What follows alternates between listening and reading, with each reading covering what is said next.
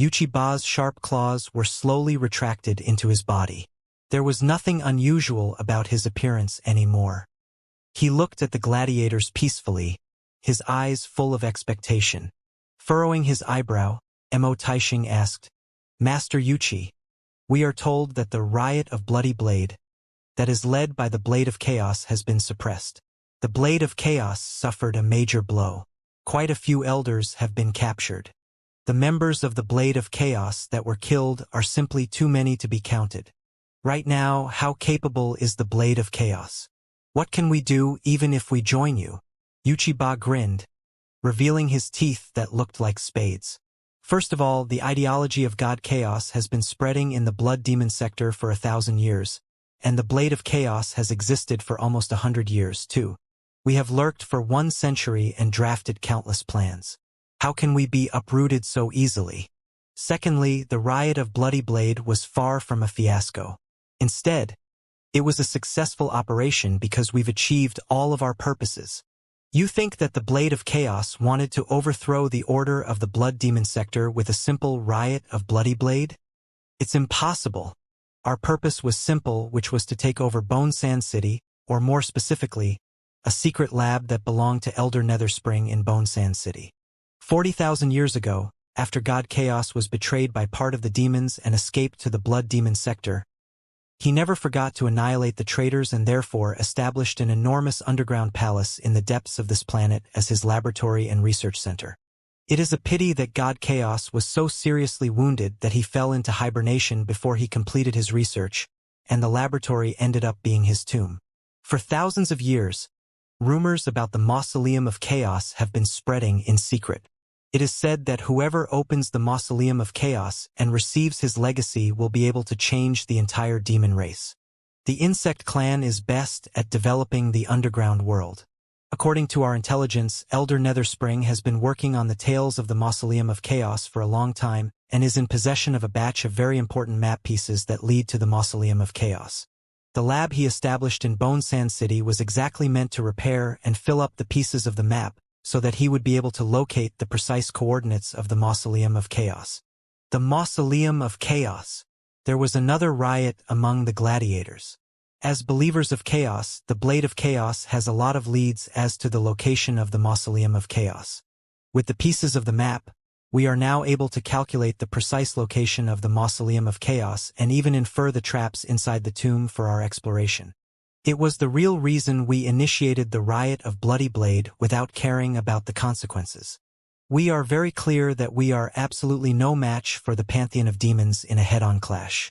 However, once we open the Mausoleum of Chaos, even if we cannot wake up God Chaos, we will be able to receive the legacy of chaos inside the Mausoleum, explore the origin of the demon race's evolution, and perceive the primeval techniques.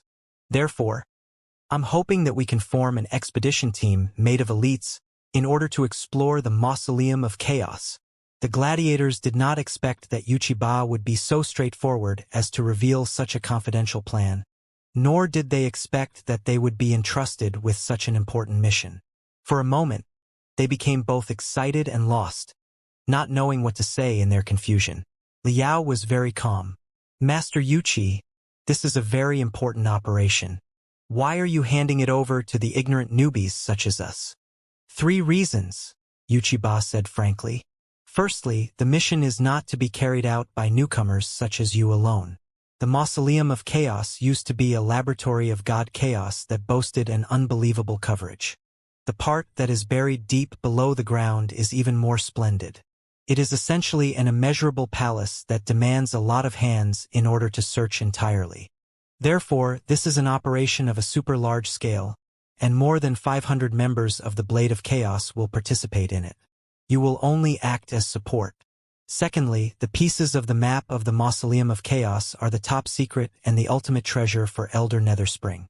In order to retrieve the pieces, we attacked Bone Sand City openly and fought countless bloody battles against Elder Netherspring's subordinates. A lot of our experts sacrificed themselves so that the pieces of the map could be escorted back safely. Honestly speaking, after such heavy losses, there are not too many experienced experts that can cover the entire Mausoleum of Chaos right now. Thirdly, and most importantly, There are of course a lot of experts of a higher level inside our organization. However, such experts all have legal, false identities on the surface, and they need to show up in public every once in a while. For example, my Death Teeth guards are definitely elites among elites. But if they disappear at the same time all of a sudden, wouldn't it be equal to declaring to the public that I am carrying out a secret mission? Right now, a lot of investigations are underway. Now that Elder Netherspring has lost the map pieces of the Mausoleum of Chaos, he must have figured out our goal. The mobilization and concentration of elites on a large scale will very likely be noticed by him. Therefore, we have no choice except to involve more newcomers in the mission. The explanations were rather plausible, and even Liao did not find any discrepancies after pondering for a while. Everyone, Yuchiba raised his voice and said, the operation to explore the Mausoleum of Chaos is extremely dangerous. One moment of carelessness, and you may die without a grave. I cannot promise you anything except that I will take part in the operation personally and lead the vanguard. As long as we make it and unearth the legacy of God Chaos, we will have resources to fight against the pantheon of demons. That is the only way out for us and our families. The gladiators whispered to each other and could not wait to try. Many of them had been convinced by Yuchiba. Explore the Mausoleum of Chaos, find the origin of the demon race, and receive the legacy from 40,000 years ago. It was something that they would not even dream of one day ago. But right now it was likely to become reality. Master Yuchi, can we refuse the offer? And what will happen to us if we do? Liao asked as emotionlessly as before. Of course you can, Yuchiba declared. Even if you've made up your mind to join the mission, you will have to go through strict screening tests. After all, it is the Mausoleum of Chaos, which is full of peril, that we are going to explore. Any mistake that you make might not only get yourself killed, but also drag those near you into the disaster. Therefore, we cannot possibly force a bunch of dissatisfied slaves to go on an adventure in such a dangerous place. Won't we be trying to kill ourselves if so? If you say no, Yuchiba pondered for a moment and said slowly, I don't want to lie to you. Since you've entered the secret base of the Blade of Chaos, seen my real face, and heard such important secrets, you are not going to get out of the place for the time being. If you are willing to join the operation to explore the Mausoleum of Chaos, you will go through a period of special training in the next. If you would rather not, you can stay in this place and do the jobs that you can. You can also receive regular training while waiting for the assignment of other missions. In the days to come, you will be closely monitored, but after the operation to explore the Mausoleum of Chaos is over, or if my identity is completely exposed, everything will be different. The decisions seemed to be rather rigorous, but they were quite understandable.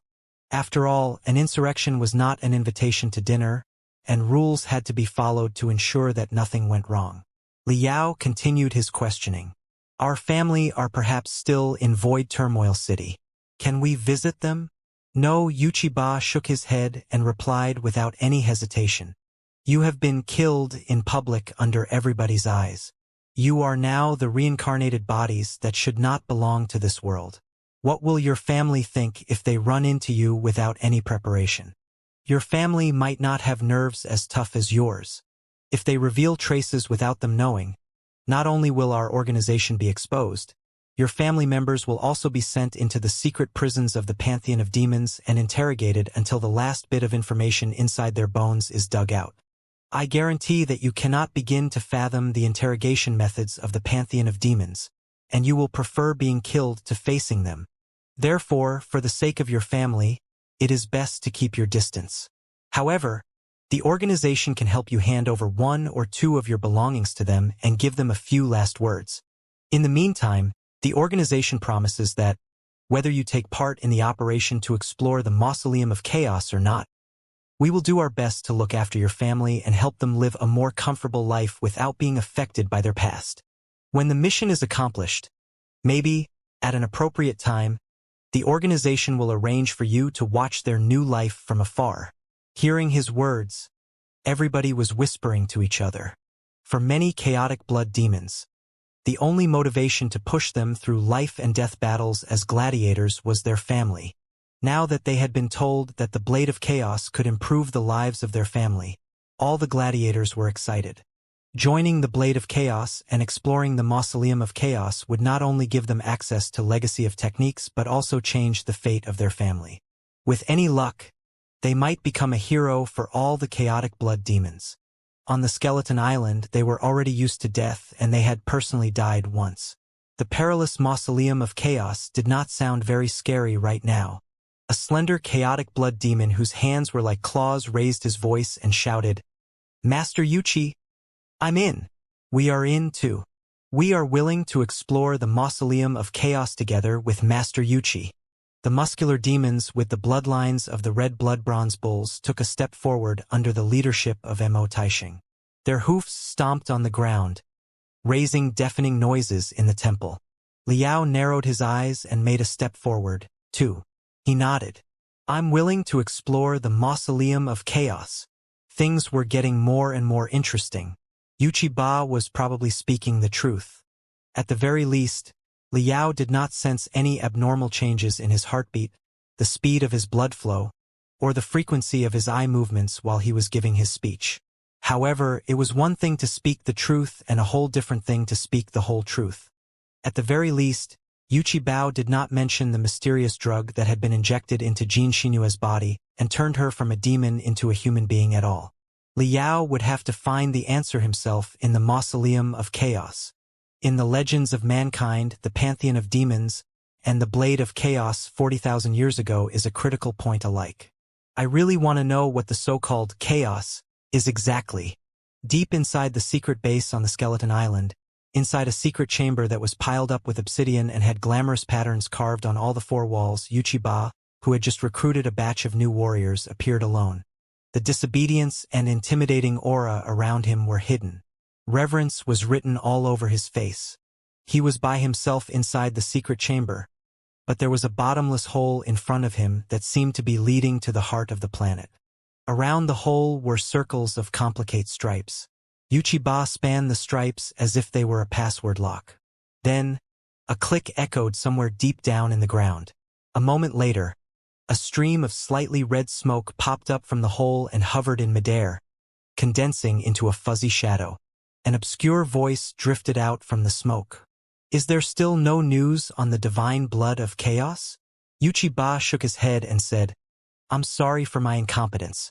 I was too busy preparing for the hunting of the subordinates of Elder Netherspring and did not expect that Xianxia would jump out of nowhere. The three false teams fooled Elder Netherspring but not her, and she took the divine blood of chaos from Elder Ning by following the real team easily. It is not because of your incompetence, but because I miscalculated." The voice in the smoke continued. "Xianxia is not to be underestimated. She seems to have recruited a super expert in secret who defeated all the hunters that were chasing after them. Then Elder Netherspring seemed to reach a deal with Jin Tui. They declared to the public that Saintess Xianxia of the Pantheon of Demons had been killed on the battlefield to suppress the riot of Bloody Blade. However, I know for a fact that Elder Netherspring and Jin Tui have not captured Xianxia or taken back the divine blood of chaos. Even now, both Xianxia and the divine blood of chaos are missing." The shadow formed by the smoke paused for a moment and continued. "But we can't afford to wait any longer. If we keep on waiting, chances are that Elder Netherspring will locate the Mausoleum of Chaos earlier than we do. Should Elder Netherspring dig out the secrets of God Chaos, there will never be a comeback for us." Yuchi Ba sighed and said, "Without the divine blood of chaos, our safety inside the Mausoleum of Chaos cannot be ensured. Many brothers may die miserably deep below the ground. This is a war," the shadow of smoke said. "A war comes with sacrifices. That is why I asked you to recruit as many new members as possible without caring about the cost. When the operation begins, let the newcomers explore the way first and try to save the core members of our organization." Yuchi Ba nodded and said, "Understood. I have selected 300 suitable newcomers over the past 3 months. After a period of special training, they will be ready to go." "That's good." The smoke suddenly turned from scarlet into crimson, like a furiously burning torch that was spurted out from the center of the planet. The voice in the flames was both coarse and high-pitched, giving a strong feeling of weirdness and discordance. Remember, the Mausoleum of Chaos is of the utmost importance for our organization. Whether or not we can cut off the shackles that have been bound to us for tens of thousands of years all depends on the operation. Therefore, we must calculate carefully.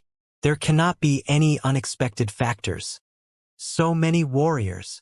Such a vast ground. The gravity here must be at least 3 times that of the Blood Demon sector.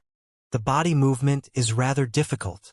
2 days later, Liao, who would prove to be the biggest unexpected factor, stepped into the real training camp of the Blade of Chaos together with Mo Taixing and the other gladiators who had all recovered from their wounds. Naturally, the underground of the Skeleton Island could not accommodate a training base of such a scale. But the Blade of Chaos had secretly grasped a batch of world fragments.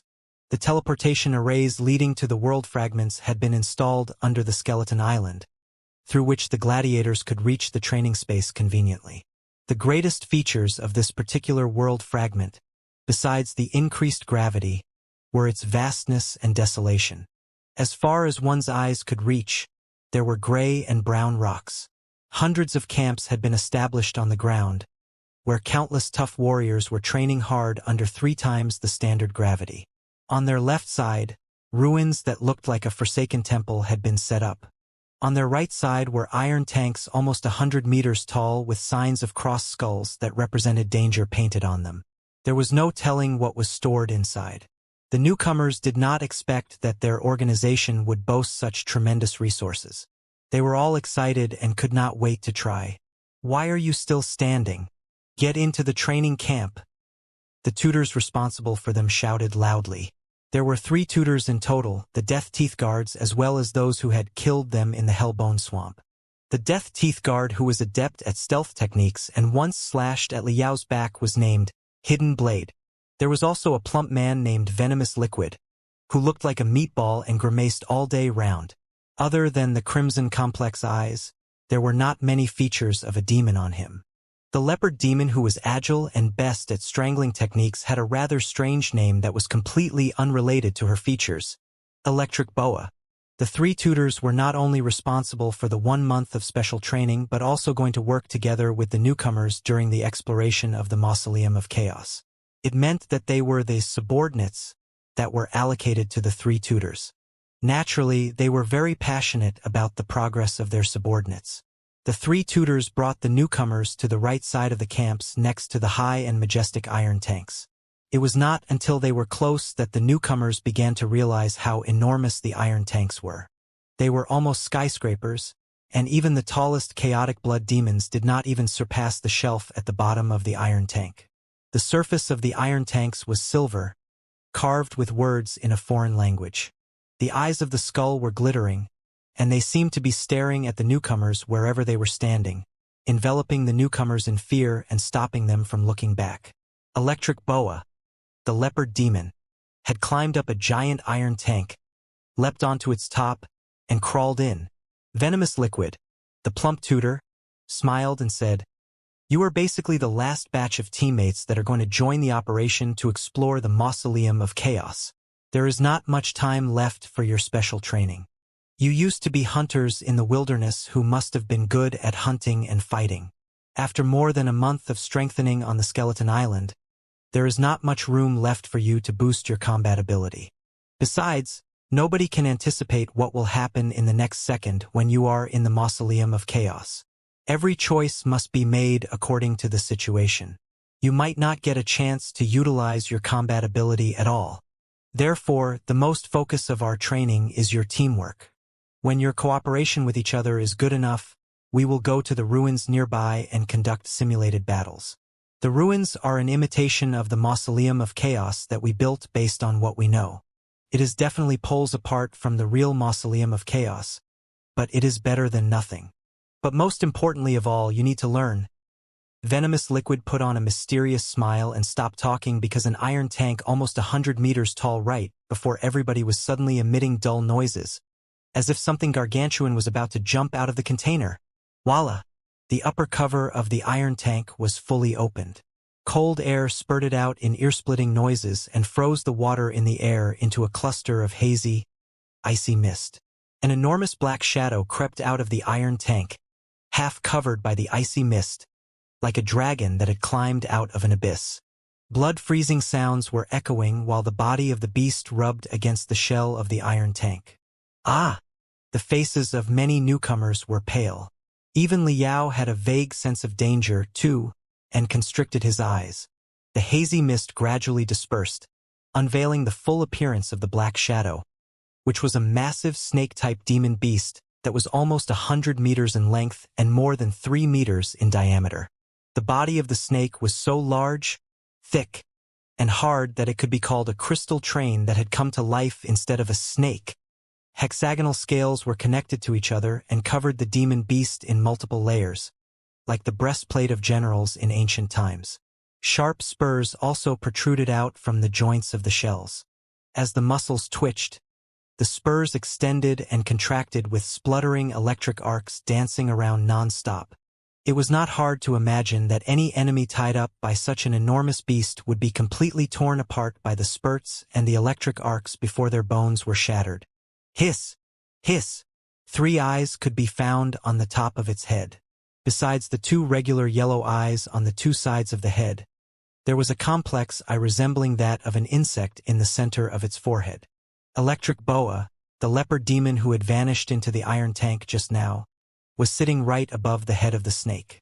There seemed to be a dent on the top of the snake's head, allowing the lower half of her body to be melded into the head. Strands of translucent nerves connected her to the enormous snake through her spine. Most importantly of all, you must learn how to harness a biochemical beast.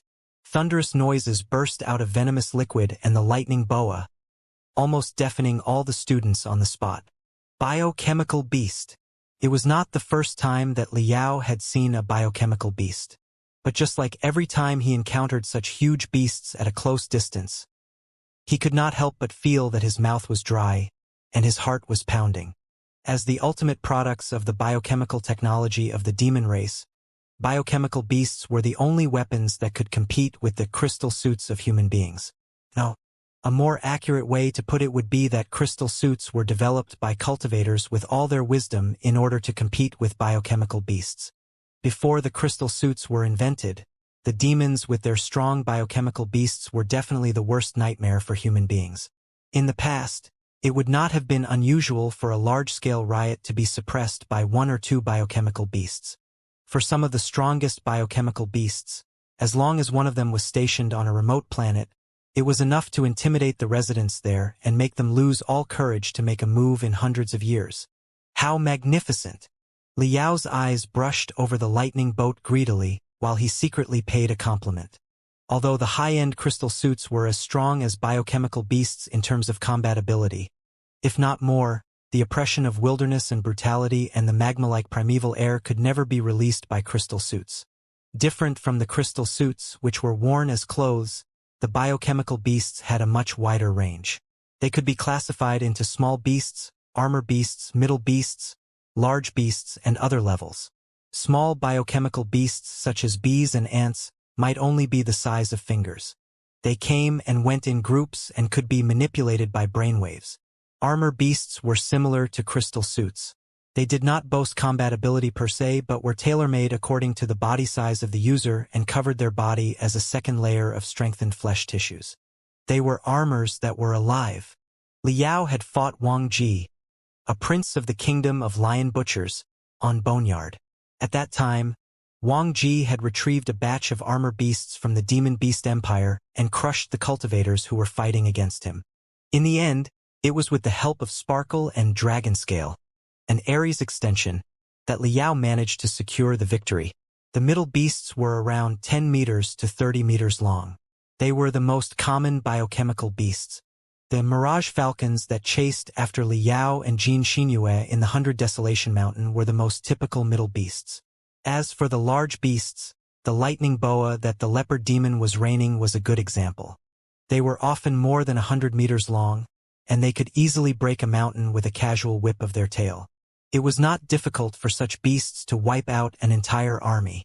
To some extent, The devilish warships and the skeleton warships of the demon race were sort of amalgamations of super-large biochemical beasts. They were the most horrifying existences even for the crystal warships of human beings. Biochemical beasts are the ultimate weapons of the demon race. If you can use them skillfully, it is possible to increase your combat ability by 5 times in a very short time. Electric Boa sat atop the snake head and said coldly. However, it is not easy to manipulate the biochemical beasts perfectly. It is very demanding on your soul power and will be a shock to your brain. If you are not cautious enough, you might even be counterattacked, and your brain will collapse, making you mentally retarded. Therefore, you must train yourself hard with 100% of your concentration in the next month. Remember, it is not just your own life, but also the fate of your companions and your family that are resting on your shoulders right now. The leopard demon raised the tail of the biochemical beast. A few muscular demons of the Horn clan immediately carried forward dozens of iron buckets about 1 meter in diameter that were also painted with danger symbols. Other than that, they also handed over a bottle of deep purple drugs to every newcomer. The training beasts of the lowest level have been stored inside the biochemical slot before you. When you can manipulate them as fluently as you use your own arms and fingers, you will be allowed to pick a real biochemical beast according to your capability and characteristics. However, you have never learned how to harness a biochemical beast before, and part of your brain cells are still hibernating. The strengthening drugs offered to you can help you activate your brain power. Now, take the drugs and open the biochemical slot. Liao opened the cover of the bottle of strengthening drugs. A thin, sweet, and greasily smell came over. Before he poured the drugs into his throat, he extended his small finger into the drugs first and absorbed a tiny proportion for analysis. The mental devil analyzed for a moment and said with a smile, "The strengthening drugs are rather weird. It truly can activate the brain cells, but on the other hand, it would also relax your nerves and excite your memory cells. You will not be able to stop yourself from recalling everything that happened in your past." Liao blinked for a moment and immediately realized what was going on. A truth serum? More or less. I was wondering why the Blade of Chaos, as such a large organization, would tell the newcomers top secret information when they had only just joined and even allow you to enter the critical base so easily. If there were a few spies sent by Elder Nether Spring among us, wouldn't everything be doomed? As it turned out, they have already prepared their traps. On second thought, although Uchiba rambled on about a lot of things, most of his words were meaningless. Since Elder Nether Spring lost the map pieces of the Mausoleum of Chaos, he must know that the Blade of Chaos is planning to explore the Mausoleum of Chaos in the next operation. Even if there are spies of Elder Nether Spring among us, they cannot possibly have discovered any valuable intelligence from Uchiba's words. Meanwhile, since the recruitment plan of the Blade of Chaos is apparently so flawed, the spies will certainly be less wary after they reach this place. Now, after the secretly made truth serum, even if they do not show any reaction on the surface, a lot of things must be rolling over on their mind. Liao frowned. However, how is the Blade of Chaos going to dig out what we are thinking in our minds? They do not have such terrifying abilities as mind reading, do they? The mental devil chuckled and said, "Don't forget that our brain will be connected to the brain of the training beasts very soon." Liao was suddenly alarmed, but he showed no anomaly and simply drank all of the activation drugs. Even without the help of the mental devil, because of the immensity of his brain cells, the activation drugs barely had any influence on him. However, Liao still allowed part of his brain cells to be activated by the drugs. A lot of flashbacks were being played deep inside his brain. He opened the cover of the biochemical slot, only to find a hairy biochemical beast crouching inside. It had puffy, yellow long hair and a body that was round like a ball. The facial organs of the beast were pink and pushed together, making it look like the popular Pudgy critters in the Heavens origin sector. Its short and stupid wings were flapping clumsily. 2 translucent antennas that looked like sprouts grew on the forehead of the training beast, trebling nonstop. In the chamber next to the biochemical slot, there was also an even thicker antenna that was soaked in the nutrition liquids. According to the introduction of the tutors, Liao learned that the biochemical beasts could be manipulated in 3 ways. The first way was to crawl into a biochemical beast and connect to its synthesized nerves, like the leopard demon had done a moment earlier. It was the equivalent of human beings entering the cockpit of crystal tanks or crystal warships. Such a way allowed the instant and large-scale transmission of instructions through nerves, which was mandatory to rein the relatively complicated middle and large biochemical beasts. But the shortcoming was that the user had to remain connected to the synthesized nerves, which could limit the activity of the user. The second way was to remotely control the biochemical beasts in a certain range through antenna-like brainwave launchers and receptors. The advantage of such a practice was obvious. The disadvantage was that the wireless transmission could easily be jammed or even cut off. Although the researchers of the demon race had developed the state-of-the-art instant reconnection technology, a 0.1-second latency might lead to unpredictable consequences in an ever-changing battlefield. The third way was to condense the brainwaves into threads and manipulate the biochemical beasts nearby without resorting to the brainwave receptors. It was needless to say that only true experts were able to grasp such an approach. Li Yao thought of something and realized that the biochemical beasts were somewhat similar to the apocalyptic beasts on Iron Plateau. He could not help but ask, how did Yen Shibei manipulate the apocalyptic beasts? When Yen Shibei manipulated the apocalyptic body, the mental devil replied, naturally, it was the first way that he utilized the nerve connection. When he manipulated the general apocalyptic beasts, he simply commanded all of them through brainwaves in the third way. However, there is a great restriction as to the commands sent through brainwaves. Generally speaking, only simple commands such as attack or defend can be sent. The more detailed instructions cannot be transmitted. Otherwise, even if you are capable enough to output tremendous information within a moment, the underdeveloped brain of the biochemical beasts or, for that matter, the apocalyptic beasts, can never accept and digest it. Li Yao thought that it did make sense. He then took out the soft antenna from the biochemical slot and stuck it to his forehead as per the instruction of the tutors. Soon, coolness was spreading out on his forehead. Countless invisible tiny threads seemed to be crawling into his head. Inside his brain, his thoughts extended out like the interconnecting roots of a tree and established a mind bridge between him and the training beast inside the biochemical slot. Shwa! It was rather an amazing experience, just like when he put on a crystal suit for the first time years ago. He felt like he had grown countless brand new organs and that he had a separate body outside of his old one. After a moment of dizziness, Li Yao felt like he had been split in half. He was standing on the ground and crouching inside the biochemical slot simultaneously. He had the same feeling when he was steering Neltharion. Therefore, he quickly came back to himself. Li Yao keenly sensed that some of his memories were sent to the brain of the training beast, pulled by a subtle attraction force through the invisible mental connection. The pulling was quite delicate and only took a few snapshots of his memory pieces. Besides, in order to control the biochemical beast, he had been sending information to the brain of the beast incessantly in the first place. The normal demons would not notice that additional information had been mixed into it at all. Just as I expected, this is training as well as a test. Li Yao was an expert in mental warfare, and he was adept at building and rendering illusions. Now that he already sensed the ill intentions of the training arrangers, he certainly would not transmit the pictures of his real memories but provided the made-up past that he had faked just now but was equally vivid. As for his false life experience, he had discussed it many a time with Jean Xinyue on their journey to Void Turmoil City. Jean Xinyue, as a saintess of the pantheon of demons, wrote the script of his life in person. Every detail was flawless. Shwa! While everybody was frowning and rubbing their temples hard, trying to establish a connection with the biochemical beasts through brainwaves, Li Yao had already manipulated the training beast to fly into the sky. The number of the neurons of the training beast was devastatingly low. The difficulty to manipulate it was incomparable to the difficulty of steering Neltharion. For Li Yao, the trickiest part was not how to harness the training beast but how to make the training beast fly in a clumsier way in order to cover his real ability. The training beast flew into midair staggeringly and drew circles like a clumsy bee.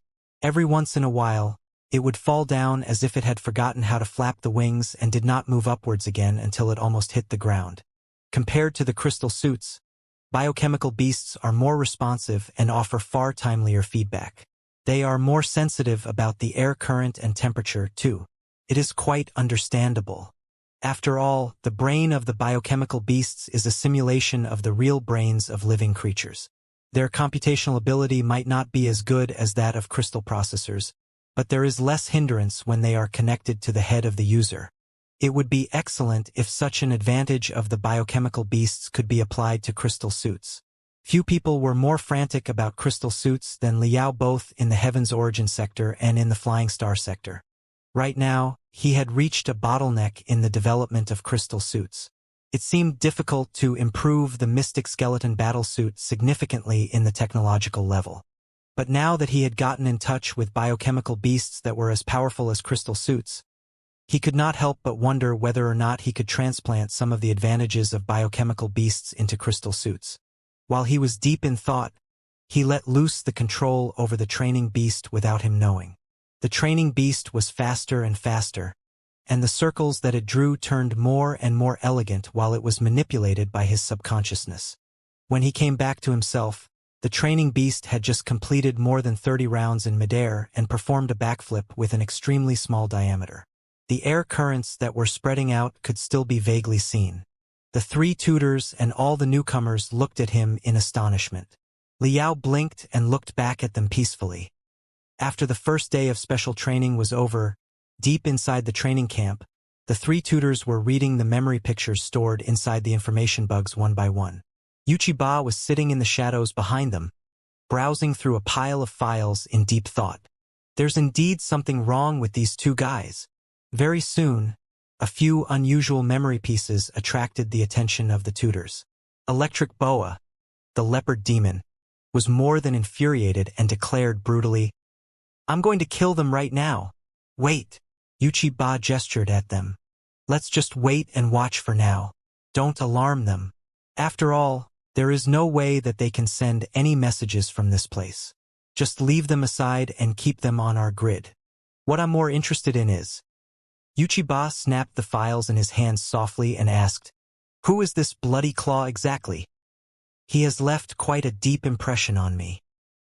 "He is indeed the most distinguished one among this batch of newcomers, which can be seen from the previous 5 games that he participated in," Electric Boa replied. "He was prudent but never hesitated to take action. He must have been an excellent hunter. Besides, he showed familiarity with biochemical beasts, and his grasp rate of the first session with a biochemical beast was already above 90%. Wuxia nodded, deep in thought, while he scratched the enormous horn at the center of his face with his short, thick fingers. Venomous Liquid, the fat tutor, grinned and said, "Such a guy is either a real genius or a schemer that has been lurking deeply. However, we ran a thorough investigation on him and did not find any traces that are worth mentioning. Just now, the training beast stole a lot of pictures from his memory, too. They were all scenes of hunting in the wilderness. The details correspond with his background. Besides, we've been observing his sister in secret and found no anomalies either." Shadowblade, the tutor who had 4-blade limbs, said, "More importantly, we put him under the strictest scrutiny during the 5 games he participated in and his daily training.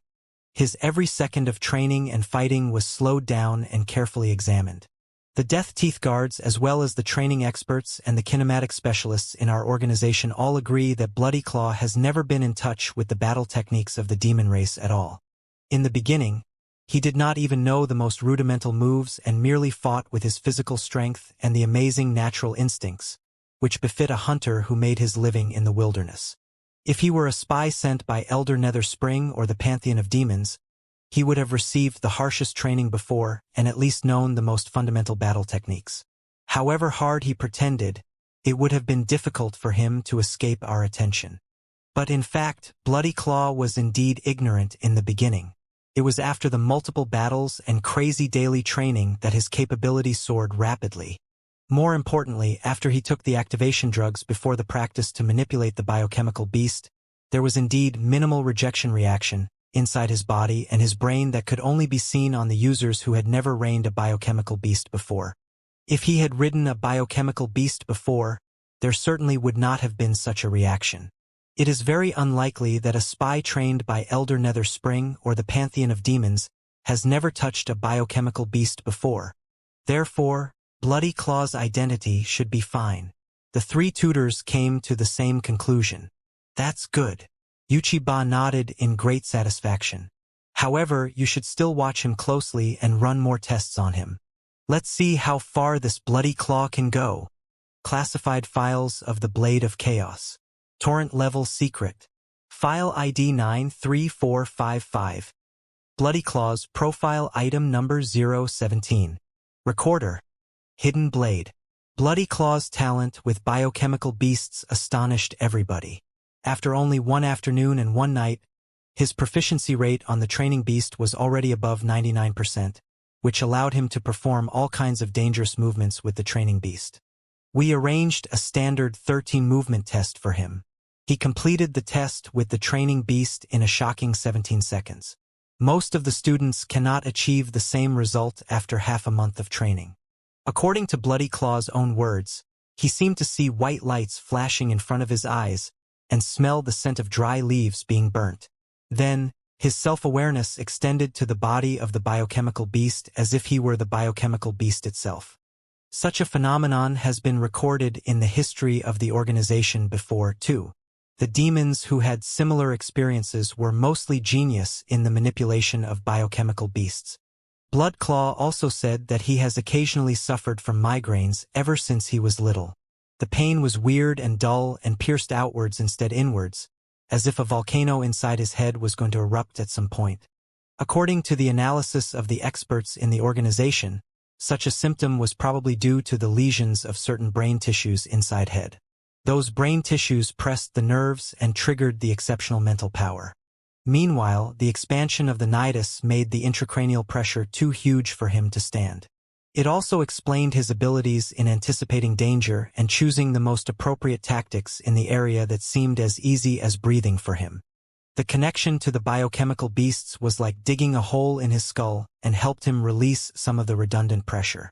However, the brain is the most mysterious body part of every living creature. It is difficult to prove the point without destructive dissection. For now, it is suggested that he move on to the special training of the next phase and learn to ride a real biochemical beast. Classified files of the Blade of Chaos. Universe level secret. ID 93455. Bloody Claws profile item number 019. Recorder. Venomous liquid. Bloody Claw in indeed an unbelievable genius. After only a few days of training, he is already able to manipulate Bloodfire Madbears. Bloodfire Madbears are heavy biochemical beasts weighing more than 30 tons. Not only are they extremely difficult to ride, the process is also a major blow for the brain of the user. Generally speaking, only the demons with the bloodlines of bears are able to ride the biochemical beasts that share the same origin as themselves. However, Bloody Claw has successfully completed the training subject where he was asked to change directions 103 times randomly within 1 minute. Although the test was not smooth enough, he did not show any sign of discomfort at all. In the meantime, he seemed not entirely satisfied with the Bloodfire Furious Bear and meant to challenge the biochemical beasts of a higher level. What a terrible guy. It seems necessary now to test the guy on a much deeper level. For some reason, whenever I see this guy, especially his eyes that are in different colors, I always feel that my heart palpitates violently. I have never felt as alarmed even when I was faced with Master Yuchi. Classified files of the Blade of Chaos. Mystery level secret. ID 93455. Bloody Claws profile item number 022. Recorder. Drywood. Today, I was responsible for a deep hypnotization test on Bloody Claw. He showed certain resistance at the beginning of the hypnotization, but very soon, he accepted the hypnotization and opened his entire brain. No anomaly has been detected in the queries made while Bloody Claw was hypnotized. All the details corresponded with the pictures of his memory. The examination inside his brain gave no abnormal result, either. It was only discovered that there was a mutation zone where veins were highly concentrated on his left prefrontal cortex.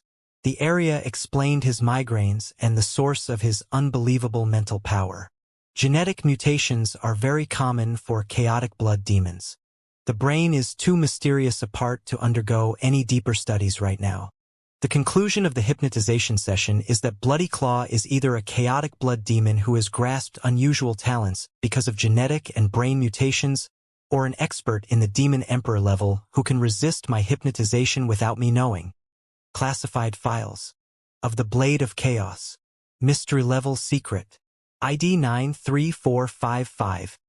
Bloody Claw's profile item number 027. Recorder electric boa. Today is the 27th day since the special training began.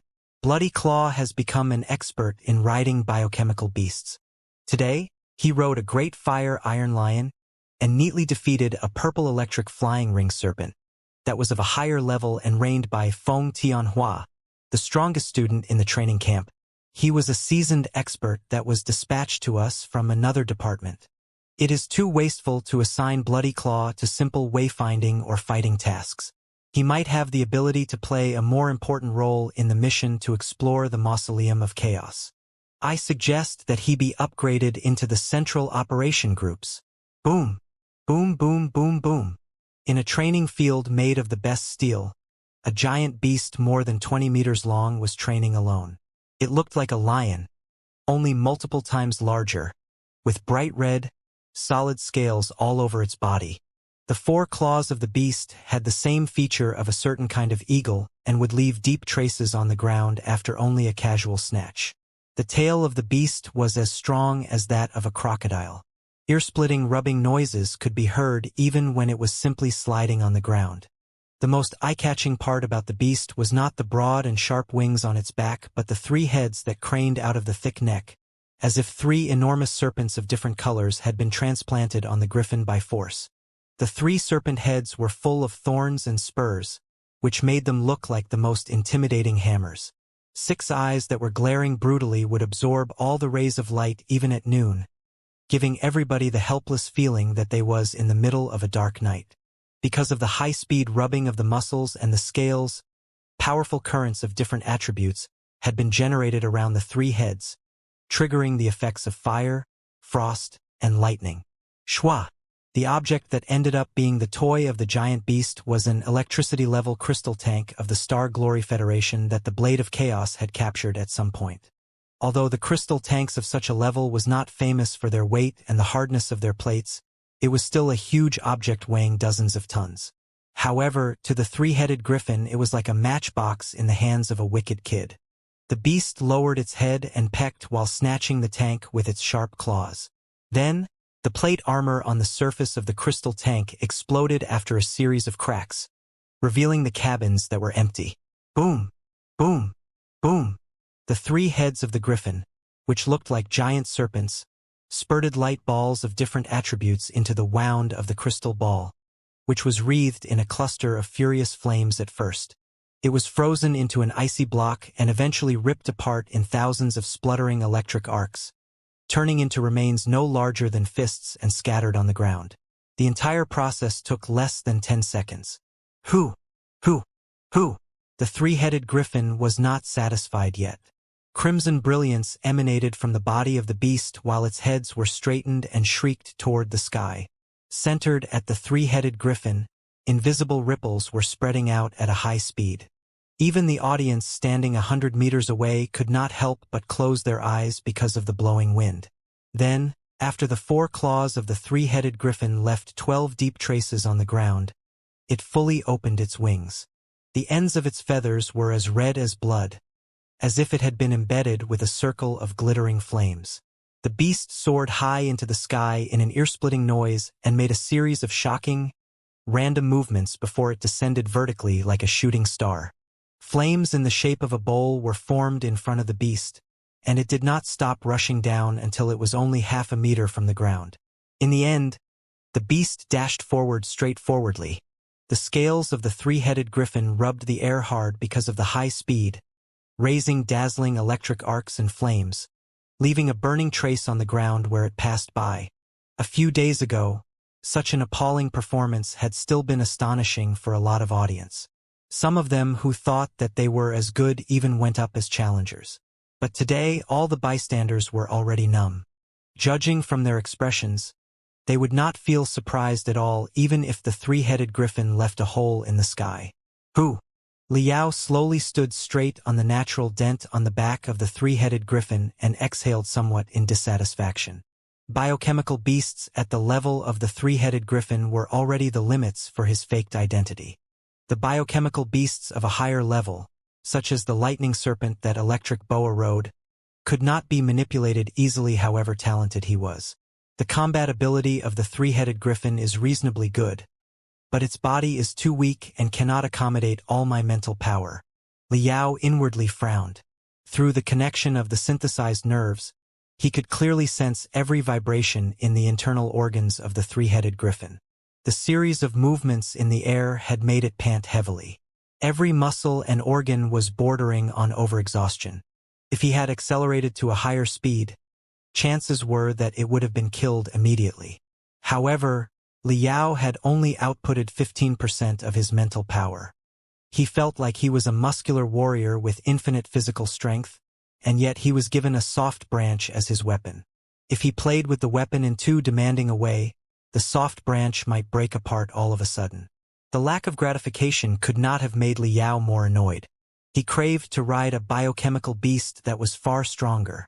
Over the past month, other than the occasional deep sleep, Liao had spent almost every day and night in the training field, getting to know various kinds of biochemical beasts. He had a profound understanding of the ultimate weapon of the demon race right now. Biochemical beasts were not pure living creatures but actually made for tactical purposes with consideration of features of multiple types of demon beasts through the combination of one cell after another. Generally speaking, a biochemical beast was controlled by a biochemical brain, which was similar to the crystal processor of human beings, in that they boasted equally high computational ability, but lacked independent self-awareness and intelligence. Therefore, without a rider, a biochemical beast was nothing more than a piece of special meat. If they were preserved in special nutrition liquids, they could be stored for thousands of years of times without rotting. Compared to crystal suits, biochemical beasts had obvious advantages and disadvantages. Since they were made of flesh and blood, except for the few most advanced biochemical beasts, the hardness of most biochemical beasts was certainly not as good as that of crystal suits, which were usually made of superalloys.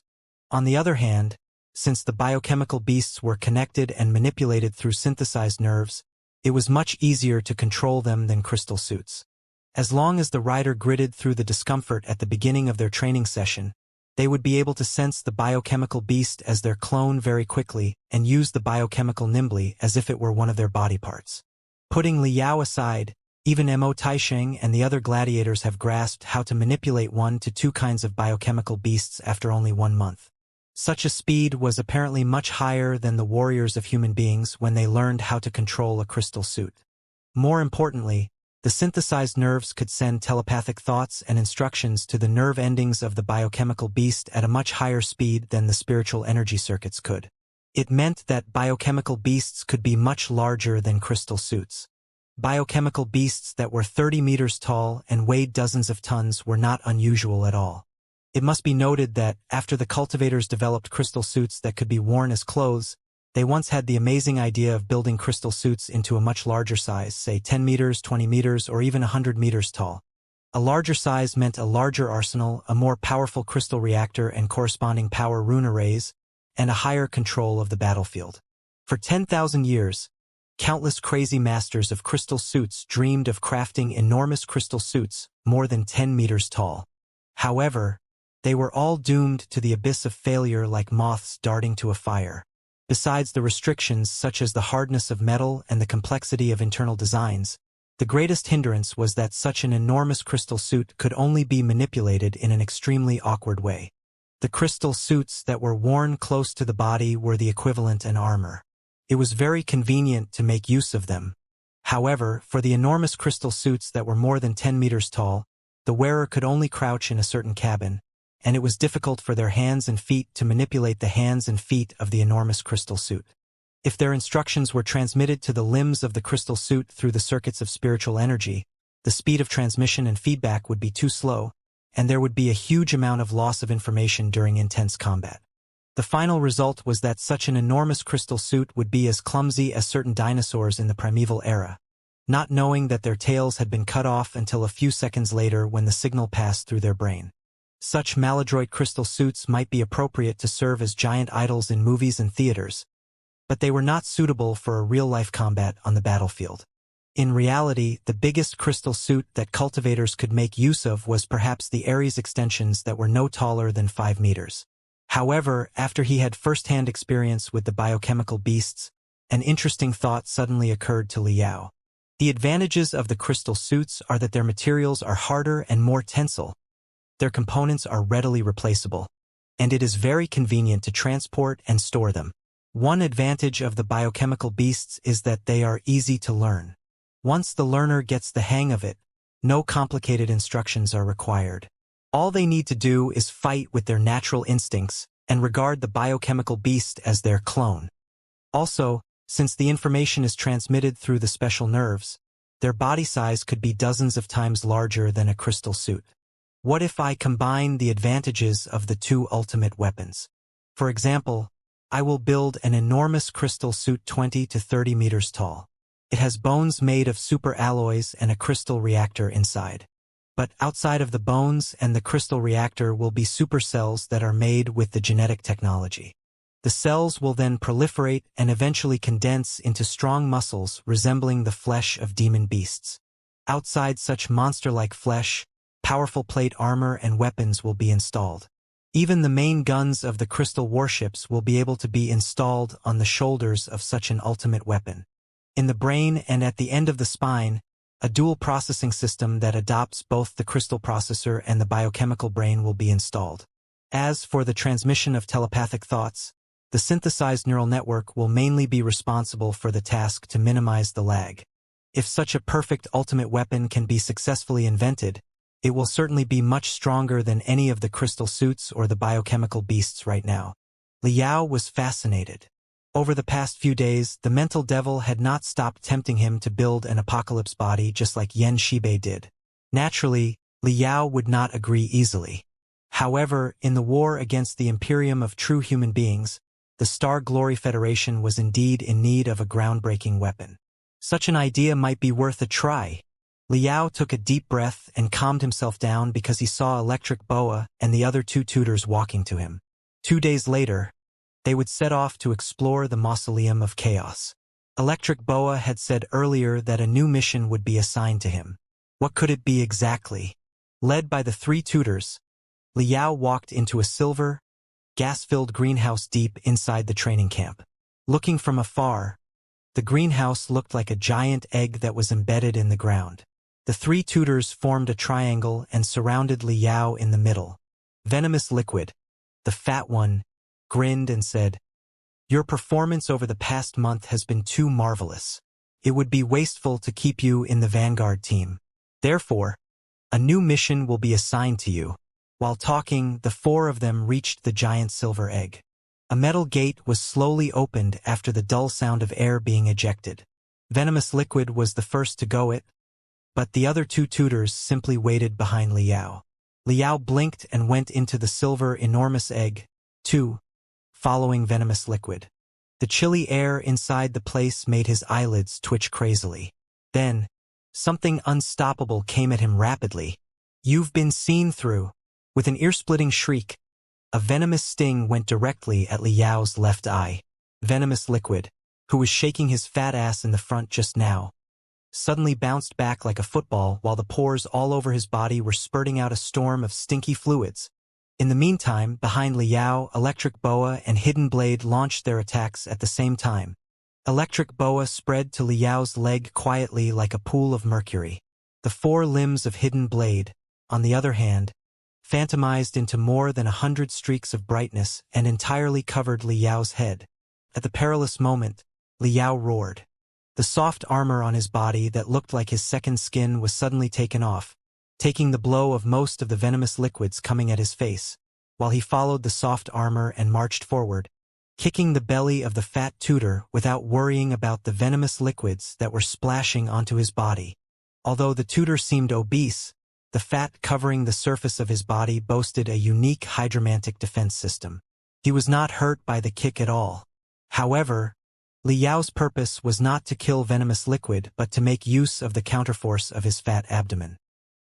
He jerked backwards abruptly, and his body was like dry leaf as it narrowly passed through electric boa's grip and hidden blades mincing. The gate of the place had not been closed yet. Li Yao crouched on the ground and exerted his strength, as if he was preparing for a sprint. All the three tutors were thinking that he was going to find a way out, and they all took action to move to the gate in order to block him. However, Li Yao's body abruptly turned toward the depths of the silver giant egg, violating the law of physics. Nobody foresaw such a change. Venomous Liquid's complex eyes were widely opened as he spat out a mouthful of yellow and brown mucus, which brushed past the back of Li Yao's head and corroded the frame of the gate to the extent that it was screeching. Li Yao leapt forward and dashed further into the silver giant egg quickly. He did not stop until he hit a high and magnificent wall. Wuxia, owner of the Skeleton Island, blocked the entire pathway and observed him in great interest. Li Yao put his hands on the two sides of his body, neither fighting nor fleeing. He simply stared back at Wuxia. The three tutors finally caught up with them. Wuxia smiled. "Why didn't you attack?" "It's just a test," Li Yao replied calmly. "There's no need to attack the master of the place. Besides, I'm no match for you at all. Therefore, I might as well save my strength for the possible new changes." "Oh," Wuxia raised his eyebrow.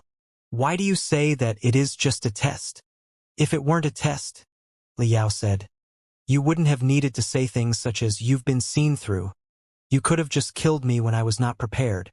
Venomous Liquid and Electric Boa looked at each other in bewilderment, both somewhat embarrassed. Wuxia continued, "Why did you rush into the building instead of running out? Were you not scared that there were more ambushes inside?" "It's a vast training camp outside where hundreds of warriors are training," Li Yao replied. "With a shout of the tutors, all the warriors would have come and surrounded me. I wouldn't have been able to get away even if I could fly. Although I was not aware whether or not there were other ambushes, the situation inside couldn't have been worse than outside." Wuxia burst into laughter and patted Li Yao's shoulder heavily. "Excellent. You are indeed a talent that I need.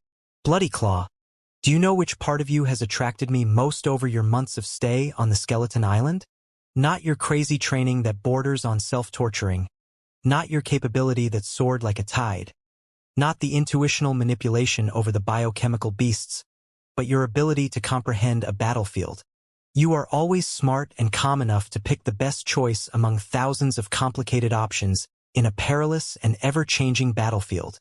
In terms of capability, you are no match for Venomous Liquid, Hidden Blade, or Electric Boa, but your calmness and your ability to make judgments make you a better fit for the mission to be introduced.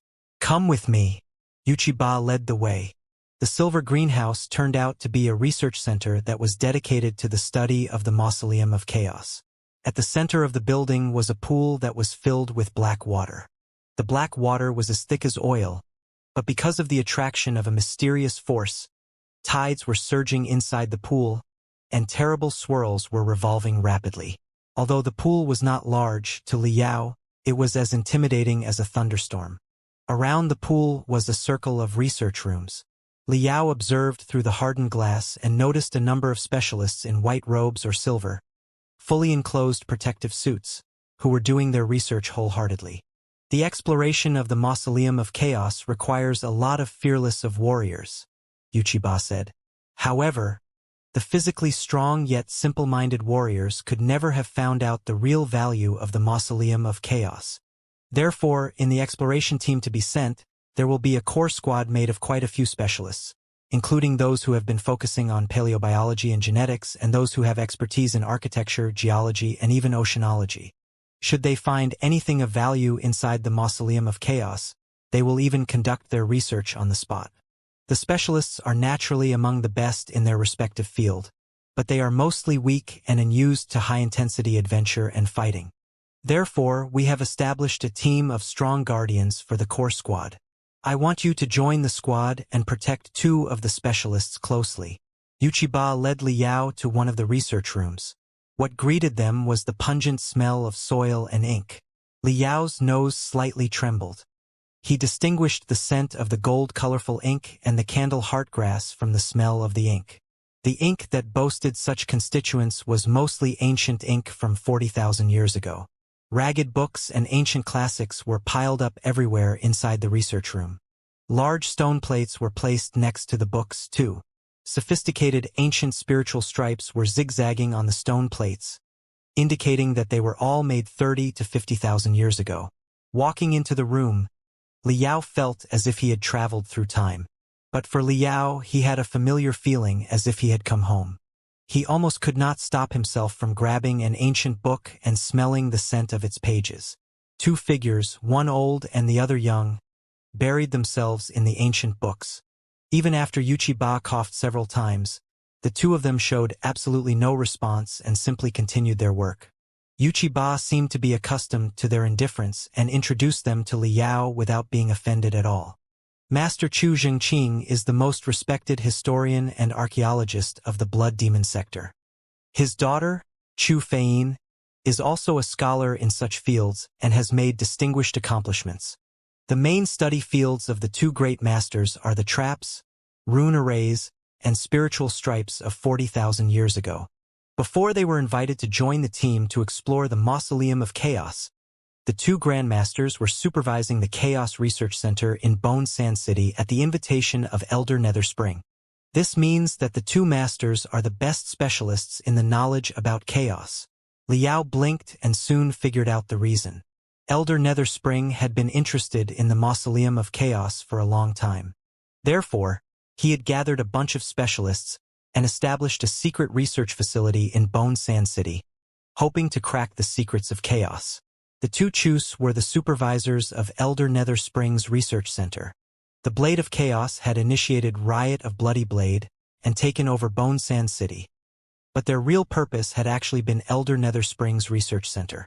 After the research center was occupied, the two masters had inevitably fallen into the hands of the Blade of Chaos. In other words, they were actually the captives of the Blade of Chaos. No wonder they were so cold. Wuxia bowed to them slightly and said, "Master Chu, we will set off in one day. Are you ready?" Master Chu finally sat straight and moved his eyes from the books. The wrinkles all over his body that looked like dry rind made him appear to be more than 500 years old. And his eyes were so dirty that others might have the illusion that he was blind. However, Liao captured the hint of contempt inside the dirty eyes. "Master Wuxia, I would like to tell a story to you," Chu Zhengqing said slowly, in a voice that sounded like it had been buried for decades. 10 years ago, the Pantheon of Demons organization a large-scale exploration to a world fragment.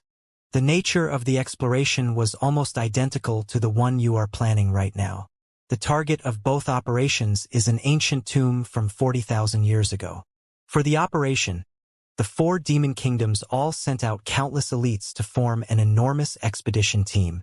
Even the ultraspace launch system, Eye of Blood Demon, which allows the long-distance teleportation, was utilized. As it turns out, they were annihilated in the ancient tomb named Boneyard. Moreover, they almost set free Skeleton Dragon, an unparalleled ancient demon 40,000 years old, which would have been a world-blighting disaster. In the end, it was because of the self-sacrifice of a human named Liao that Skeleton Dragon was suppressed in the end. The Blood Demon sector and the Heaven's Origin sector were spared from the swirl of destruction. However, if there are not major mistakes in my research, Skeleton Dragon was perhaps a weapon built by Chaos. A catastrophe was nearly caused when the tomb of Skeleton Dragon was opened, and right now, both Elder Nether Spring and the Blade of Chaos are trying to open the place where Chaos is sleeping when you know absolutely none of the details? Hehe. It doesn't matter whether I am ready or not. The more important question is, are you ready? Is the world ready to embrace the rebirth of chaos? When Wuxia was faced with the chilling question, frenzy and determination beamed out of his small eyes. He opened his arms and declared, "Of course, we've waited for the day to come for 40,000 years. We are all ready to bathe in the radiance of God Chaos again." The interconnecting wrinkles on Chu Zhengqing's face did not shiver at all. like the crevices on a rock. He said calmly, "There's no need to decorate your operation with such a glitzy camouflage. In fact, you and Elder Netherspring are ravens and crows, and the only things that you are interested in are the powerful weapons left by Chaos. As to what Chaos is exactly, and whether or not he will be reborn, you don't give a damn thing. Or rather, if you have access to the strength of Chaos, neither you nor Elder Netherspring really hope for the so-called Chaos to be reborn into this world again, do you?" Uchiba smiled.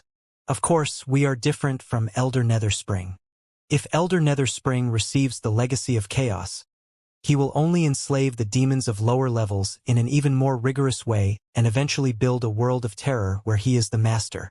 However, after we get the legacy of Chaos, we will break the shackles that have locked the low-level demons for tens of thousands of years and create a new world where all demons are equal. How on earth are we and Elder Netherspring the same?" Chu Zhengqing grunted but stopped talking. If Chu Zhengqing was still restraining his emotions and ideas, Chu Feyin had written her disdain all over her face. She had a pair of enormous eyes that took up more than half of her face, and her eyeballs were covered with thin, transparent membranes that were emitting glamorous colors in the light. "Master Yuchi, the blade of Chaos worships Chaos as a god." Chu Fein's voice was low and dull, as if it were uttered from her chest. "However, in the eyes of us historians, the gods of human beings and demons have one thing in common. Would you like to know what it is?" "I'm all ears," Uchiba replied. "Temperamental." Uchiba was dazed for a moment. He turned around and said to Liao, "As you can see, the two masters are the key to our operation, and they have a unique understanding about the study of Chaos. After we arrive at the Mausoleum of Chaos, it will be your mission to protect the two masters closely. Of course, such an important mission will not be shouldered by you alone. You will only need to increase your intuitions and senses to your best and react according to your instincts. Now, try to familiarize yourself with the two masters here. If they have any requirements, tell the servants outside and see that they are met." Uchiba turned around and left, leaving Liao and the two specialists in the research room. Liao eyed the collections around him with great interest. He noticed that most of the items could be traced back to between 35,000 years and 40,000 years ago. This period of history was not involved in Oyezi's memory pieces. It was also a time of violence when humanity declined and the demon race rose. The demon race, which had only just emerged, were like barbarians who conquered a central civilization by brute force. Although they defeated the central civilization in the battles, they were conquered by the vastness and depths of the central civilization and even accepted all the legacy of the central civilization in the end. Therefore, in the beginning years of the demon race, their language, culture, regulations, training system, and even the methods to build residences and palaces were identical to the ancient cultivators. In fact, today, after 40,000 years, compared to the civilization of mankind, which had been completely modernized, it was the civilization of demons that kept more traces of the ancient cultivators. Compared to modern human beings, the demons were the real vintage ones. Liao was greatly interested by the relics. He did not dare to browse the modeled ancient books recklessly and turned his attention to the stone plates. The stone plates appeared to be funerary objects from the tomb of a certain expert at the early years of the Demon Beast Empire. The pictures were concise and yet vivid, depicting the lifelong achievements of the expert. For other people, the spiritual stripes where words the size of the head of a fly were crammed were nothing more than mumbo-jumbo. But for Liao, they were the simple inflections of the language of the ancient cultivators. He focused his attention and soon analyzed through the whole story. Judging from the intermittent content on the stone plates, the expert should have been born after mankind was suppressed. The greatest achievement of his life seemed to be fighting against chaos, or the army of chaos, and eventually banishing chaos to the edge of the sea of stars. On the stone plates, the image of chaos was a fat, round meatball with tentacles all over the body. Among the tentacles were dense eyes. Dotted lines had been drawn to represent the rays beaming out of the eyes, indicating that the eyes of chaos might have boasted incredible magic. However, what most concerned Liao was a pattern that looked like the sun next to the image of chaos. Liao was very clear about the symbolic meaning of such a pattern in funerary objects. It was an indicator that the ancient people used to describe the size of an object. The pattern was denoting that chaos was as enormous as the sun. It did not necessarily refer to the real body size of chaos, but it at least meant that chaos had strength equal to a star. Liao's deep thought attracted Chu Zhengqing and his daughter's attention. They had thought that Yuqiba would send a brawny barbarian to protect them. The guy here was brawny enough, but his thoughtful eyes seemed to indicate that he had understood the ancient pictures on the stone plates. How could that be? The father and the daughter looked at each other but did not talk. They buried themselves in the ancient books that were as boundless as an ocean, devoting themselves to the secrets of chaos once more. 2 days later, in a secret launch base below the ocean next to the skeleton island, Liao was looking up at the dome that was carved out of enormous crystals. Billions of tons of seawater was pressing the dome, and countless bizarre-looking fish were swimming around it, giving him the feeling that he was actually inside an undersea palace. Docked at the center of the launch base was a 7-star dragon-level sky-hunting warship. The skeleton warships of such a level was similar to the destroyers of human beings in size and usage. They were built with the skeletons of enormous sea beasts as the framework, which was then covered by solid flesh and blood, made possible through genetic technology. The germs would dissolve the crystals in the 4 highly heated chambers, and the warship would spurt out the scorching gas in order to receive impetus. Other than that, it was also installed with 2 groups of power rune arrays that were imitations of the products in the Star Glory Federation. Therefore, the warship could be pushed forward in 2 ways.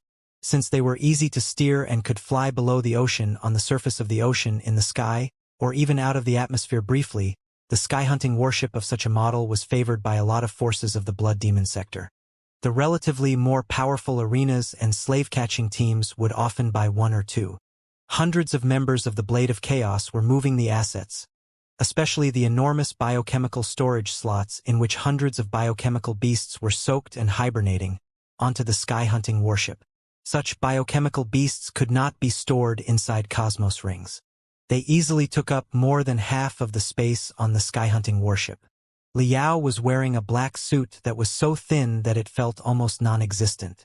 It covered his body like a layer of membrane, highlighting the lines of his muscles and making him look spectacular. Such a combat suit was also the ultimate product of the biochemical technology of the Blood Demon sector.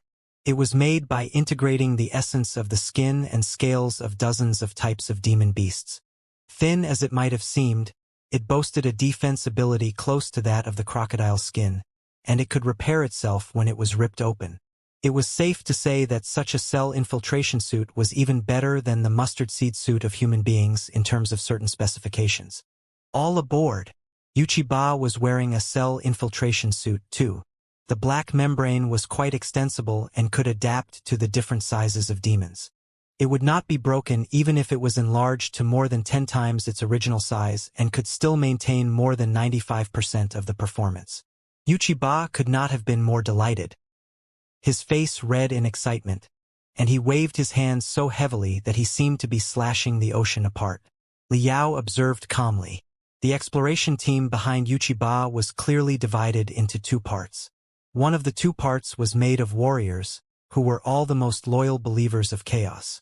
Right now, since they were about to set off to the sanctuary in their mind for exploration, everybody was wearing the standard frantic expression of the fanatics on their face.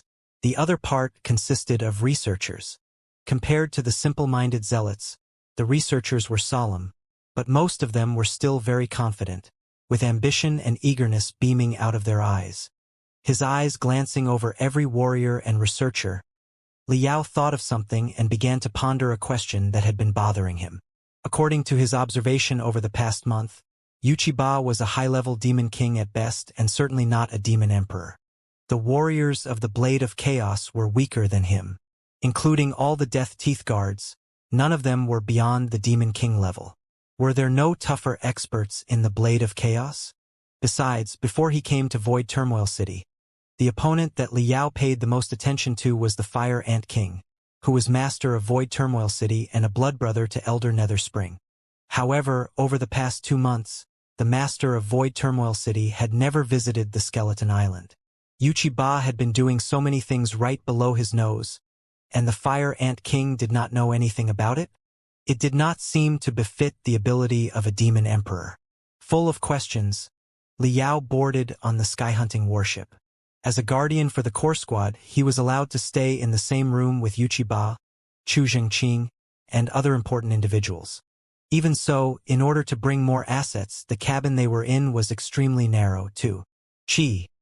After all the members got on board, a huge amount of bright yellow, oily liquids suddenly spurted out of the holes on the ceiling of the cabin, which soon drowned their bodies and filled the entire cabin. It was buffer liquid. Similar to the buffer foam of human beings, it was meant to minimize the blast during high-speed flights. The first layer of the dome above the sky-hunting warship was opened, and they slowly ascended into the space between the two layers of the dome. Then, the first layer of the dome was closed below them. Seawater was poured in. When the internal pressure and external pressure were the same, the second layer of the dome glided open. The warship dashed to the depths of the immeasurable ocean toward the mausoleum of chaos like a slender whale. Endless secrets were buried inside the boundless ocean. Even the Sea Clan, who claimed to be dominators of the ocean, could only live in the offshore area near the continental shelf where the resources were abundant.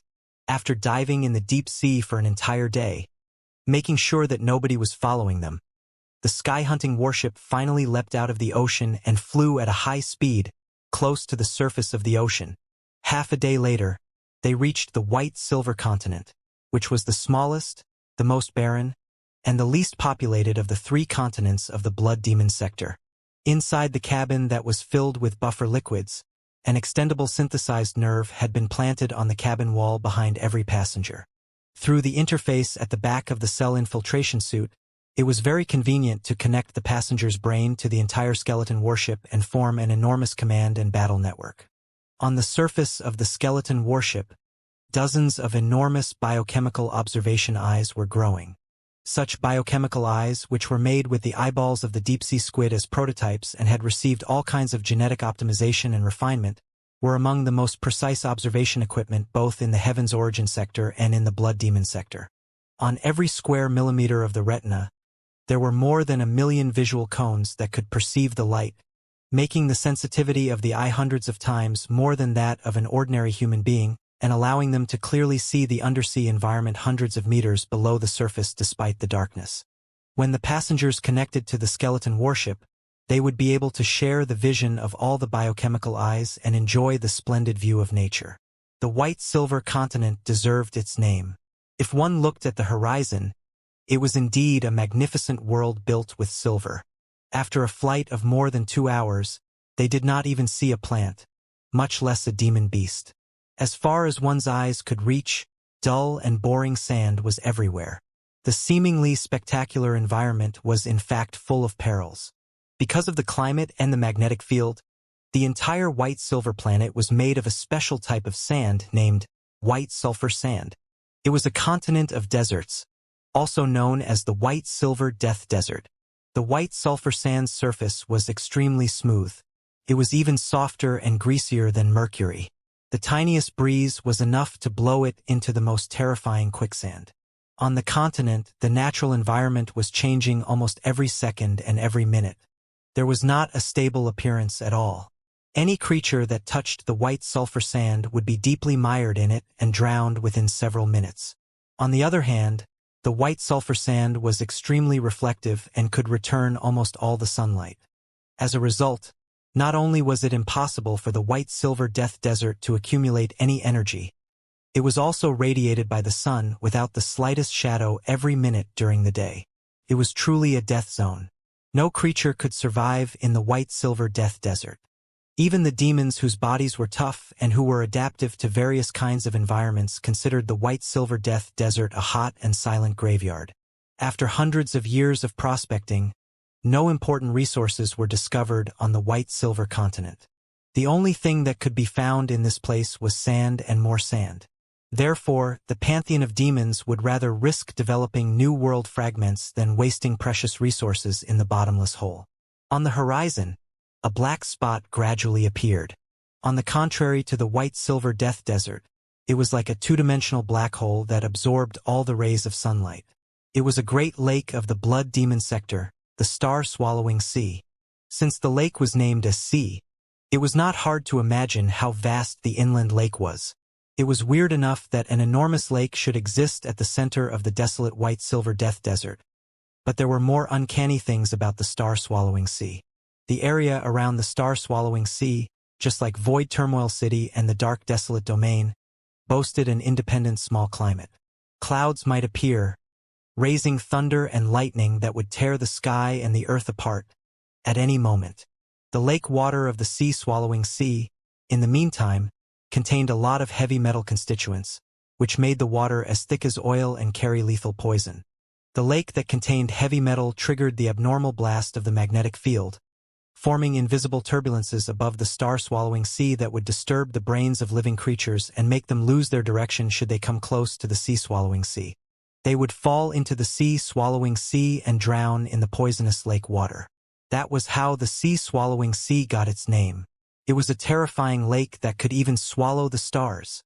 In the past, a number of specialists of the demon race were curious about the environment of the sea-swallowing sea and initiated large-scale surveying, but to no avail.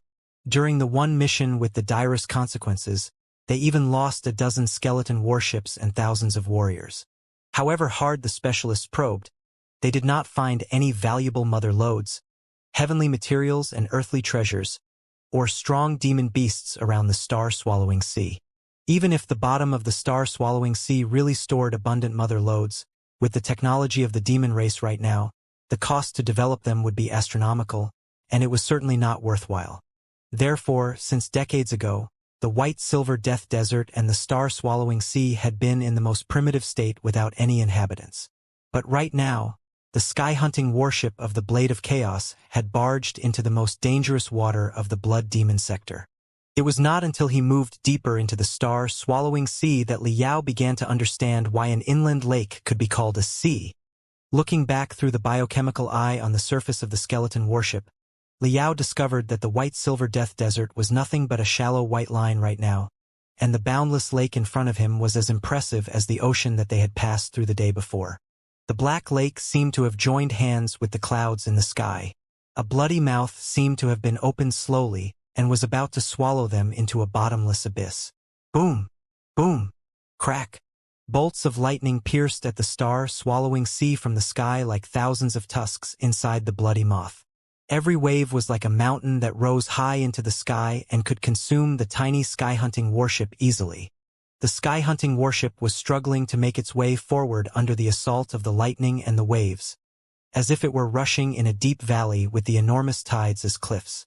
Even Liao could feel cold sweat running down his back. A while later, hundreds of scattered islands appeared in front of them. Every island was no more than 100 meters in diameter. They were bare and entirely lifeless, like fish that had extended their heads out of the swamp as they struggled to get out. Chi! Right then, deafening noises echoed outside. The waves inside the star-swallowing sea were more and more furious, and the tides grew higher and higher. Eventually, giant swirls formed on the surface of the lake, giving Liao the feeling that the lake water was leaking to the underground through the crevices at the bottom of the lake. No, it was not his imagination, but exactly what was happening. The star-swallowing sea was indeed shrinking at a visible speed. The lake was lower and lower. The evidence would be the islands with only their top revealed just now. A moment ago, only a few sharp ends were exposed above the surface of the lake. But right now, their real appearance was on display in the hollow of the swirls. They were actually giant mountains standing at the bottom of the lake. The sky-hunting warship dived down and descended into the swirl below the surface of the lake. The black water around them was like majestic walls thousands of feet high that could collapse toward them and bury them completely at any moment. A few enormous cracks appeared on the abdomen part of the sky-hunting warship. Black, fusiform cocoons were tossed into the lake water. Liao knew that they were biochemical beasts specially designed to explore the territory below the lake. Yuchiba's voice echoed near his ear through the neural network that covered the entire warship. The most famous characteristic of the star-swallowing sea is that the water level changes in a fixed pattern on a daily basis. During the day, the lake will drop down, and at night, it will soar crazily. The lake seems to be breathing. Nobody knew where the lake water was leaking to during the breaths of the lake. According to our specialists who have analyzed the comprehensive files in various regards, it is very likely that the entrance to the Mausoleum of Chaos is somewhere in the mountains below the lake. Normally, the mountain is completely drowned by the star-swallowing sea and is hundreds of meters away from the surface of the lake. That's why nobody has discovered it for thousands of years. Even when the water level of the star-swallowing sea is at the lowest, there will only be 1 to 2 hours when the mountain shows up above the surface of the lake. Locating the mountain below the lake is the key to locating the Mausoleum of Chaos. The sky-hunting warship quickly searched hundreds of meters below the surface of the lake. Bo! Bo! Bo! Bo! The biochemical beasts that had dived into the depths of the star-swallowing sea sent back information with dull signal sounds. A complicated map of the mountains below the lake was gradually drawn. As the surface of the lake continued plummeting, many mountains continued to emerge out of the lake. The high mountains cut into each other and extended forward in parallel, like countless dragons that were zigzagging deep inside the star-swallowing sea. Right then, Liao heard exclamations around him. He looked ahead, only to discover that an enormous beast more than 10 times larger than the sky-hunting warship had crawled out of the black lake water, which was almost vertical on their left side. The beast looked like a whale that had grown sharp, jagged tusks and iron armor, and it was beyond any doubt that a yawn of the beast was enough to shatter the sky-hunting warship into smithereens. However, the primeval beast did not have the chance to demonstrate its strength because it was tied up by a bright golden squid. Every tentacle of the super-large squid was thousands of meters long. A few of the tentacles grabbed the bone armor of the enormous beast so hard that it was being torn apart, while another few tentacles pierced deep into the body of the enormous beast and devoured the internal organs and meat of the beast like leeches. The roars of the two animals were almost suppressing the noises of the swirls. Most of the warriors' faces were pale as they watched the two animals crashing at the sky-hunting warship. If there was really a collision, not a scrap of the sky-hunting warship would remain. Shwa! But the two beasts seemed to be made of air. The sky-hunting warship passed through them without being damaged at all. When they looked back, the two animals gradually blurred before they turned into streaks of brightness and dispersed in the darkness. There's no need to panic. It is the image recorded by the special magnetic field of the star-swallowing sea. The two beasts perished tens of thousands of years ago, Yuchiba said. But we believe that the two beasts were probably god chaos creatures. When the two parties passed by each other, Liao indeed discovered stripes that looked like runes on the body of the two enormous beasts. They were not wounds that were torn apart after they were born but scales and speckles grown congenitally. Although they were just illusions, the two overwhelming beats were still suffocating enough, making Liao realize why the Blade of Chaos and Elder Nether Spring were trying to excavate the legacy of chaos without caring about the cost. The sky-hunting warship continued rushing deep inside the star-swallowing sea. Because of the different speed of dropping in different areas, surging torrents were everywhere. They were surrounded by dozens of waterfalls and falling to the bottom of the waterfalls at one moment, and running inside a deep valley whose crags were all lake water made of heavy metals the next. Illuminated by the sunlight, the water reflected colorful patterns as if countless dragons and snakes were fighting. The soul-stirring picture made everybody feel as if they were on a journey to doom. At first, Liao did not know what the sky-hunting warship was looking for exactly while it was circling inside the star-swallowing sea. It was not until after more than 3 hours of rushing that he finally discovered a shallow scratch on a mountain on his right side. The scratch was not naturally made but apparently caused by a certain prehistorical beast. After tens of thousands of years, it had not been worn down yet. The sky-hunting warship stayed for a long time near the scratch and did not march forward again until the biochemical eyes had captured every detail of the scratch. Liao thought quickly and immediately understood what the Blade of Chaos was doing. If the Mausoleum of Chaos was really somewhere deep inside the star-swallowing sea, and countless enormous beasts had been produced inside the mausoleum, then it was inevitable that some of them would have hit the mountains under the lake and left traces after they were released. After the traces were discovered, with thorough analysis, it was possible to track the route of their movement and eventually locate the coordinates where they were released. The coordinates would be the entrance to the Mausoleum of Chaos. Very soon, night fell. The swirls deep inside the star-swallowing sea were all uttering bubbling noises, and the water level that was dropping fast began to rise again. The mountains below the lake were consumed one after another until they were entirely drowned by the black water.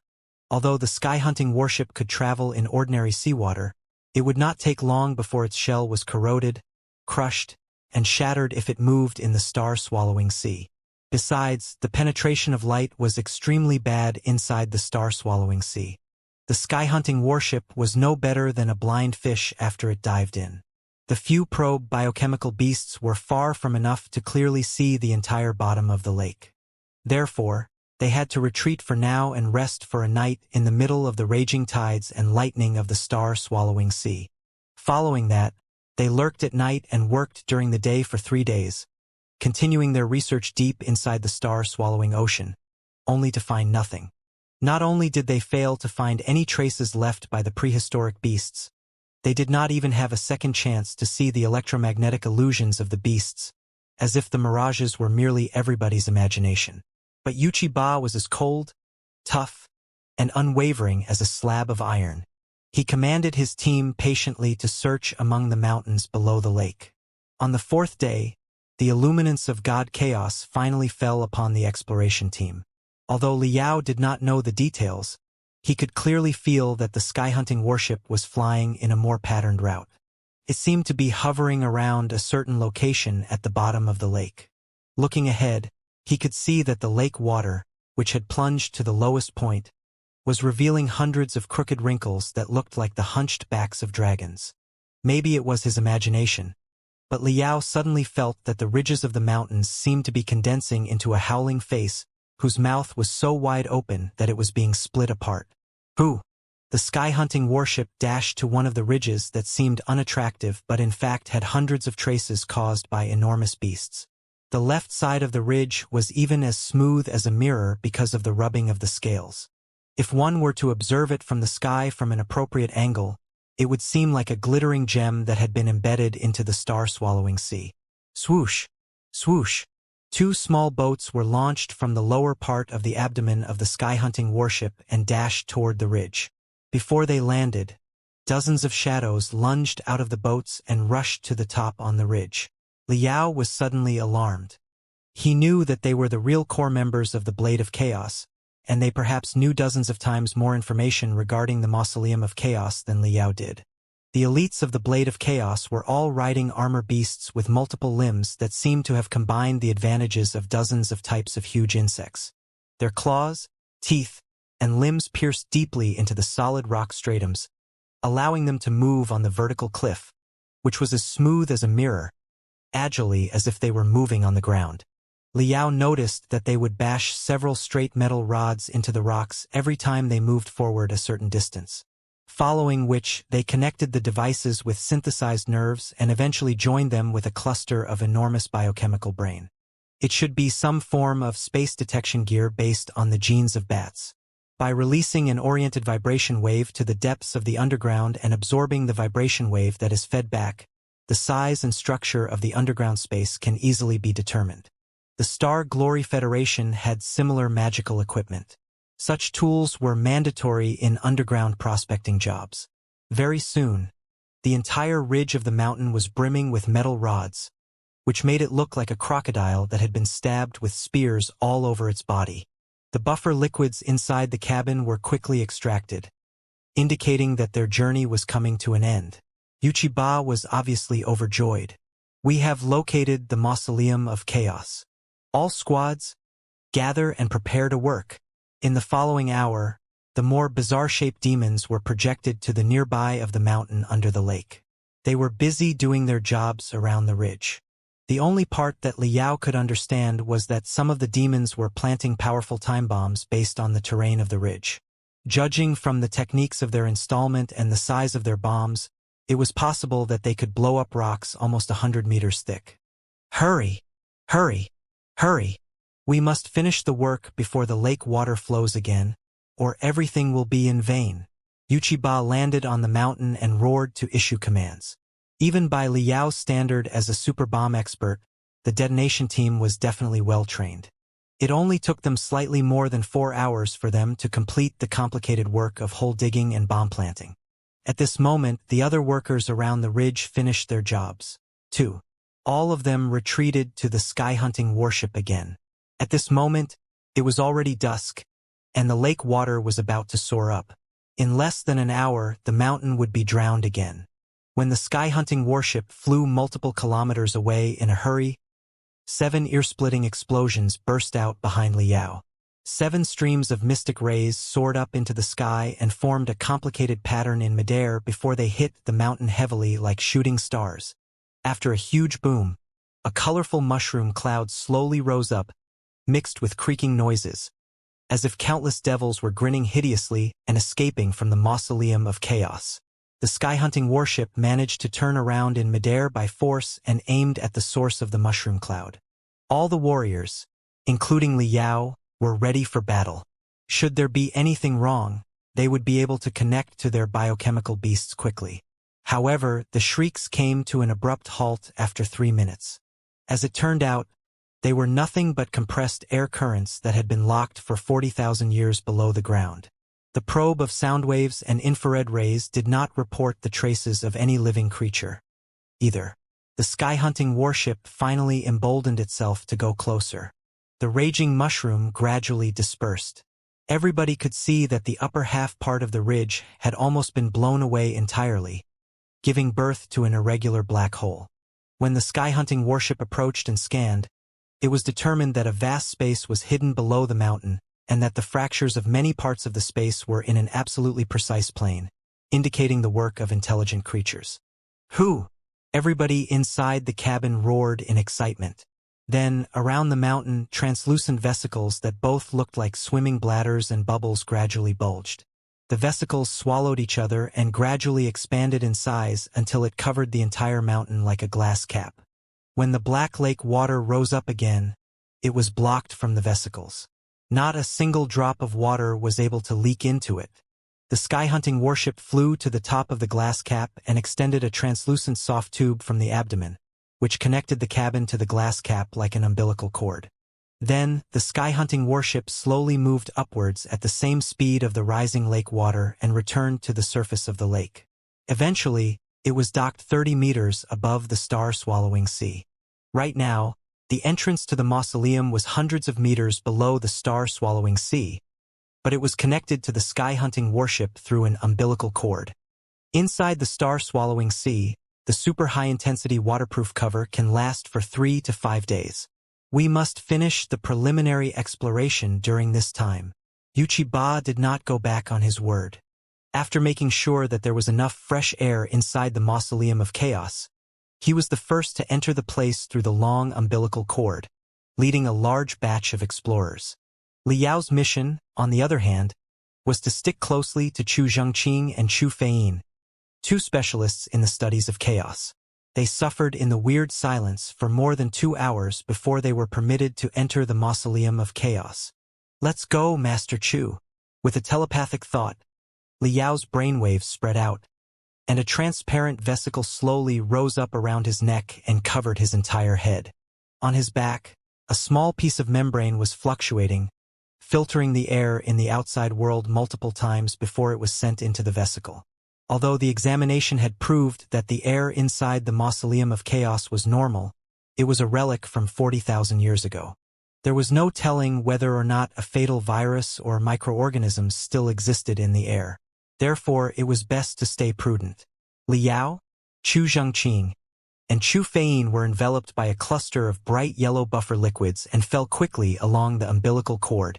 After sliding for almost 20 seconds, they landed somewhere near the entrance of the Mausoleum of Chaos. The fault caused by the detonation was a perfect relay station after simple modifications. The explorers did the final preparations in the place before they slowly descended underground through the temporary lifts. Around 100 warriors who were responsible for exploring the way and small demon beasts, of which there were multiple times more, were sent into the tomb first for preliminary surveying. After they ascertained that the environment was safe, the researchers went inside in batches. Liao was given an interactive brainwave receptor that looked like an antenna and 2 biochemical chips that looked like contact lenses. When he stuck the antenna to his forehead softly and put the biochemical chips on his eyes, after a beep, a lot of information immediately appeared on his retina, as well as instructions for him and the general map of the Mausoleum of Chaos. The underground space that was outlined by bright green strokes was dozens of times larger than Liao had expected. It had multiple floors as well as countless pathways and independent rooms, which made the tomb look like a splendid underground palace. The pulley span quickly as the lift slowly descended. Liao felt like he was an ant with a thread tied to his waist that had been tossed off a cliff thousands of meters high. After passing through a narrow, vertical pathway, they found themselves in a space more than 500 meters both in length and width. The dark walls around seemed to boast an uncanny attraction force that absorbed all light rays and sound. They seemed to have fallen into an abyss, and it was not until 3 minutes later that the lift landed on the ground again. The ground was dry and firm, refined out of a certain unknown rock material. Liao breathed deeply in relief when his feet finally stepped on the ground again. When the mutated fireflies danced randomly in the enormous space and sprayed the cold fluorescence in every direction, everybody was deeply attracted to the bones of an enormous creature at the center of the space. There was no telling what the creature used to be. Its thick bones jabbed at the ceiling, forming a dense primitive forest. Illuminated by the fluorescence, the bones were emitting bright green, metallic colors. Several of the bones were dozens of meters long and thicker than the main guns of many crystal warships. Liao squinted and observed the walls around him. Dozens of iron rings had been nailed to the walls, bound by huge chains that were connected to every part of the bones. After 40,000 years, all the chains looked as good as new. Even the tiniest stripes on them were still clearly visible. However, all the chains showed signs that they had been pulled hard. Some of the iron rings had even been yanked out of the wall, leaving holes and cracks on the wall. Some other chains looked like noodles as they had been stretched to their limits. Claw traces several meters deep were everywhere on the walls. Many thick talons had been broken and embedded into the walls. On one of the walls, there was even a dent dozens of meters in diameter, as if an enormous battering ram had hit the wall brutally once before. Liao closed his eyes and imagined what had happened 40,000 years ago. A ferocious animal hundreds of meters long had been locked in this place with chains for some reason. The ferocious beast must have struggled hard in agony and ripped apart many chains and magical equipment that had been carved with rune arrays. In the meantime, the animal also left appalling traces on the wall. It was in such excruciating pain that it did not stop even when its claws were broken and embedded into the wall. It simply continued bashing the wall hard with its head. What was it that put the enormous beast in such pain? Some sort of experiment? Several paleontologists and historians discussed with each other near the corpse of the enormous beast. One of the paleontologists seemed to be assigned the task to study the enormous beast. He immediately began to work with his assistants. In the meantime, Liao, who had a lot of experience in fighting, noticed something weird very quickly, too. The bones on the torso of the enormous beast had a lot of fractures, but they did not collapse inward but protruded outward. It appeared that something had crawled into its stomach and gone on a rampage before crawling out the same way. Liao swallowed hard and felt for the first time that he might not necessarily be secure during the exploration of the Mausoleum of Chaos, even though his real capability was close to the nascent soul stage. Taking a deep breath, Liao led a few researchers further into the vast space under the guidance of the arrowheads on his retina. After they passed through a long pathway, the scenes that unraveled in front of Liao made him have the illusion that he had stepped into the cosmos. The boundless space just now had already left them with the impression of the splendor and magnificence of a palace. However, compared to the temple in front of him, it was nothing more than a matchbox placed next to a skyscraper. They could not see the boundary of the temple at all. Standing above the temple, they discovered that there were stairs that went straight down. Its end was wreathed in vague, gray mist. The gray mist was fluctuating as if a living creature. Could not have looked more mysterious. Liao finally understood why Yuchiba risked recruiting so many newcomers for the operation. The Mausoleum of Chaos was too vast. However many explorers there were, they would be like salt in the water and would be dissolved instantly, leaving no trace. Very soon, the virtual image of the entire temple was displayed on his retina through the biochemical chips. By echolocation, it was estimated that the temple was more than 30 kilometers both in length and width. It was basically an enormous city. That was just the first floor. With the guidance of the arrowheads, they groped in the darkness for more than 10 minutes before they got down the stairs and reached the bottom level of the temple. The ground there was not the solid rock plate anymore but moist soil that would make soft sounds when anybody stepped on it.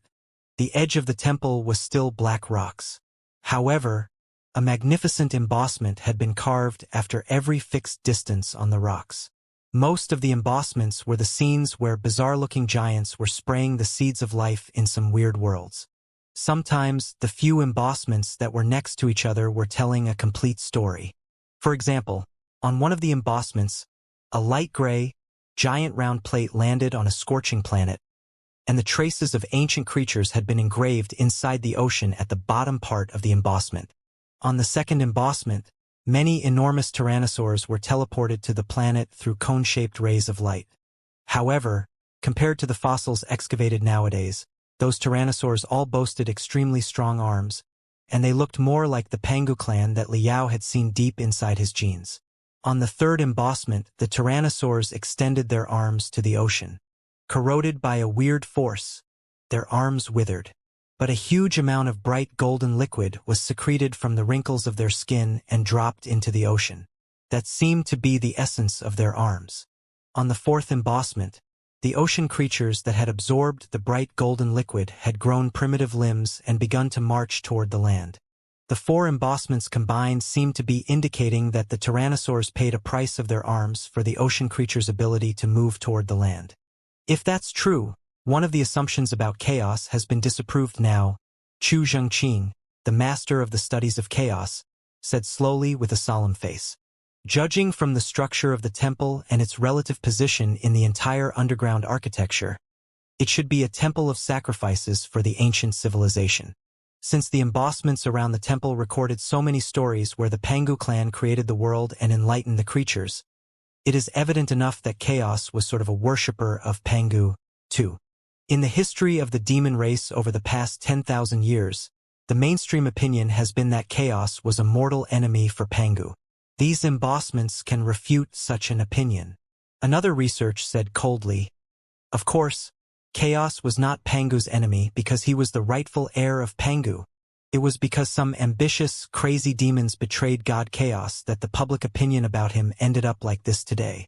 What we need to do is excavate everything inside the Mausoleum of Chaos and set the truth to public exactly as it is. Chu Zhengqing smiled and walked forward. A lot of explorers had gathered in the front and established the most basic illumination system. With the help of the rays, Liao was able to see an indescribable object standing at the end of the temple. It looked both like an integrated cockpit and like a weird-shaped, magnificent throne. A bright golden skeleton more than 10 meters long had been embedded into the object. The skeleton must have worn a certain kind of armor, but after such a long time, the armor had already melded with the body. The upper half part of the body, except for being slightly larger, was no different from that of a human being. However, starting from the hip bone, the skeleton suddenly shrank and condensed into a thick dragon bone. At the end of the tail, the bone was split apart into more than 10 parts, protruding out like the claws of a crab. Back when the skeleton was alive, it had probably been an existence that was half human and half snake or half human and half dragon. Dense spiritual stripes could be found on the bones that were not covered in armor, especially the skull, which was relatively intact. The circles of stripes attracted Liao's eyes and soul like a mysterious swirl. Quite a few paleontologists and archaeologists were already busy working around the skeleton throne. They were cleaning the dust that fell off from the skeleton and scanning every fracture of the skeleton. The appearance of the armor and the seat of the skeleton is completely out of place with the style of the building around us and the development level of the civilization 40,000 years ago to our knowledge. It carries an intense air of technology. especially in the zone right in front of the skeleton that looks like a dashboard. The complexity of the spiritual stripes is extremely hard for us to understand even today. It can be assumed for now that the skeleton and the seat it was embedded to were not built inside the Mausoleum of Chaos but moved to this place from somewhere else. Its coordinates inside the temple are exactly the center of the golden cut. Based on the architecture rules in the era of ancient cultivators, it is the most divine position. We may assume that the skeleton was the god that Chaos believed in. Chu Zhengqing circled around the skeleton throne and made his speculation casually. Dozens of specialists of the Blade of Chaos all analyzed the skeleton throne. Liao vaguely sensed that many rays were shot out of the organs of the specialists that resembled eyes as they tried to penetrate the shell of the skeleton throne and pry into the structure of the god. Even Liao could not help but release part of his telepathic thoughts, hoping to invade the armor through the gaps, but to no avail. The armor that was worn outside of the god looked vintage and intimidating. Liao had browsed through all the ancient armors recorded in the 100 Smelting Clan 40,000 years, and still failed to find any structure that was remotely close. The usage of the throne was even more mysterious. On the dashboard that was against the face of the god, there were only several buttons. It was safe to infer that the machine was operated not with the hands but through telepathic thoughts directly. The Blade of Chaos firmly believes that God Chaos rose when he was needed 40,000 years ago and excavated the legacy of the Pangu clan from the primeval era, thereby creating the modern demon race. One of the specialists said solemnly. The god inside the skeleton throne is probably a member of the Pangu clan. His deduction was agreed upon by most of the specialists, but it raised a number of gasps too. The warriors standing at the edge almost could not hold themselves from worshipping the skeleton throne. The vast temple was caught in a weird and yet solemn vibe. Such an assumption does have a point, Chu Zhengqing said. If we consider the Pangu clan as a tribe or a civilization that expanded across all the 3,000 sectors billions of years ago, and someone or some organization named Chaos found the relics of the Pangu clan in which they retrieved the precious legacy and eventually built an enormous base with the legacy as the foundation, then the skeleton throne was probably the only well-preserved body of the Pangu clan inside the relics. Chaos treated it like a god and enshrined it in this place for sacrifices. The specialists all nodded. Such a theory was reasonable enough. Right then, exclamations echoed in the southeast of the temple. As it turned out, another squad had detected new corpses. Very soon, the scraps of dead bodies were discovered everywhere in the great temple.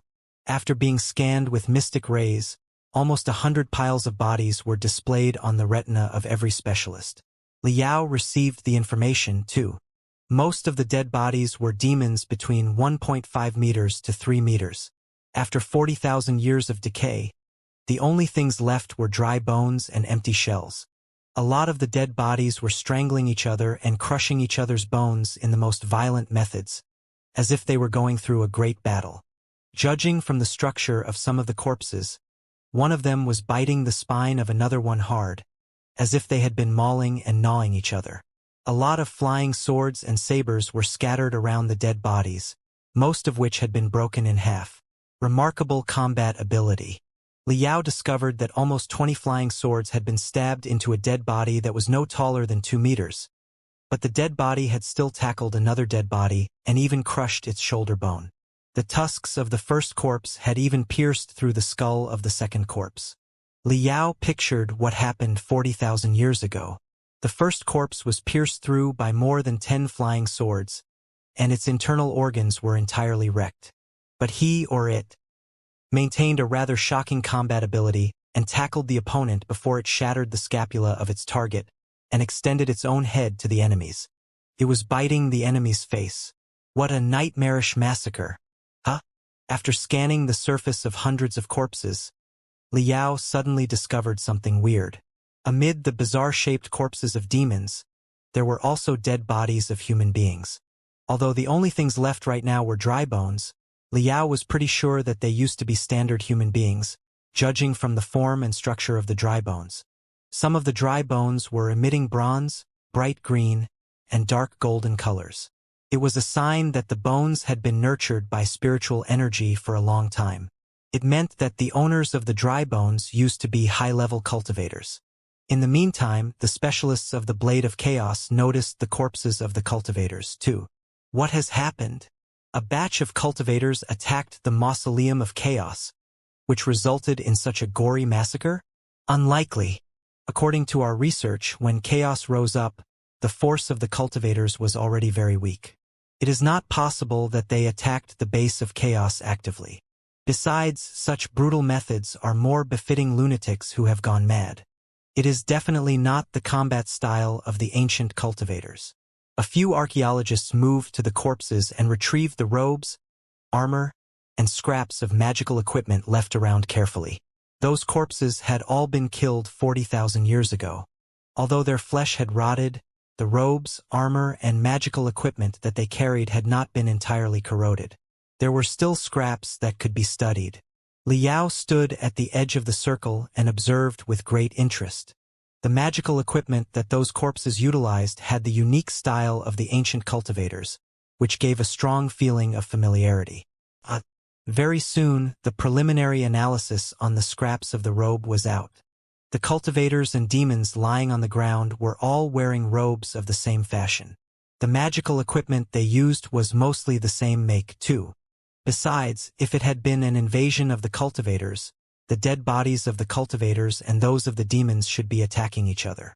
But the reality was that the corpses of many cultivators were mauling other cultivators, and the dead bodies of the demons had also engaged in fierce battles with other demons. The scraps of the robes of both the attackers and the victims were very similar. They were made of the same materials in the same style. Even the spiritual stripes on them were identical. It was safe to say that there had been no intruders. They simply attacked and eventually killed each other until everybody was dead. What happened in this place?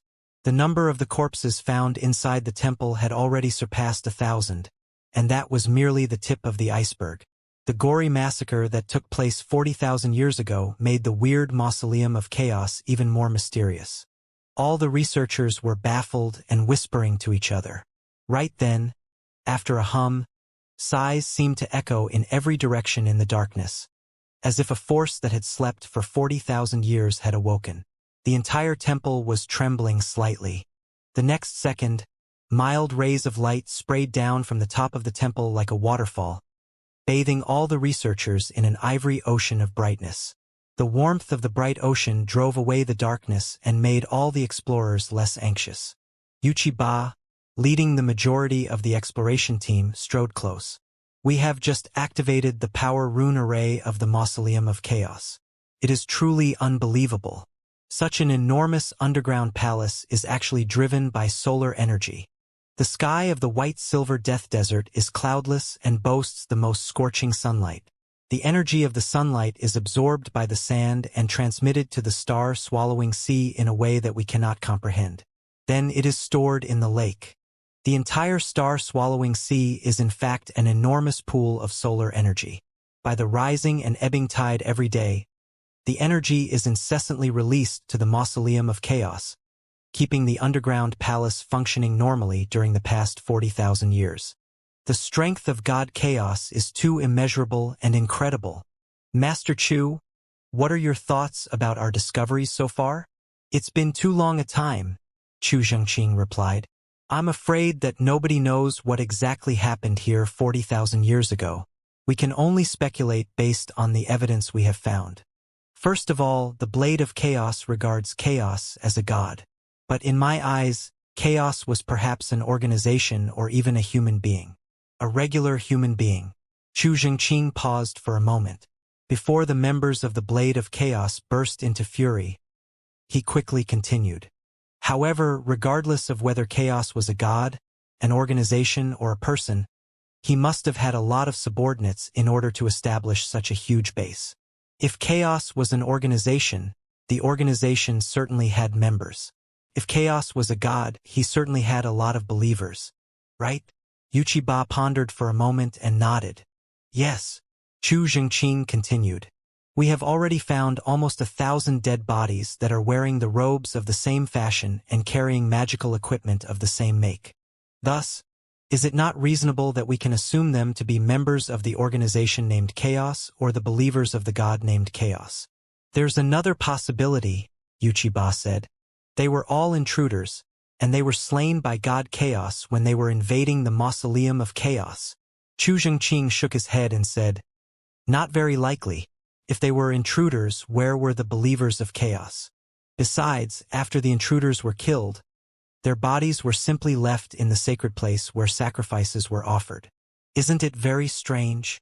But there were a lot bodies of human beings among the corpses, Uchiba said. Derision quickly flashed inside Chu Zhengqing's eyes. So what? Who says that human beings cannot be believers of Chaos? Or rather, who says that Chaos was a demon? What if Chaos was but a regular human being? You? Before Uchiba was outraged, many specialists of the Blade of Chaos rose up and glared at him. The facts are very obvious, Chu Zhengqing said casually. Before Chaos appeared, there had never been real demons as we know today. The monsters and uncanny creatures recorded in the notes of the ancient cultivators are simply too vastly different from modern demons. You all claim that Chaos created the demon race. Then, if you think about it more carefully, it is impossible that Chaos was a demon. How could he have created himself? If he was not a demon, is it not obvious what kind of existence the so-called Chaos once was? After Chu Zhengqing expressed his opinion, yells and curses echoed non-stop. The excited believers of Chaos were even trying to approach Chu Zhengqing and challenge him. The guardians, including Li Yao, hurried to block the frantic crowd. Li Yao more or less understood why Uchiba had asked a newcomer such as himself to protect Chu Zhengqing. Judging from his boldness in making groundbreaking declarations, if an avid believer of Chaos were to work as his guardian, it would certainly have been difficult for the guardian to refrain himself from punching Chu Zhengqing's face. Master Chu, Uchiba said coldly, let's focus on the issues at hand for now. If the corpses really belonged to the believers of Chaos 40,000 years ago, what is your opinion about the cause of their death? Loss of rationality for some reason and self-harm, Chu Zhengqing said. Many poisons, venomous gases, and even soundwave attacks that I know can achieve the result. However, as to whether the poisons and the venomous gas were released from the outside world or generated inside the mausoleum of Chaos, it cannot be decided for now. Right then, a researcher in a white robe approached Uchiba and whispered something into his ear. Uchiba nodded in approval, apparently greatly relieved. We haven't detected the constituents of any poison or venomous gas in the air, the soil, or the corpses. Not yet. Chi Zhengqing smiled and said, Master Uchi, it seems that our preliminary assumption was right.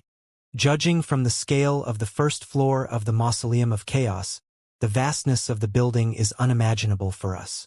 Both in the official history books and in folklore, Chaos never seized the supreme power to rule over all the 3,000 sectors. Then, the purpose of such an underground must have been much more than to offer sacrifices or to demonstrate his power. In other words, this place was probably a research center or a secret base for Chaos, with both military and experimental purposes. Right now, our biggest questions include what was Chaos exactly? Who were his enemies? What kind of magical equipment, weapons, or soldiers had he been studying in this place to deal with those enemies? Right? Perhaps the Blade of Chaos is only interested in the last question. However, before we move to a deeper level, I feel obliged to remind you one more time. Both the Blade of Chaos and Elder Netherspring are doing everything you can to crack the secrets of Chaos. But as you can see, such a gory massacre has already been unfolded before us when we have not really gotten close to the secrets yet. Are you really ready to get your answer?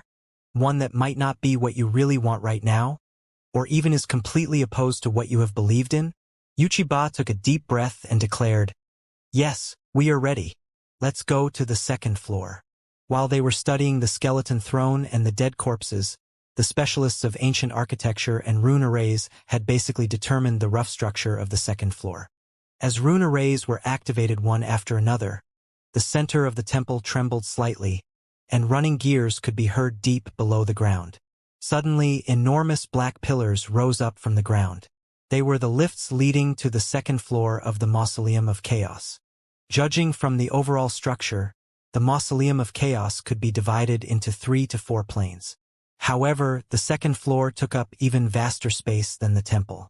The terrain inside the second floor was extremely complicated and had been split into different zones.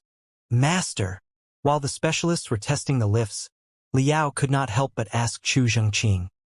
You mentioned that chaos might have been a human being, didn't you? What is that all about? Chu Zhengqing and his daughter glanced at him in surprise. Seeing no fascination or frenzy typical of a believer of chaos, Chu Zhengqing pondered for a moment and asked back, have you ever heard the story of mankind regarding the birth of the demon race? Liao blinked, not sure whether he should give a positive reply or a negative one. Chu Zhengqing mistook his hesitation for confusion. He explained quickly, according to the history of human beings, 40,000 years ago, a cultivator invented a type of gene drug named demon god, which could accelerate the evolution of normal animals and transform them into strong demon beasts. However, during the refinement of demon beasts, the evolution went out of control. Many demon beasts walked through the journey of evolution that took human beings millions of years in only decades, ending up with intelligence that was on par with that of human beings. They were later known as the demon race. Liao swallowed hard. Is it true? Of course not. Or rather, not entirely, Chu Zhengqing said. After 40,000 years, we have such a profound understanding today about biochemical technology and gene theories that we can even produce biochemical brains that boast unparalleled computational ability. But still, we cannot endow true intelligence to demon beasts. How could the ancient cultivators 40,000 years ago have achieved that in only less than 100 years? But the human being's theory has its own merits. Perhaps, if we combine the theories of human beings and the demon race, we will be able to get a glimpse of the real history. Combine the theories? Liao thought quickly and breathed fast. Exactly, Chu Zhengqing said. Maybe 40,000 years ago, there was indeed a human being who developed a powerful biochemical drug that allowed the mutation to a certain degree inside animals. However, the drug was not enough to generate intelligence equal to that of mankind inside the mutated animals. Therefore, it could not play a decisive role in the wars. Just think about how difficult it is to give an animal the intelligence equal to a human being. However, it is much simpler if we change our mindset. If we cannot give the wisdom of human beings to animals, how about we give the bodies of the animals to human beings? Liao was dumbfounded, feeling that his throat was dry. Yan Zhengqing continued. You don't know human beings, especially the ambitious, insane cultivators among them. If a certain drug can boost the combat ability of an animal by 10 times, turning the animal into the toughest of its species, then at least 1 in every 10,000 cultivators would not be able to resist the temptation of injecting the drug into themselves. That means, Chu Fein finished her father's conclusion for him. Young and aggressive, she seemed to be particularly fond of the devastation on the faces of the believers of chaos. The demon race is probably the descendants of mankind. They are just a different type of human beings who have cracked part of the gene strands and activated the primeval form because of the demon god virus injected into them. Liao hesitated for half a second, wondering whether or not he should really put on a devastated face. But the bewilderment on his face right now was already indicative enough of his shock. He did not close his mouth until 3 seconds later. He stammered, How do you know? We do not know, Chu Fein said. That is just a hypothesis. This is how we do our research. When we find a strange phenomenon, we throw out a hypothesis to explain it, until new evidence that we find proves it or disproves it in the end. Different types of demons, and even demons and human beings, have no reproductive isolation and are able to have children. The elites of the Blade of Chaos can even change between 2 or even multiple forms freely. The newborn demons, whichever clan they belong to and regardless of whether they are silver blood or black blood, are alike to the infants of human beings. The features of the demon race will not show up until they gradually grow mature. All this evidence supports our hypothesis that human beings and demons share the same origin. However, we are still lacking conclusive proof. That's why we accepted the offers of Elder Netherspring and the Blade of Chaos, eventually ending up in this place. We are here to look for an answer to find out what we are exactly. Right then, the lifts leading to the next floor were activated. Bright blue lines popped up everywhere on the black pillars, splitting and interweaving into flower-like rune arrays. Master Chu, Liao gritted his teeth and asked, "Since you worked for Elder Nether Spring before, you must have seen him in person, right?" Chu Zhengqing eyed Liao suspiciously. "Have you told your theories to Elder Nether Spring?" Liao asked. "Did he believe you or not?" Chu Zhengqing nodded and said, "Elder Nether Spring is definitely not the most broad-minded demon, but he is truly very smart and certainly a specialist in the studies of chaos. In fact, I often discussed with Elder Nether Spring. Even the hypothesis that human beings and demons share the same origin was come up with and perfected by us together. Without the funds, resources, and support that Elder Nether Spring provided, we wouldn't have learned as much about the Mausoleum of Chaos at all." Elder Nether Spring was a co-proposer of the same origin hypothesis? Liao was completely startled. "I don't understand. If your theory is true, and demons are just human beings in a different form, what is the meaning of the war between us and the Heaven's Origin Sector?" Chu Zhengqing's eyes suddenly turned sharp. Liao blinked and lowered his head. "I'm told that a lot of demons have been killed in the war, and more are being forced to leave their homes as refugees. Even me and my sister ended up being slaves because of the goddamn war. I'm also told that the Heaven's Origin Sector is a vast place, and human beings there boast quite a high capability, too. We might not be able to completely occupy the Heaven's Origin Sector even if the entire Blood Demon Sector is drained. Before, I thought that human beings and demons could never live in peace, and we could not cease fighting even if the last drop of our blood was shed. However, if even the big shots such as Elder Nether Spring partly agree to the hypothesis that human beings and demons are the same, what's the reason for the two parties of the war trying their best to destroy each other?" Chu Zhengqing laughed. All his wrinkles were pushed together, making his face look like an old tree that had grown for 10,000 years. He patted Liao's shoulder softly and said, "Your name is Bloody Claw, right? Bloody Claw, you are too young. Maybe in your eyes a war needs a reason. We are demons and they are human beings. That's why we have to kill each other." "No, it's not like that. In the era of ancient cultivators 40,000 years ago, there were no demons, but human beings still fought against each other for tens of thousands of years until they initiated an ultimate war that almost destroyed all 3,000 sectors. Later, in the Demon Beast Empire 30,000 years ago, humanity declined, and the demon race rose to the peak. However, demons were still attacking each other incessantly. The demons killed in the civil wars because of the change of dynasties were much more than those killed by the sabers and swords of human beings. "This is the truth about wars," the old demon said casually. "Wars never change, and wars do not need a reason." The shell of the black pillars slowly split apart, revealing a room that could accommodate almost 10 muscular demons.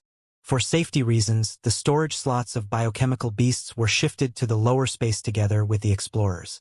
The stone pillars operated for almost half a minute in silence, covered in mysterious blue brightness, before they finally arrived at the second floor of the Mausoleum of Chaos. The environment of this floor was entirely different from the temple above. Except for the vast space in the center that appeared to be a square, dense pathways covered the walls. At first glance, the place was an enormous honeycomb. A lot of corpses were scattered on the ground just like the floor above. The explorers were no longer surprised to see them. After making sure that there were no constituents of venomous gas or poison in the corpses, they marked the dead bodies with natural fluorescent paints before they began to explore the surroundings. Liao saw Yuchiba place meatballs that looked like lumps in the corners of the central square together with a few members of the core squad. It was said that they were very amazing demonic artifacts that could gather the weak bioelectricity floating in the air and display the image of the bioelectricity after enhancing it.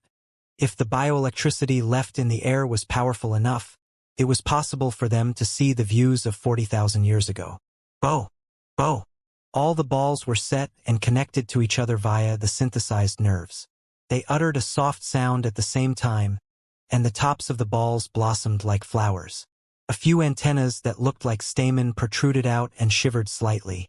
Liao sensed that mystic rays were being triggered from the stamen and spreading out like a tide.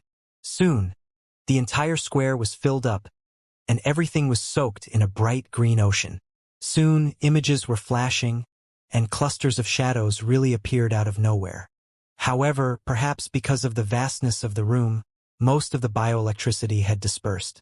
The shadows were all extremely blurred. The explorers could only see that the shadows were running and chasing each other quickly, and that they would rush into each other and roll over on the ground. However, no details could be seen clearly. Very soon, the shadows dispersed into an overwhelming army that occupied the entire square like silent statues. It seems that an army of chaos once gathered in this place. Or rather, this is the place where the army of chaos was manufactured. Chu Zhengqing and other researchers explored the area with the shadows as leads. Soon, they discovered new skeletons. The surface of many skeletons was still reflecting vague metal colors in weird forms. It was not hard to imagine that the skeletons must have been unbelievably strong when they were still alive. After collecting a lot of files in the square, the explorers dispersed and explored the pathways on the walls. The ends of the pathways turned out to be research rooms. Perhaps due to an emergency, the gates of most of the research rooms were not closed, and most of the defense rune arrays remained deactivated or had even been sabotaged. Therefore, it was rather convenient for them to go in. The coverage of every research room was extremely impressive. They also boasted a fine ventilation and defense system. However, Liao could tell with a single look that the spiritual energy of the defense system had been used up. Somebody fully activated the defense rune arrays of this place in order to resist something, Liao thought to himself. A lot of magical equipment and training facilities were scattered on the ground. Liao had not seen many of them even in Oyezi's dreams. At the center of the research room stood an enormous stone platform on which dense spiritual stripes had been carved into the shape of a human being. There were also iron chains and rings nearby, which seemed sufficient to tightly tie somebody to the stone plate. Oh! Another demonic artifact that could enhance the bioelectricity was placed at the center of the stone platform and activated. Maybe because the bioelectricity stagnated there due to the limited space, or maybe because a lot of unbelievable training sessions had taken place on the platform and led to the accumulation of the bioelectricity. The image that they captured in this place was much clearer than the image in the square. 6 clear shapes of human beings were all wearing fully enclosed robes that were glittering in silver colors. Even their faces were covered by weird bronze masks. Vague brightness was flowing on the surface of the masks, indicating that they could filter the air and kill the germs. It seems that the ancient people were not as ignorant as we thought them to be. At the very least, in this place they already had the concept of killing bacteria, Liao thought to himself. The 6 people were all leaning against the stone platform that looked like both an operation table and an altar. On the stone platform, a naked human being was lying. There was no telling whether it was because of the effects of drugs or because some sort of soul-suppressing techniques had been performed, but the human being seemed rather tranquil, with even resolution deep inside his eyes. The bioelectricity was extremely unstable, and the images that Liao saw were changing constantly. Very soon, the image dispersed and condensed into something new. The human being lying on the stone platform was now floating in midair. His long hair all stood up and danced crazily like vipers while he trained himself, facing against the floating rune arrays.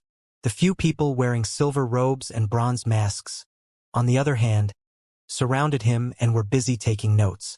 Liao noticed that there were both human beings and demons among the strange researchers in long robes, but they seemed to be so familiar with each other that the disparity of their appearance was completely overlooked. They fully devoted themselves to their study. The training human floating in midair was rather capable. He surpassed the speed of sound multiple times and blew the floating rune arrays into pieces. Although it was hard to see the facial expressions of the researchers, considering that they were nodding non-stop, they seemed rather satisfied with the result. However, before long, the trainer screamed miserably and fell from midair. He then writhed on the ground, holding his head. Liao thought of something and glanced around the room. Very soon, he located a desk on one side of the research room. The items on the desk had almost all decayed, but Liao was quite familiar with the structure and usage of one pile of the remains. It was a wood shelf that the ancient cultivators used to store jade chips. Liao extended his hand and groped. As he expected, he found a jade chip below the rotten shelf. Naturally, a randomly placed jade chip in this place was not likely to have stored any invaluable techniques. Besides, since it had been unused for 40,000 years, there was no telling whether or not it was still readable at all. Liao hid the jade chip inside his palm and scratched the spiritual stripes on the jade chip with his thumb carefully in the standard method of the 100 Smelting Clan to clean rune arrays.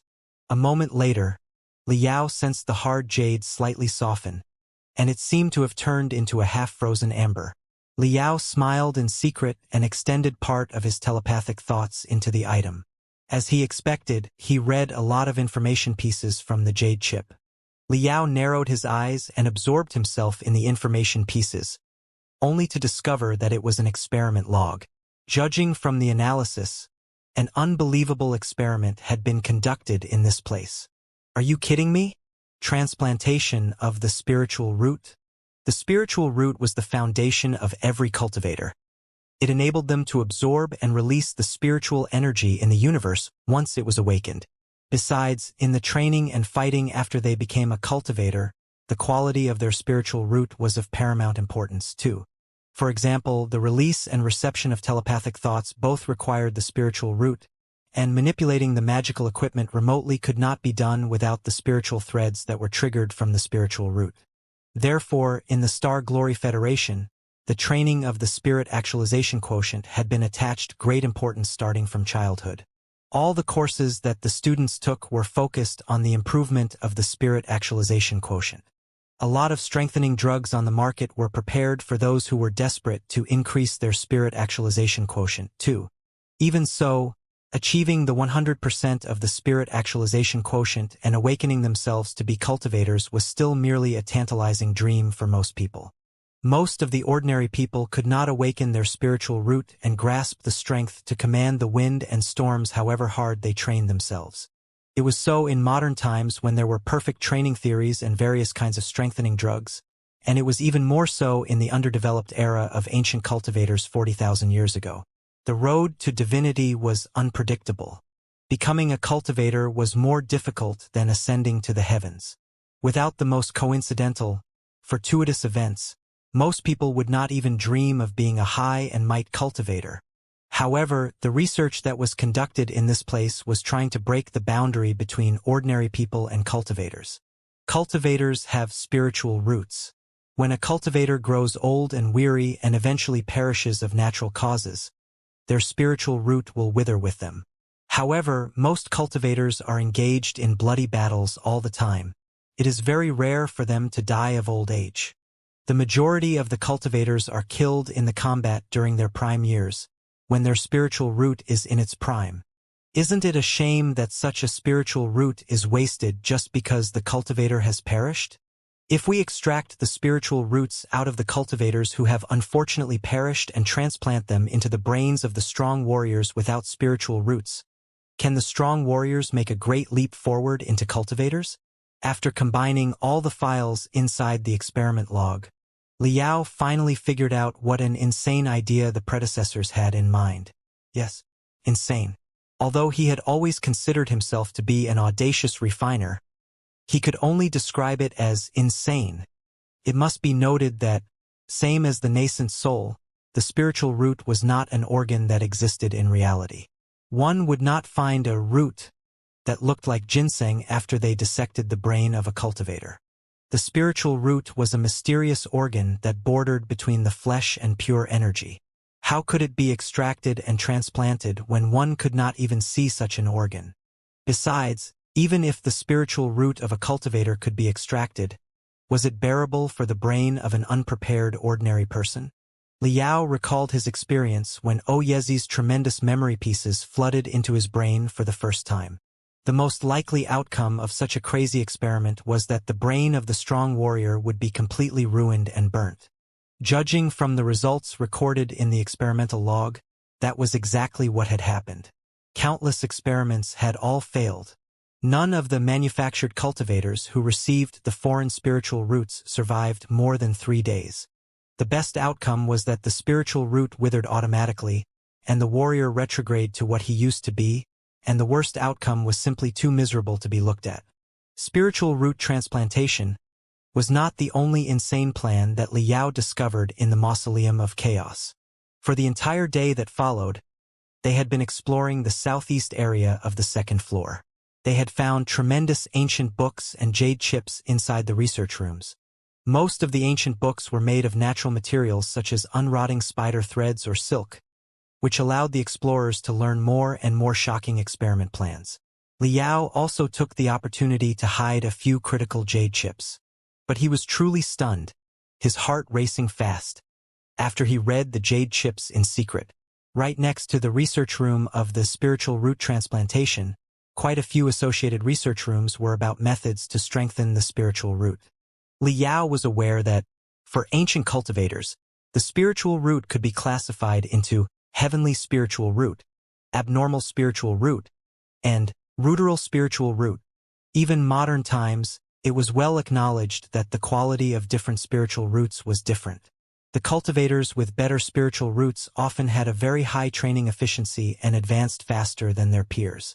As for the methods to strengthen the spiritual root inside the research rooms, they were all about stimulating the spiritual root and improving its quality with the veins and blood of demon beasts, thereby granting different attributes to the spiritual root and bestowing the cultivators with the naturally endowed techniques and bloodline force of the demon beasts. Some of the methods were about cutting off the messy branches around a ruderal spiritual root, like gardening, so that the main stem of the spiritual root would be thicker and healthier. In one of the most creative projects, the ancient believers of chaos even tried to melt 2 spiritual roots into one. Should the project have succeeded, a cultivator would have boasted 2 spiritual roots. It was not difficult to estimate what benefits it would bring to the training of the cultivator. However, the researches about spiritual roots had all failed. Even so, a lot of experiment files and data remained.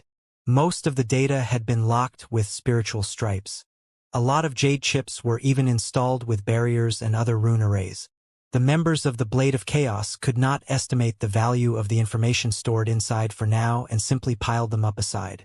But for Liao, it was more than easy for him to crack the chips and read all the information. He took the opportunity to transmit all the experiment data into his brain. His understanding about the spiritual root reached a whole new level. Right next to the research rooms about the spiritual root, another area of research rooms was focused on the studies of man-made cores. Yes, synthesizing an artificial core and transplanting it into the body of a weak cultivator in the refinement stage, turning the subject into a magnificent core formation stage expert instantly. The believers of chaos seemed to have combined the marrow crystals, which contained abundant spiritual energy, with a lot of cores of demon beasts before restricting them with special rune arrays in order to simulate the power of the gold core. Such a procedure was like transplanting a supercompressed crystal reactor directly into the body of a cultivator, which was unfathomable even after 40,000 years. Liao did not know whether he should pity the ignorance of the ancient cultivators or be awed by their insanity. Without an exception, the experiments all failed. A cultivator was a whole. The improvement of a body part would not necessarily bring up the overall combat ability significantly. Transplanting a gold core into the body of a cultivator whose flesh was not strong enough to accommodate it was like inserting a military-level power rune array into a civil shuttle, which, if driven at its full speed, would certainly be ripped apart. Besides, the man-made cores made of marrow crystals and demon cores were anything but steady. Strong rejection reactions were inevitable between marrow crystals and demon cores, and among demon cores of different attributes. The cultivators who were transplanted with such man-made cores were more like walking bombs and only suitable for suicidal attacks. Still, Liao gladly accepted all the information. While the specialists were busy studying the structure of the Mausoleum of Chaos and analyzing the usages of different types of spiritual stripes, he absorbed the tremendous experiment data without anybody knowing. He increasingly felt that the journey was worthwhile. The data of so many experiments, despite their failure in the end, still provided valuable for his own training. The eye-opening, extraordinary direction of training also pointed out a new possibility of evolution for him. After witnessing the incredibility of spiritual root transplantation and man-made cores, another research project named Weaponized Humans caught Liao's attention. In the era when the ancient believers of chaos lived, because of the thousands of years' war in which cultivators and ordinary people alike were involved, a lot of heavily wounded soldiers whose bodies were crippled were made. The so-called Weaponized Humans project was meant to combine flying swords and other magical equipment with the wounded soldiers, and even to replace the bones of the soldiers with heavenly materials and earthly treasures. Eventually, unparalleled experts who boasted the advantages of magical equipment, as well as independent self-awareness, which allowed them to carry out combat missions on their own, would be created. After browsing through the tremendous data, Liao discovered that the research on the weaponized humans actually made some progress. Many broken limbs of the soldiers were successfully combined with flying swords. Some of them even completely absorbed the flying swords into their bodies and turned their bones into magical equipment. When he first entered the Mausoleum of Chaos, Liao had seen a lot of skeletons that were emitting bright golden or bronze colors, not rotten even after tens of thousands of years. Maybe they were the weaponized humans. According to some of the experiment files, such weaponized humans had been manufactured on a large scale and appointed as the guardians of the Mausoleum of Chaos. However, why did they attack each other and eventually all perish in the end? It's too marvelous and incredible. The imagination of the ancient people is indeed as vast as the universe. Compared to such inspiring modification plans, the influences that the blood-stripe virus left on the Titan warriors and the modification plan that Yen Shibei had in mind on Iron Plateau are like child's play. The mental devil mumbled in great fascination deep inside Liao's brain. Most of the research conducted inside the Mausoleum of Chaos seems to be for the purpose of giving tremendous abilities to an ordinary person quickly so that they could compete with cultivators. Think about it. If those plans really worked out, they would have been able to transplant a spiritual root into the brain of an ordinary person, stuff a man-made core into his stomach, and replace some of his limbs or maybe all with magical equipment. A super warrior who had the capability equal to the core formation stage would thus be created instantly. How many years will it take to build a core formation stage cultivator traditionally? 20 years? 50? 100? What about the odds of success? 1%, 0.5%? 0.01%? When all the technology matured, such super warriors might have been produced in only several months. Great. This is too great. A manufacturing plan for mass-produced core formation stage experts. Liao breathed hard and mumbled to himself. I thought that the Mausoleum of Chaos was simply a research base of the demon race. What's the difference? The mental devil said with a smile. Have you not discovered that the research projects have one thing in common with the training methods of the demon race? Liao raised his eyebrow. What is it? If Chu Zhengqing's same origin theory is correct, the mental devil said, then injecting the demon god virus and turning a human into a demon, and the research regarding the mass-produced cultivators have one thing in common, which is that they can endow an ordinary person with tremendous combat ability in a very short amount of time. Think about it. How is the civil war of the cultivators 40,000 years ago interpreted in the formal education that we received? In the last years of the war, all the 3,000 sectors were seriously ruined. Cultivators perished incessantly. All the worlds were lacking soldiers. Eventually, they had no alternatives except to transform animals into demon beasts as replacements for the cultivators in the war. However, in the war of the cultivators of such a scale, every cultivation sect must have had a lot of affiliated cities or even kingdoms that would send armies made of ordinary people to join the war with them. Before they tried transforming animals into demon beasts, had it never occurred to the cultivators, who were running to a dead end, that they could improve the combat ability of the ordinary people quickly and make them stronger? Think about it. If the Star Glory Federation is faced with a great war, and there is a method to improve the combat ability of an individual rapidly, will the method be implemented on military dogs instead of soldiers? Liao felt his heart turning cold. With the memories of Oyezi, who had been a mighty ancient cultivator 40,000 years earlier, Liao knew the ancient cultivators better than most people. The ancient cultivators, who regarded ordinary people as ants, were different creatures compared to modern cultivators. In the eyes of the high and majestic ancient cultivators, the life of an ordinary person was perhaps not as valuable as some precious animals. Since the ancient cultivators could inject the demon god virus into animals and transform the animals into demon beasts, was it unlikely that they ran experiments on ordinary soldiers in order to refine them into more powerful war machines? Could it be that the Mausoleum of Chaos was actually the base of an ancient cultivation sect where they secretly refined ordinary soldiers? Were the demon race, the spiritual root transplantation, and the weaponized humans all part of the refinement? But that did not seem very plausible. The mental devil continued voicing its thoughts. If that was the case, the birth of the demon race would be easy to understand. Since the body of the ordinary soldiers was too weak, and it was difficult for them to withstand the shock and pain during the transplantation of the spiritual root and the core and the replacement of their body parts, the ancient cultivators awakened some of the recessive primeval genes. Perhaps they only did it to strengthen their bodies so that they would be able to shoulder more pain and modification. TSK. Think about it. The magnificent body build of the demon race, with a man-made spiritual root and gold core, equipped with bones and limbs that are made of flying swords, that's the most perfect ultimate weapon. It's a shame that things went out of control eventually, Liao said coldly. The mental devil smiled and said, "Out of control is the regular status of the universe. In the long river of time, nothing is controllable at all." Right then, Liao suddenly heard a miserable scream in the research room next to him.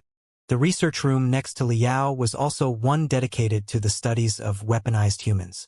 Liao recalled that a lot of rusted ancient flying swords had been piled up in that room.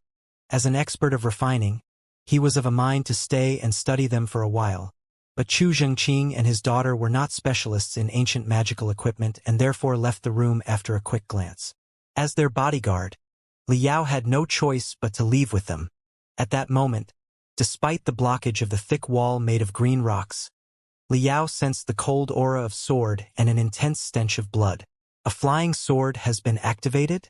The screams became louder and louder, occasionally interrupted by the sounds of flesh being minced apart. Heavy collisions were echoing on the other side of the stone wall, with the clanging sounds of blades attacking each other. Liao frowned and dashed out of the research room. Outside of the research room, the long, narrow pathway was already a mess. Quite a few members of the Blade of Chaos were lying on the ground here and there.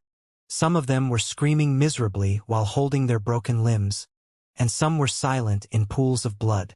There was no telling whether they were dead or alive. At the end of the pathway, a cluster of dark red brightness was dashing rapidly like lightning around an elite warrior of the Blade of Chaos, uttering hissing sounds as the air was torn apart. Turned out to be a flying sword. Liao recognized that the elite warrior was one of the Death Teeth guards on the skeleton island named Green Ape, who was best known for his agility. However, under the attack of the mysterious flying sword, he was barely able to dodge without revealing more openings. What a marvelous sword technique. It must be an expert. Liao narrowed his eyes. His telepathic thoughts spread out like a tide, hoping to locate the mysterious expert who was manipulating the flying sword. To his surprise, he did not find any connection between the flying sword and an expert in the 100 square meters nearby. The flying sword was surrounded by nothing, without the least entanglement of telepathic thoughts or spiritual gas, as if it was attacking automatically. That was quite uncanny. With Liao's current capability, even experts in the nascent soul stage or the demon emperor level might not have been able to hide within the 100 square meters near him. After only a moment of hesitation, the bloody flying sword pierced into the shoulder of the Death Teeth guard Green Ape. Qilu! Qilu! The sound of a ferocious beast devouring a meal was echoing from the flying sword. Liao's pupils constricted violently. It was not until this moment that he finally saw the full appearance of the flying sword. He could not have been more shocked. The flying sword was apparently an ancient treasure from 40,000 years ago. It was rusted, lackluster, and incomplete. Quite a few dents could be found on the front end of the flying sword, too. The body of the flying sword was tied up by countless black veins that looked like burnt vines, which intertwined at the end of the sword's handle in the form of a burl. The flying sword seemed nothing unusual, but after it pierced into the shoulder of Green Ape, the vines that bound the sword wriggled as if they were alive, and thousands of bloody threads penetrated the flesh of the victim like tiny worms. The flying sword seemed to boast a weird attraction force and was swallowing the flesh and flood of Green Ape one mouthful after another. The shoulder of Green Ape, along with his chest, withered, collapsed, and dried at a visible speed. For a death teeth guard whose body was exceptionally strong, a wound on the shoulder should have been a piece of cake. But Green Ape seemed to be confined by a mysterious force. With the most horrified expression on his face, he was dumbfounded as he watched the black hole of decay expanding on his shoulder while he could do nothing about it. Swoosh! Liao stomped on the ground, kicking one of the broken sabers to his hand. Then his arms slapped like a whip while he threw the broken saber toward the bloody flying sword at a supersonic speed. Liao had thought that the attack would have been enough to knock the bloody flying sword away. But the hundreds of bloody threads on the bloody flying sword suddenly interweaved into a bloody spider web in midair, tying the broken saber up and absorbing it. After only half a second, the death teeth guard Green Ape had been sucked up and turned into a dry corpse. After sucking enough blood, the dry vines around the flying sword were filled up and expanded one after another, changing into strong, healthy veins. The black burl at the handle of the sword even exploded after several cracking sounds. It was fluctuating and echoing bam sounds, which seemed to be piercing into everybody's soul. It looked like both a heart that was exposed to the air and a hideous, mysterious eye. Liao secretly clicked his tongue. He had seen countless marvelous weapons in the 100-smelting clan, but he had never seen such a weird flying sword that seemed to have really combined the magical equipment with flesh and blood before. The flying sword that has grown a heart must have been one of the research products of the Mausoleum of Chaos. I didn't expect that some of them would still be functional after a hibernation of 40,000 years. Liao was secretly startled. He was almost sure that the flying sword was solely manipulated by the enormous bloody burl on the handle of the flying sword. Judging from the trajectory of the rapid flight, it was much more advanced than the autopiloting flying swords of the Star Glory Federation. Hiss! In the front of the flying sword, a few bloody threads craned up like tiny vipers and shook slightly toward Liao's direction. Sensing the gratifying smell of delicious meat, the flying sword creaked and darted toward Liao in a streak of red brightness. Ah! Two shrieks echoed behind Liao. Chu Zhengqing and his daughter were writhing on the ground while holding their heads, indicating that the weird flying sword even boasted mental attack abilities. Liao sniffed.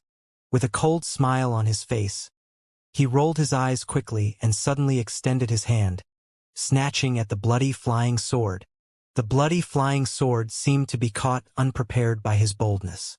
The bloody threads around its body all expanded and stood up like infuriated snakes while the flying sword pierced at his arm brutally. Pa! Liao was quick enough to hold the bloody flying sword in his hands. The entangling bloody threads around the flying sword pierced deeply into Liao's arm, too, trying to suck Liao's blood as they had done a moment ago. However, this time, the force of the flying sword was like a statue made of mud entering an ocean. Not only did it fail to absorb any blood, an even more immense force was flooding into the body of the flying sword along the bloody threads. What a mysterious flying sword! It boasts features of demon beasts and magical equipment. It can automatically secrete corrosive fungi that will melt the flesh of the target, allowing the flying sword to absorb the blood as the source of power. The mental devil exclaimed both in surprise and in delight deep inside Liao's brain. Liao's bloody pupil was revolving faster and faster. Tremendous mental power flowed toward the center of the bloody flying sword as he tried to completely suppress the flying sword. The bloody flying sword did not expect that the target would be so tricky to deal with. After a high-pitched shriek, clusters of bloody mists burst out of the flying sword, and it galloped forward abruptly like a wild horse that had run loose. At this moment, Liao only activated the strength equal to a demon general. Naturally, he was dragged forward by the bloody flying sword. Liao was rather curious about the flying sword that carried the features of demon beasts. He was meaning to find out the maximum performance of it and therefore did not hurry to suppress the flying sword.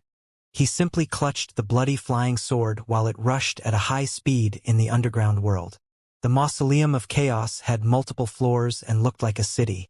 Since the Blade of Chaos had only sent out an exploration team of several hundred members, it was impossible for them to establish defenses in every location.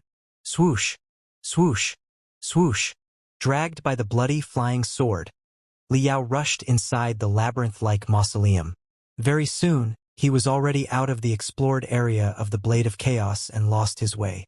However hard the bloody flying sword struggled, it was not able to get rid of Liao. Like an agitated animal, it crashed straight into the walls in the end.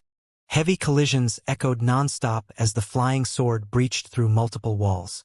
There was no telling whether the walls were corroded or simply crashed through.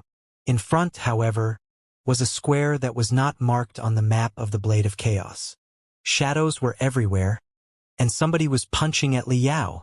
Liao's pupils reflected the shadows in the square and immediately reacted. He pretended to be completely shocked and cried for help at the loudest of his voice. The punch switched from piercing at him to sweeping, trying to blow Liao off the bloody flying sword. Liao took the chance to let go of it and rolled on the ground. He panted as if he had been exhausted. The bloody flying sword, on the other hand, was like a snake that had been tossed into boiling oil and darted toward the origin of the punch in ear-splitting shrieks. However, after a bellow, the bloody flying sword was blown back and nailed into the wall after spinning in midair for a while. Chi! Smoke popped up from the charred, bloody flying sword. The previously bulging veins had all withered, and the enormous blood tumor that looked both like a heart and an eyeball turned black and brown like a rotten eggplant now. The flying sword seemed to be dead. It appears that such a weapon has a high demand for blood. It must keep sucking blood in order to ensure the high-intensity functioning, Liao thought to himself. If it has no access to blood, it will fall into hibernation. Never mind that. Where am I now? Liao glanced around quickly. After an aimless journey, he seemed to have reached the east side of the Mausoleum of Chaos, which was an unexplored area. On the map that he had received on his retina, this area was pure darkness. However, wherever Liao's eyes reached, there were lights everywhere. Several enormous airbags had been filled up in the center of the square, indicating that they were trying to cover something inside. Outside of the airbags, dozens of experts were staying alert. Liao vaguely sensed that the capability of those experts was apparently much higher than that of Uchiba's Death Teeth guards. Many of them had exuded their full strength when they saw the incoming bloody flying sword. Judging from the intensity of their demonic energy, they were at least experts in the Demon King level. At least 5 Demon Kings. It seems that I've arrived at a place that I shouldn't have. All the experts were wearing glittering, fully enclosed suits with anti-poison helmets made of the skulls of giant demon beasts and transparent crystals. Their eyes were hidden behind the dark helmets. A thick, soft tube was extended out from their neck to their back, and they had an enormous emblem of the Blade of Chaos on their chest and their right arm. They could not have looked weirder. It seems like this is the real exploration team. Liao had been rather curious. With Uchiba, a Demon King, and a bunch of Death Teeth guards selected from the gladiators, was it enough to explore the entire Mausoleum of Chaos? That did not seem like a sound plan. As it turned out, the exploration team that Uchiba led was merely a disguise, and the team made of the mysterious experts was the main force of the Blade of Chaos. But what were they excavating now? The elites of the Blade of Chaos that were wearing fully enclosed, protective suits were looking at each other in bewilderment. 2. They did not see it coming that a regular guard would suddenly barge in. Liao could clearly feel the killing intent rising behind the masks made of the bones of demon beasts. Liao's appearance and his heart were like ice and fire, and he pondered the situation he was in carefully. He was not scared that he would be killed. 5 or so Demon Kings could not do anything to him at all. However, if he started fighting them right now, it was unlikely for him to discover what they were searching for exactly. The words of Ning Zhongzi, who was an elder of the Blade of Chaos, were still resounding in his ears. It was said that the secret inside the Mausoleum of Chaos would very likely change the fate of the Blood Demon sector and the Heaven's Origin sector. It was the only reason why Liao was willing to enter the Mausoleum of Chaos. I wonder, are there stronger experts behind the Demon Kings? Liao waited patiently. Right then, in one of the tents at the center of the square, a miserable scream that was 100 times more devastating than that of the blood-sucking flying sword resounded. Liao clearly sensed that the aura of the dozens of experts suddenly changed. The killing intent that they formed a moment ago all dissipated, and they were even somewhat anxious right now. "Don't move!" A muscular demon 3 meters tall pointed at Liao and roared. 2 curled sabers were drawn from the crossed sheaths on his back and danced into 2 streaks of brightness around him. His cold fighting will soar again, this time not toward Liao but the thing inside the tent. Creak. Almost at the same time, a bulging shadow charged out of the tent. Liao took the opportunity to observe the inside of the tent through the fracture. A lot of gray, pale corpses were piled inside the tent and sealed in freezing rune arrays. Next to the corpses stood biochemical slots that looked like coffins. The elites of the Blade of Chaos in fully enclosed suits were carefully stuffing the corpses into the biochemical slots. Right now, the biochemical slot that was just built had half collapsed. It seemed that the sudden intrusion of the blood-sucking flying sword had caused the elites of the Blade of Chaos to make a mistake. "Who?" The shadow rushed out of the tent and gave Liao quite a surprise. The demon was wearing a fully enclosed protective suit just like the other elites of the Blade of Chaos. But the silver armor was bulging as if it was not an appropriate size for the demon. Every part of the garment was protruding out. Some gray and brown granulation tissues crawled out of the gaps of the armor and danced crazily both like a beard and like vines. Unbelievable screams were echoing below the helmet made of the bones of demon beasts. After 2 bam sounds, the 2 dark crystals embedded to the eyes of the mask exploded at the same time, and tentacles sprang out of the eyes and bouncing unpredictably like weird flames. The weird appearance of the object made Liao feel that his blood was freezing. The elites of the Blade of Chaos all jumped away as if it were a great enemy. The speed of the weirdo was accelerated to the maximum as it lunged at a companion next to it. Shwa! The elite of the Blade of Chaos who was about to fall prey to it slashed his saber out of natural instincts. The aura of the saber blossomed in front of him like fireworks, while the most brilliant part cut into the arm of the weird thing. "No!" A few elites of the Blade of Chaos near them shouted at the same time, but there was no time. After the aura of saber flashed, the arm of the weird thing was immediately fell away. However, the broken hand dashed on the ground like a lizard supported by the tentacles. A large cluster of hazy, venomous fog also spurted out of the shoulder of the weird thing. The venomous fog, as if alive, dispersed in midair and charged at everybody on the spot. Attack with fire and frost. The members of the Blade of Chaos standing at the edge finally came back to themselves. Purple flames darted out of their shoulders and formed high heat barriers in midair. The weird hand that was crawling on the ground aimlessly was also frozen tight by a cluster of blue gas. However, the weird thing was more vigorous than expected. It was not scared of the scourge of frost and flames at all. Even when drowned in flames, the weird thing was not in the least affected and simply raged and roared like spluttering magma. "Don't touch him, or you will end up like him." The panicked elites of the Blade of Chaos all shouted. Liao was secretly alarmed, too.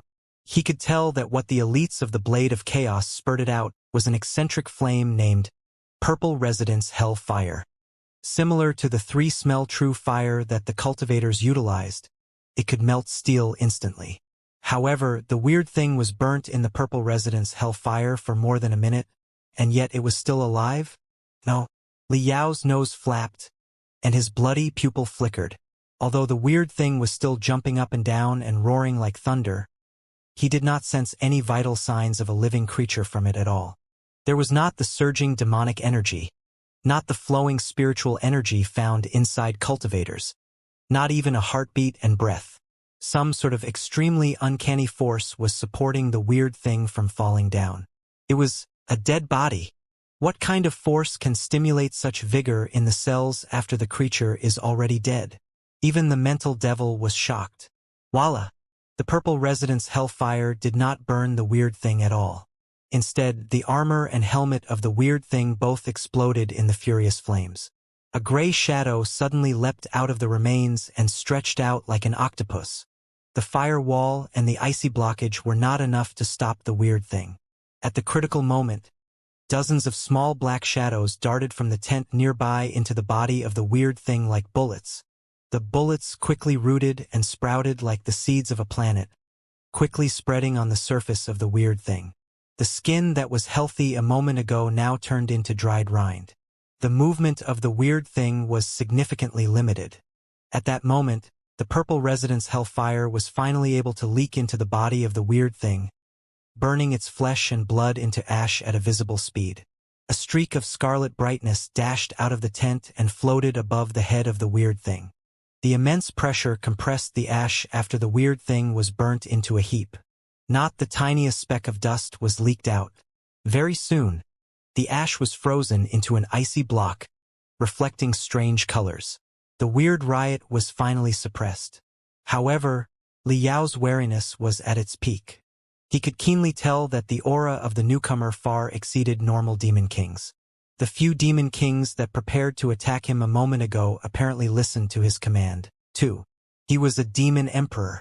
He must be the real leader of the Blade of Chaos and the commander of the exploration operation. The eyes that were hidden behind the helmet stopped on Li Yao for a long time. Li Yao even sensed a fleeting killing intent. However, after pondering for a moment, the newcomer still slowly landed on the ground and even took off the helmet, revealing a transparent, protective airbag. Inside the airbag was a face that could almost be called handsome. Above the two eyes that were as brilliant as black diamonds were eyebrows that were furiously burning like flames. Two scarlet antennae were growing on his forehead and shivering slightly in the same pace as his heartbeat. Li Yao had seen the face countless times in Jin Xinyue's depiction. It belonged to the cynical expert in the Demon Emperor level, the blood brother of Elder Netherspring, and the master of Void Turmoil City, the Fire Ant King. Everything makes sense now. Li Yao suddenly realized what was going on. Wuxia is simply the master of the Skeleton Island and the manager of several arenas. How could he establish such an enormous organization like the Blade of Chaos in secret? The Fire Ant King is a demon emperor after all. His wisdom and strategies could be seen from the fact that he created Void Turmoil City on his own. How could he have been fooled by Wuxia for so many years? If the Fire Ant King has been deliberately turning a blind eye, that will be much more reasonable. His Void Turmoil City is the slave trading center of the entire Blood Demon sector. Since so many slaves are coming in and out of the place every year, it is more than simple for him to select a bunch of low-level demons who have talent in training and yet hate the pantheon of demons' guts. Only the revenue he makes by selling slaves and strengthening drugs is enough to support the daily operations of an enormous organization. He is the blood brother to Elder Netherspring and the most notorious slave trader. Nobody would expect that he is actually the real leader of the Blade of Chaos. The Fire Ant King glanced at Li Yao casually and did not think too much of the unimportant, regular member of the exploration team. He asked in a low voice, "Do you know me?" Li Yao nodded. The Fire Ant King was the master of Void Turmoil City. His portrait was everywhere on the Skeleton Island, and the few biggest arenas even had statues of him. It was certainly not a good idea to pretend not to know him. "There's no need to fret, my brother." The Fire Ant King opened his arms and smiled. "As you can see, I am also a member of the Blade of Chaos, and a brother who is fighting for a future where all the demons live equally together, just like you." His voice was as warm and comforting as jade and made everybody who heard it find it irresistible to trust him. The Fire Ant King continued, "What you saw just now was the most immaculate weapon that God Chaos bestowed upon us, except that the weapon is still slightly unstable at this moment. However, after we completely crack the secrets of the weapon, it will only be a matter of time before the Blade of Chaos rises." An immaculate weapon? Li Yao's mind was greatly disturbed. The Fire Ant King had clearly known that there was such an immaculate weapon inside the Mausoleum of Chaos all the time. The ostensible operation to excavate the Mausoleum of Chaos had always been a disguise. His goal had been precisely this place. What kind of terrifying weapon could turn a dead body into a dreadful, relentless warrior? Besides, judging from the warning of the elites of the Blade of Chaos, the venomous fog that the dead body spurted out was strongly contagious. While Liao was dwelling in the shocking deductions, the antennas on the Fire Ant King's head shivered slightly, as if he was receiving a lot of information. Weird brilliance beamed out of his eyes as he observed Liao with great interest for a moment. With a smile, he asked, "Your name is Bloody Claw? Your performance on the Skeleton Island was quite good. And you have a sister in Void Turmoil City, correct? Excellent. Everybody thinks that our organization hit rock bottom after the Riot of Bloody Blade was suppressed. But they do not know that the Riot of Bloody Blade is just a disguise. And the day when our organization soars into the sky will come as soon as we dig out the legacy inside the Mausoleum of Chaos. However, the most important task for us is yet to be finished and requires our joint effort. We must find the sacred body of God Chaos." Liao was greatly surprised. He had been thinking that Chaos was a name for an organization and that this place was a secret base of the organization. But according to the Fire Ant King, was Chaos really an individual buried in this place? What kind of secrets were concealed in this sacred body of Chaos? The antennae of the Fire Ant King slightly moved. Liao immediately sensed that a torrent of information was transmitted to the receptors on his forehead. Clicking sounds were echoing inside his brain. On the biochemical chips that he was wearing, information, data, and images were raining down like a storm. They were the maps of the Mausoleum of Chaos, which were at least 3 times more detailed than those Liao had received a moment ago. Countless dense, interconnected roads were leading to the center of the underground. I didn't know that the Fire Ant King's exploration on the Mausoleum of Chaos was so thorough. Weird. A minor space is hidden thousands of meters below the Research Institute of the Mausoleum of Chaos. What is that? Liao was in deep thought, but he put on an astonished and bewildered expression. Similarly deep in thought, the Fire Ant King casually said, "I came to this place at great risk. Now that you've run into me, for the sake of confidentiality, you are not getting out of my sight easily. I've just read your files, and I can say that you are a rather excellent talent. So, you can follow me and look for the sacred body of God Chaos together with us." The Fire Ant King raised his arms high, with devotion and earnestness all over his face. God Chaos is the ancestor of all demons. He is the creator of the demon race. If we can sort out all the secrets hidden inside the sacred body of God Chaos and receive his legacy, our organization will most certainly. Before he concluded his declaration, an abrupt change took place. The earth was suddenly trembled violently, as if a series of shooting stars had hit the star-swallowing sea and raised an intense earthquake. The trembling did not end until more than half a minute later, succeeded by messy, dull noises. The antennae on the Fire Ant King's forehead were cramping crazily, and his face turned extremely hideous, his killing intent soaring like the sharp edges of a saber. Not having time to explain anything to Liao, he simply led most of his subordinates into the darkness and rushed to the upper level of the temple while leaving Liao and several elites behind. Intruders. Liao recognized the source of the quakes keenly. After countless battles against the demon race in the Heaven's Origin sector, and through the simulations of head-on clashes with the devilish warships in the Grand Illusionary Land, Liao could not have been more familiar with such quakes. They were a result of the bombardment of the acid cannons of the large devilish warships. Judging from the intensity of the quakes, the caliber of the acid cannons was appallingly huge, and the devilish warships that accommodated them were certainly the main force models. The Blade of Chaos was an underground organization. It was impossible and unnecessary for them to be equipped with such main force warships. In the Blood Demon sector, only the 4 major demon kingdoms had such capabilities. Liao thought quickly as what to do next. The Fire Ant King seemed to have realized the formidability of the intruders and brought away all the demon kings. All that was left were simply a few demon generals. Pondering for a moment, Liao risked scratching his ear and taking off one of his cosmos rings before he released Neltharion quietly. Shwa! Neltharion entered stealth mode instantly, and its spiritual waves were constricted to the minimum. Normal cultivators and demons would not be able to notice anything wrong. Driving Neltharion, Liao followed the Fire Ant King from a distance. The Fire Ant King was rushing forward anxiously and did not notice that a haunting shadow was closely tailing him from hundreds of meters away. The second floor of the underground was already a mess. Nobody expected attacks from the sky. The warriors were in a hurry to wake up their biochemical beasts and ascend to the temple through the lifts. Steering Neltharion, Liao chose a good moment to dash into a lift and hide beside everybody's legs. Those crammed in the lift were all demon soldiers and demon generals. Naturally, nobody noticed Neltharion at all. On the first floor, inside the temple, the shocking view made Liao unable to stop himself from clicking his tongue. The dome of the temple was already on the brink of destruction due to the corrosion of the acid cannons from the shell of the earth.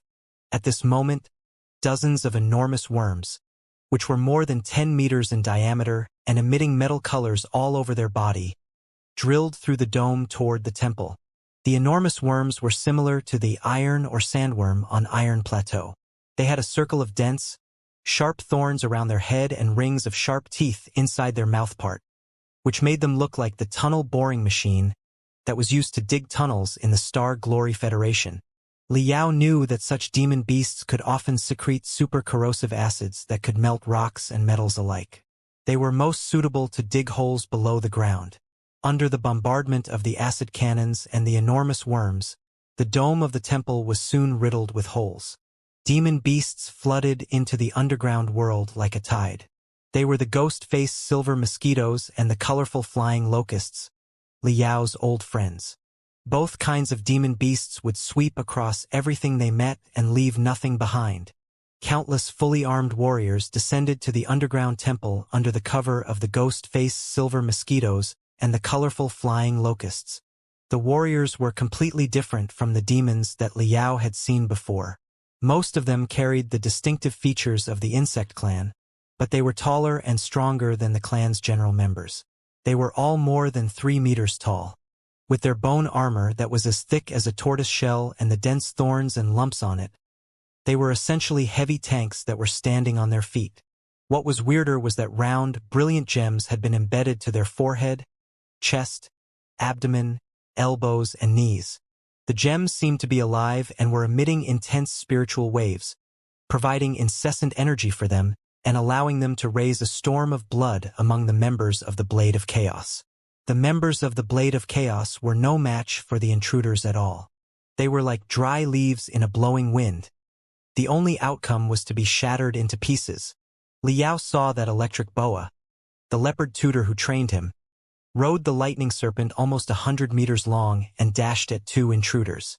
Hundreds of electric arcs were spurting out of the mouth of the serpent and condensed into a hurricane of electricity.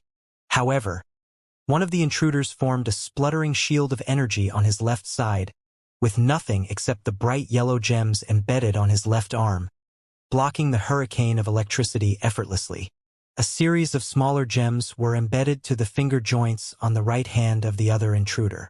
They were now activated in midair, releasing hideous threads of energy that were condensed into a sharp blade and pierced through the head of the lightning serpent. Electric boa screamed miserably and lost connection to the lightning boa, falling off from midair. What kind of strength is this? Liao secretly clicked his tongue. The capability of the intruders was certainly high, but it was not high enough for them to conduct a one-sided slaughter. It was the gems embedded in their bodies that had multiplied their combat ability. Weird brilliance flashed deep inside a gem, giving Liao a hint as to what it was. The demon cores. The demon core was the most valuable part of a demon beast. Every strong demon beast would naturally generate a demon core inside their body after they swallowed enough heavenly materials and earthly treasures and absorbed sufficient natural energy. The energy contained inside the demon cores was even more immense than that inside the marrow crystals. They were the ultimate treasures that many cultivators dreamed to get. Before Liao entered the building foundation stage, he had once been hunted by Wang Ji, a prince of the kingdom of lion butchers, in the thunderous Sound Mountain. He had only narrowly escaped the disaster by refining a demon core into a powerful bomb and blowing more than half of his pursuers into smithereens. The mysterious intruders have gathered so many demon cores and embedded them into their own body through a certain secret technique. They can borrow the strength of the demon cores every moment. They are essentially enhanced by the strength of dozens of demon beasts. Liao was greatly shocked. He calculated quickly. Judging from the velocity, strength, and frequency of the activation of the demon cores, most of the intruders were able to wield the capability of a demon king. Some of the intruders, who were embedded with dozens of demon cores and looked like captains, could even trigger the combat ability close to that of a demon emperor for a moment. This is rather a great show. In the shadows of the second floor, Liao's eyes were cold and blinking like the indicators of the crystal processors that were functioning at the highest performance. He analyzed the routes and patterns of the attacks of all the enemies and evaluated their overall capability. 100 mysterious warriors with demon cores embedded into their bodies, with at least 3 enormous main-force devilish warships, as well as a slender shadow suddenly revealed its full appearance from the overwhelming mist of blood and dust.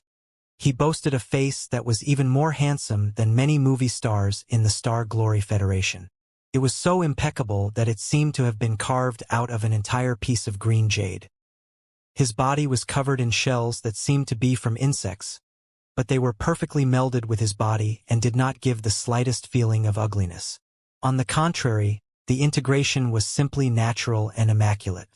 Dark golden brilliance was mixed in the green and black shells, making it look like the most glamorous armor that was built by the best craftsmen of the entire Blood Demon sector. After he showed up, the entire battlefield was eclipsed. The gory battles seemed to have been frozen into a dull background for him. Nether Spring. Thunderous roars echoed inside the empty temple. A red shooting star suddenly rose up and circled around several intruders, who were all blown backwards after a series of miserable screams. The shadow covered in flames came to an abrupt halt right in front of the exceptionally handsome newcomer. The flames gradually faded away, revealing the outraged face of the Fire Ant King. The antennae on his forehead had both been extended to the maximum and turned deep purple, tied up by veins.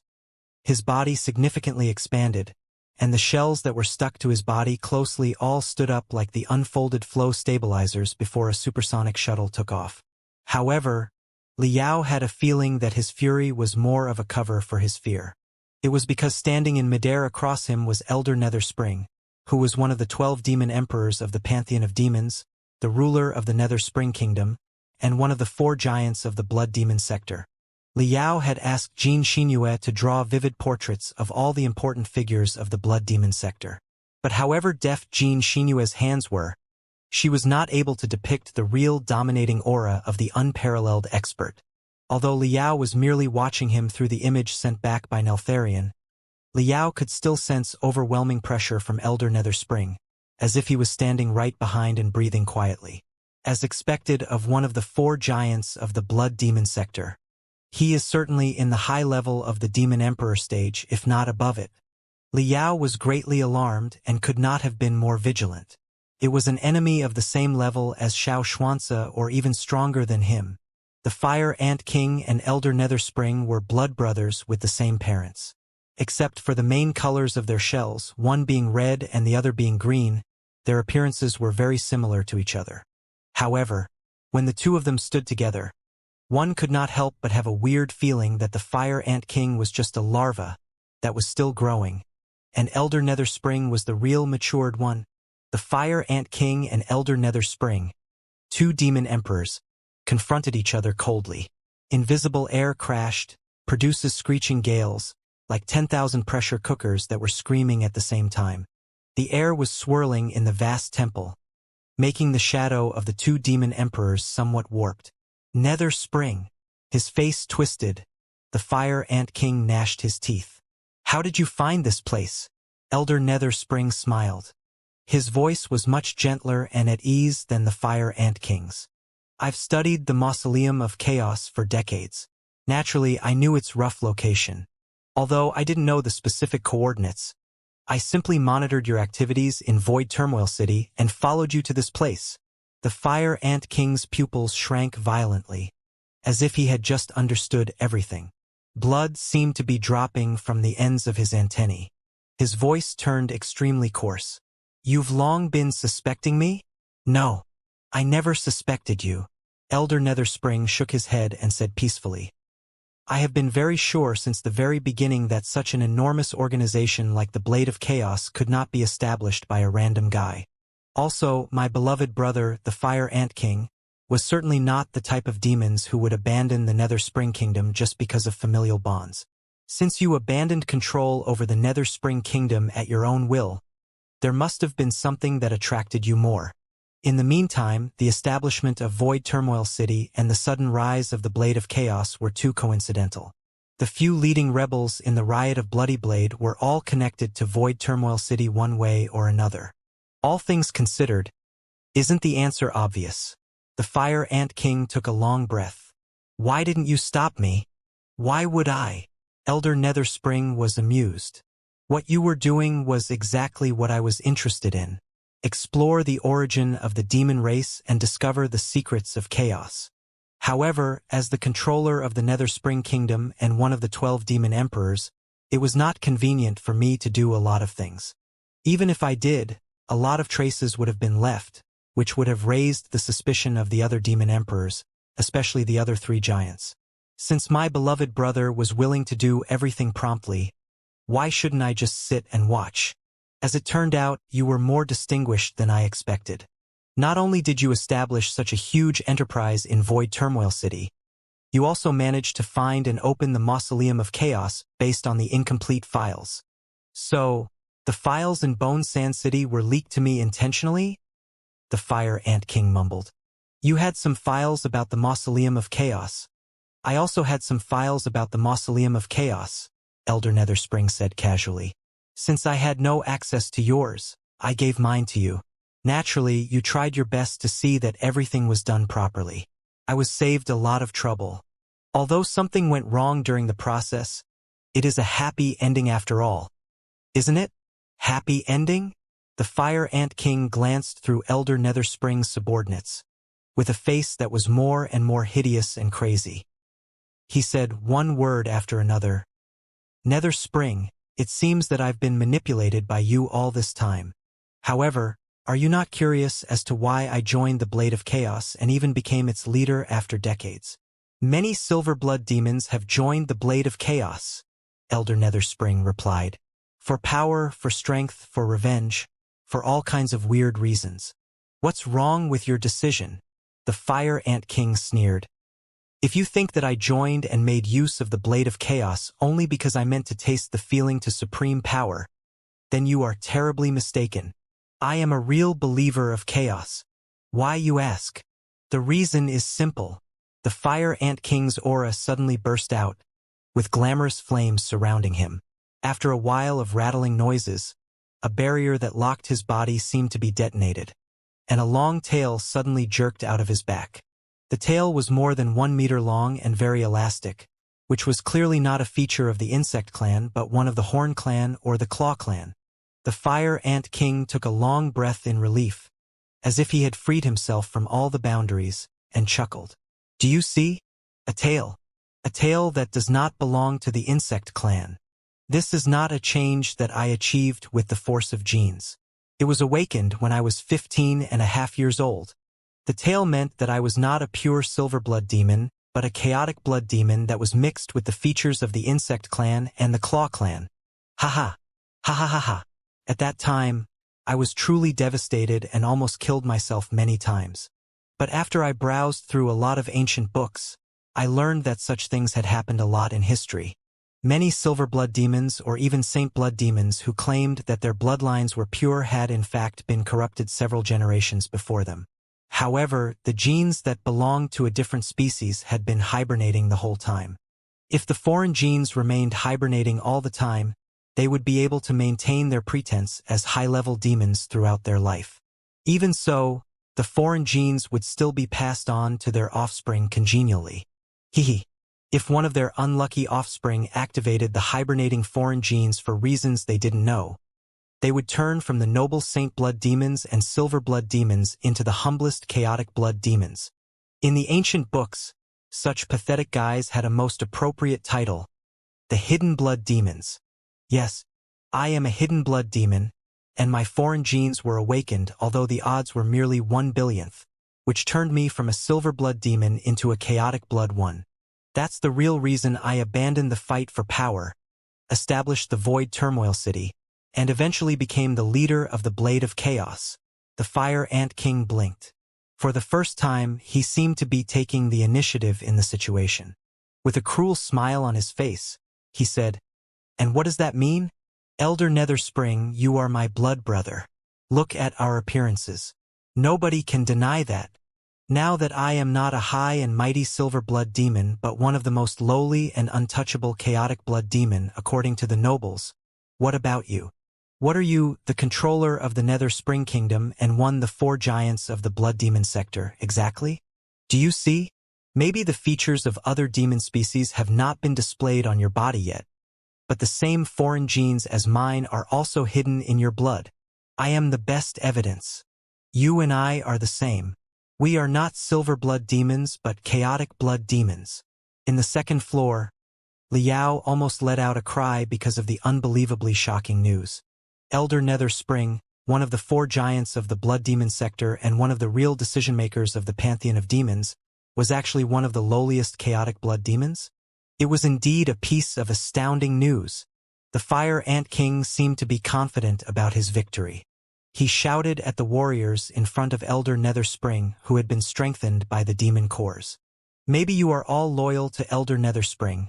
Maybe you do not care about whether or not he is a silver blood demon at all. But please use your brain. You have all heard the biggest secret of Elder Nether Spring. Will he allow you to walk out of this place alive and tell everybody his real birth?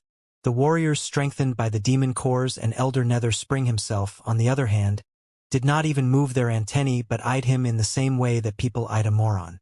The fire ant was dazed. A moment later, he shouted in a high-pitched voice, "You knew it long ago? You knew clearly that you were a chaotic blood demon instead of a silver blood demon? If so, why do you have to fight against me? Why are you so desperate to annihilate the Blade of Chaos? Why do you not work together with me and take back what belongs to the chaotic blood demons?" The Fire Ant King was completely at a loss. "Yes," Elder Nether Spring replied gloomily. "I discovered my real identity a long time ago. Therefore, I did not bring the army of the Pantheon of Demons, or the troops of the Nether Spring Kingdom, but my personal subordinates who are directly commanded by me. They are known as the Nether World Watch. You can stop wasting your time in encouraging the Nether World Watch to turn against me. You won't be able to achieve that. As for my reason to annihilate the Blade of Chaos..." Elder Nether Spring's eyes suddenly turned extremely deep and seemed to be piercing through the Fire Ant King, the underground temple, and beyond. "You will know the reason very soon." Along with his words, the aura around him suddenly expanded, filling up every corner of the magnificent and spacious underground temple and turning the building into a narrow matchbox. Even Liao was intimidated by the aura despite merely observing through Neltharion. The hair on his back all stood up, and his spine was emitting cracking noises. His fighting will expanded and flowed inside his veins like fire. The few elites of the Blade of Chaos naturally did not have such keen senses.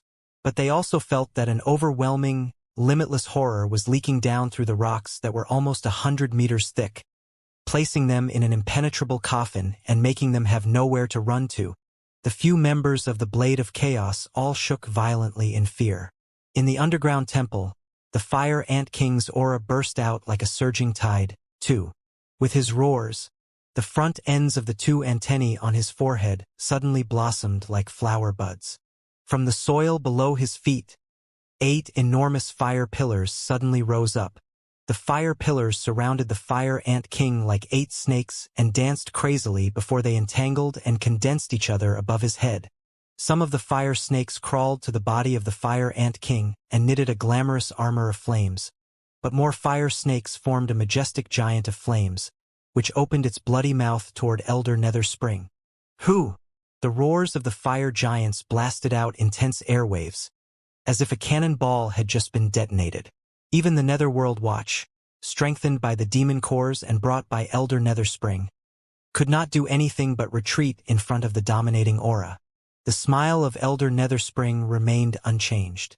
He said calmly, "So, you've been stalling in order to summon the biochemical beasts in secret."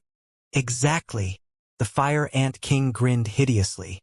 "Big brother, they are the 1,000 ghostly fire ants that I refined at the cost of endless heavenly materials and earthly treasures and strengthening drugs after 10 years. I'm afraid that the ghost-faced silver mosquitoes and the colorful flying locusts will be burnt into ashes should they come any closer."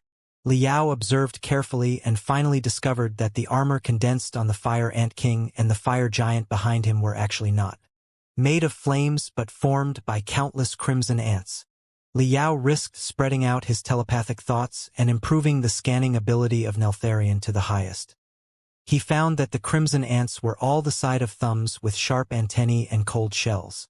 They looked dozens of times more ferocious than the purple ring sword rings that he was most familiar with. On their shells and their wings, swirl-like natural spiritual stripes were growing, which, according to the pattern and structure, could significantly enhance the force of the flames. Even one of the 1,000 ghostly fire ants should have been more than enough to burn the internal organs of a person into ashes when it crawled into their stomach. But the Fire Ant King had refined thousands of 1,000 ghostly fire ants that were under the control of his telepathic thoughts. It was truly horrifying. Liao was secretly alarmed. He had a better understanding about the mysteriousness of the biochemical beasts right now. If he were faced with the Fire Ant King, he would not be at much of an advantage even if he made the best use of the Mystic Skeleton battlesuit, and he was not confident that he could secure the final victory at all. Boom! While Liao was thinking quickly, the fierce battle between two demon emperors inside the underground temple had already broken out. With the biochemical armor made of the 1,000 ghostly fire ants on his body, the Fire Ant King's aura was levels higher than before. He took the initiative to attack Elder Netherspring. Since the fire giant behind him was made of the 1,000 ghostly fire ants, it was not restricted to a fixed form. The two arms whipped out and immediately turned into almost 100 tentacles, darting at Elder Netherspring and more than 10 soldiers of the Netherworld Watch near him. The front ends of every tentacle were blossoming like a flower, revealing a hideous bloody mouth that looked like the most vicious carnivorous flower. But Elder Netherspring simply put his hands behind him while he faced almost 10 fiery carnivorous flowers casually. He did not even bother to defend himself. Crack! The fiery carnivorous flowers lunged on Elder Netherspring and bit him hard. The 1,000 ghostly fire ants flooded into his body like magma and burnt him through from inside to outside. Liao was dumbfounded. "You can't be serious. The giant of the blood demon sector has been defeated so easily?" But there was no ecstasy from slaying an enemy quickly on the Fire Ant King's face at all. He looked incredibly gloomy. Bam! A moment later, Elder Netherspring, who was consumed by the flames, suddenly exploded into tiny sparks like roaming fireflies. Well, Liao gasped hard. The body of Elder Netherspring was actually made of thousands of ants? Right at this moment, dull humming sounds echoed inside the holes on the ceiling of the temple. A large cluster of green mist dropped down like the thick tar and condensed into airless balls. The green balls were all made of ants that looked like green jade. A moment later, the green ants wriggled and rippled out into the shapes of green figures. The green ants were all translucent and looked both like jade and like glass. Rays of lights flowed like water, and they soon all turned into the image of Elder Netherspring. Biochemical beasts that can simulate the shape of other creatures. Liao was truly shocked. The Elder Netherspring in the beginning had been made of biochemical beasts, but he did not sense anything wrong at all. Although there was latency and distortion when he was perceiving the opponent via Neltharion, Liao was not confident that he could have distinguished the real identity of the Elder Netherspring if he had been standing right before him a moment ago. 10 clusters of green ants phantomized into 10 Elder Nethersprings and stood in front of the Fire Ant King with exactly the same sunny smile. They narrowed their eyes, as if they had just enjoyed the most delicious meal, and said casually at the same time, "With the gold flame poison ants, demolishing devil ants, purple ring sword ants, and another dozen types of brutal ants as the foundation, and feeding them with the phoenix kinggrass, the red cloud crystals, the soul-separating ghosts, and other materials. You've successfully made your 1,000 ghostly fire ants trigger a high temperature of more than 2,000 degrees instantly. They can also detonate themselves? Very impressive biochemical beasts. Before he concluded his sentence, the 10 Elder Nether Springs launched attacks toward the Fire Ant King at the same time.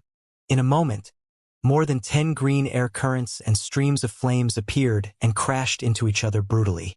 Most of the Elder Nether Springs were broken and shattered by the 1,000 ghostly fire ants. However, they were all clones made of the green ants. With the incessant supply of the green ants from the ceiling, it was impossible to annihilate all of them. In the eyes of most bystanders, the fierce battle was perhaps merely the flashing lights of green and red. But Liao felt cold sweat covering all over his forehead while he was observing. Elder Nether Spring was of the same origin as the Fire Ant King. They were both super experts in manipulating the ant-type biochemical beasts, but their combat styles were vastly different. The Fire Ant King's armor and weapons that were made of countless thousand ghostly fire ants were already dazzling enough for Liao. But the endless clones that Elder Nether Spring created based on the phantom green ants were all connected to himself in a weird way.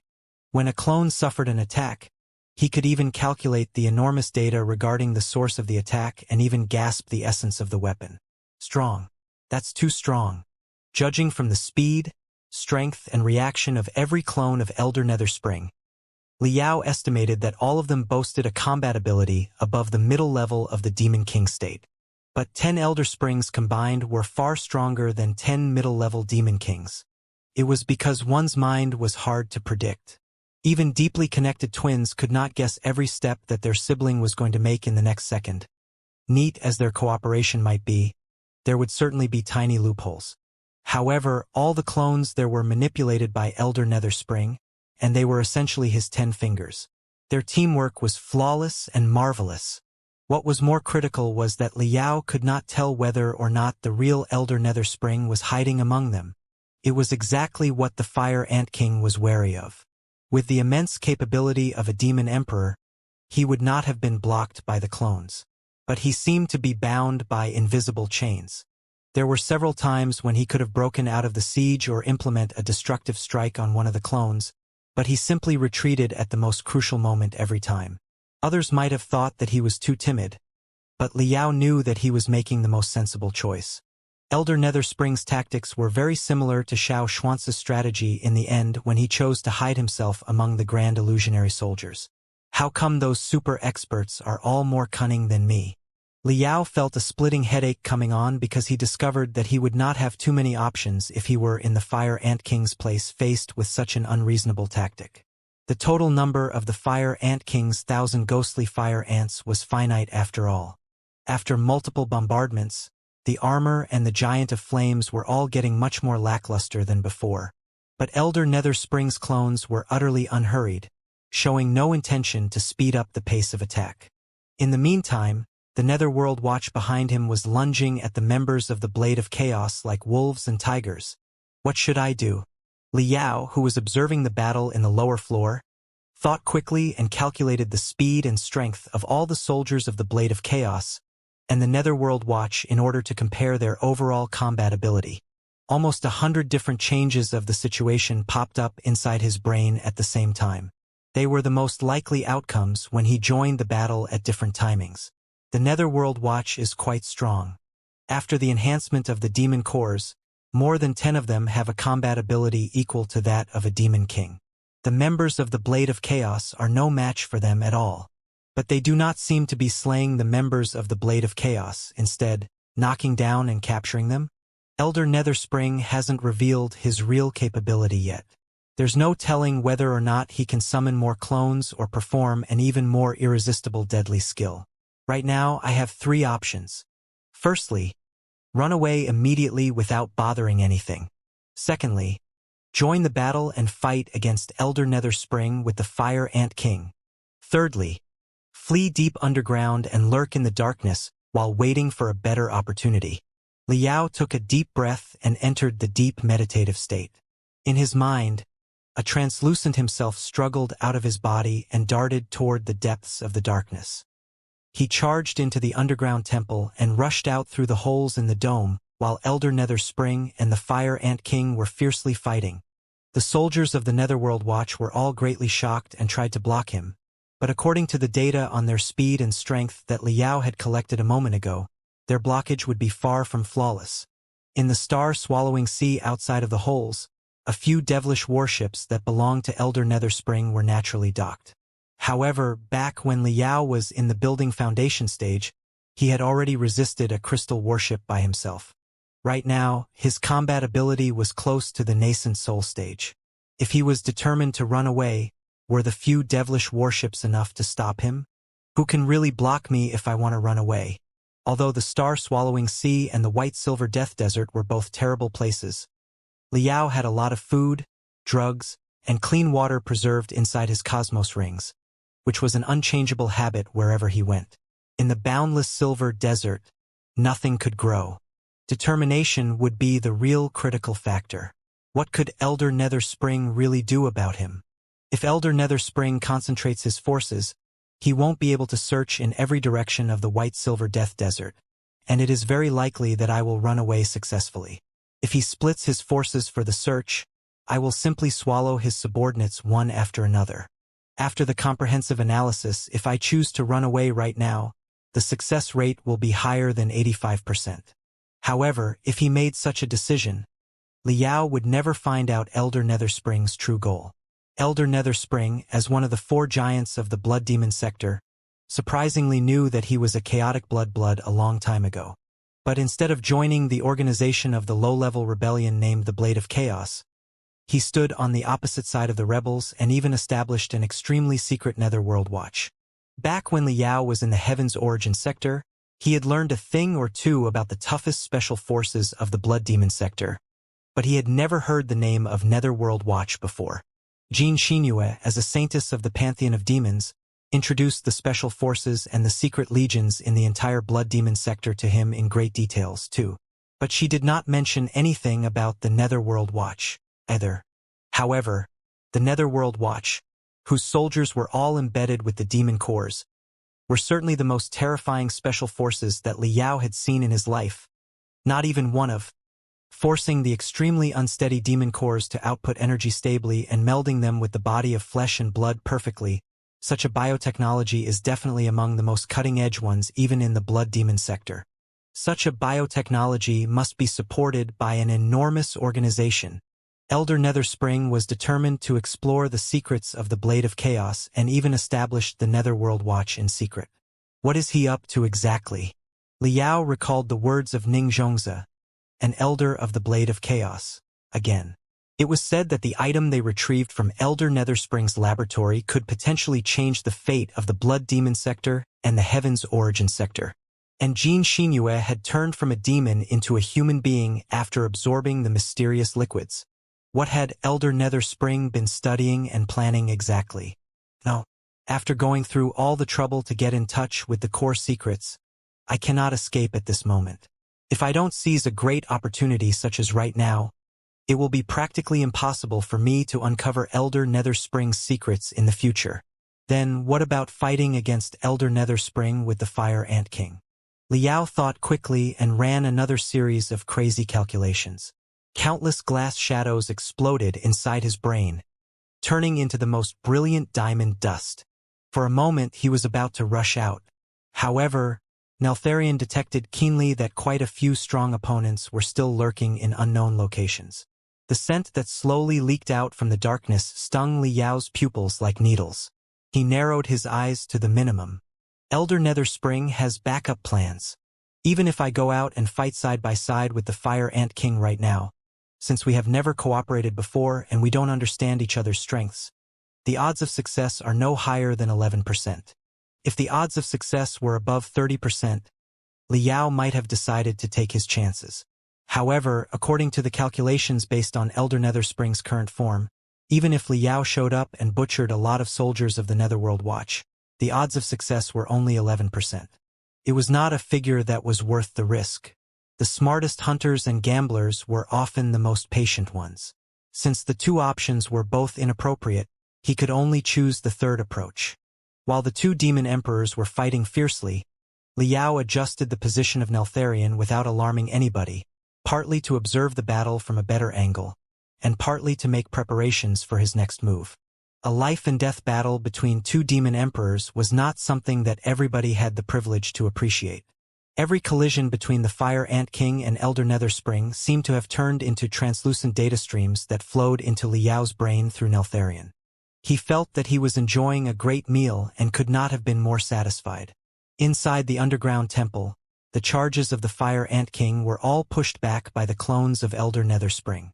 Except for the numerous ants that were wasted during the endeavors, neither of them made significant progress.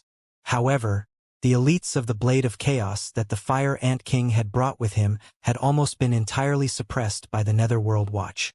The Fire Ant King was more than infuriated and lost his patience. The fire giant behind him was finally melded into his real body, which was wearing the armor of flames, before he turned into a roaring dragon and dashed toward the dome of the temple. Puh! Puh! Puh! 7 clones of Elder Netherspring stood in his way, only to be destroyed unstoppably, turning to shivering smoke while the burnt bodies of ants fell to the ground like a storm. The Fire Ant King finally got rid of the harassment of Elder Netherspring's clones and rushed toward the dome that had been drilled through by his brother. He seemed to be planning to escape through the dome. However, the moment he was closest to the dome, the head of the fiery dragon suddenly exploded, and a shooting star darted out of the head toward the east side of the temple rapidly. The cicada had gotten out of its shell. The fiery dragons made of countless thousand ghostly fire ants continued crashing toward the dome of the temple, forming furiously burning clouds in midair. In the meantime, the Fire Ant King turned into a streak of brightness and flew into the pathway that he came from. The rest of the clones of Elder Netherspring and the soldiers of the Netherworld Watch were mostly blinded by the burning clouds, and their senses were disrupted. They did not have enough time to stop him. The Fire Ant King was about to successfully escape when 3 streaks of brightness darted out of the path and hit him one after another. Boom! Boom! Boom! It sounded like that the main guns of a devilish warship and a crystal warship had leaned against each other and opened fire 3 times brutally. The collision was so powerful that Liao suspected that the underground temple might have collapsed. Airwaves that looked like ripples resulting from the collisions swept across the temple, each replacing the last like a tide. The first 2 streaks of brightness were both knocked away by the Fire Ant King, but the third one blew him backward heavily like an iron hammer. Then, 3 streaks of brightness hovered around him rapidly like 3 satellites and knitted into an impenetrable cage. The first streak of brightness was black. It was a brutal warrior more than 6 meters tall who looked like a hybrid of a Hercules beetle and longhorn beetle. The black, lumpy shell of the warrior was even more magnificent than the biggest Ares extension. What was more terrifying was that spluttering electric arcs were dancing on all the black lumps on his body, as if every bump of his body was a powerful electrode. Just like the other soldiers, the warrior was embedded with dense demon cores. His breastplate that looked like a door plank was even installed with a demon core even bigger than Liao's head. Liao found it hard to imagine what kind of demon beast such a huge demon core belonged to and how long it had taken for the demon beast to condense it. On the head of the brutal warrior that looked like a titan, 2 horns were grown like 2 long spears. Thick electric arcs were being generated between the horns and triggered a super intense attack every few seconds like the most powerful Tai lightning railgun, which slashed at the Fire Ant King like the auras of a saber or a sword. The second streak of brightness was colorful and agile. At first glance, it was an attractive beauty. Although she was only slightly more than 1 meter tall, there was not the feeling of discordance of the dwarfs in her. On the contrary, she seemed to have been shrunk to half the size of the most beautiful girl. She was wearing colorful soft gauze, and her bosoms could be vaguely seen and were almost jumping. The gauze folded into 2 enormous butterfly wings on her back. All kinds of flowers were flourishing on the wings, making them exceptionally glamorous. The dazzling colors were also flowing slowly, both like a kaleidoscope and like a splendid swirl. The butterfly demon was dancing elegantly, leaving clusters of colorful powder anywhere she reached. Liao noticed that the Fire Ant King was weirdly slowed down the moment he touched the powder, although his speed was rather high in the beginning.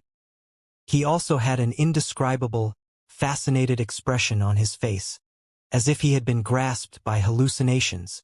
Those two must be the captains of the Netherworld Watch.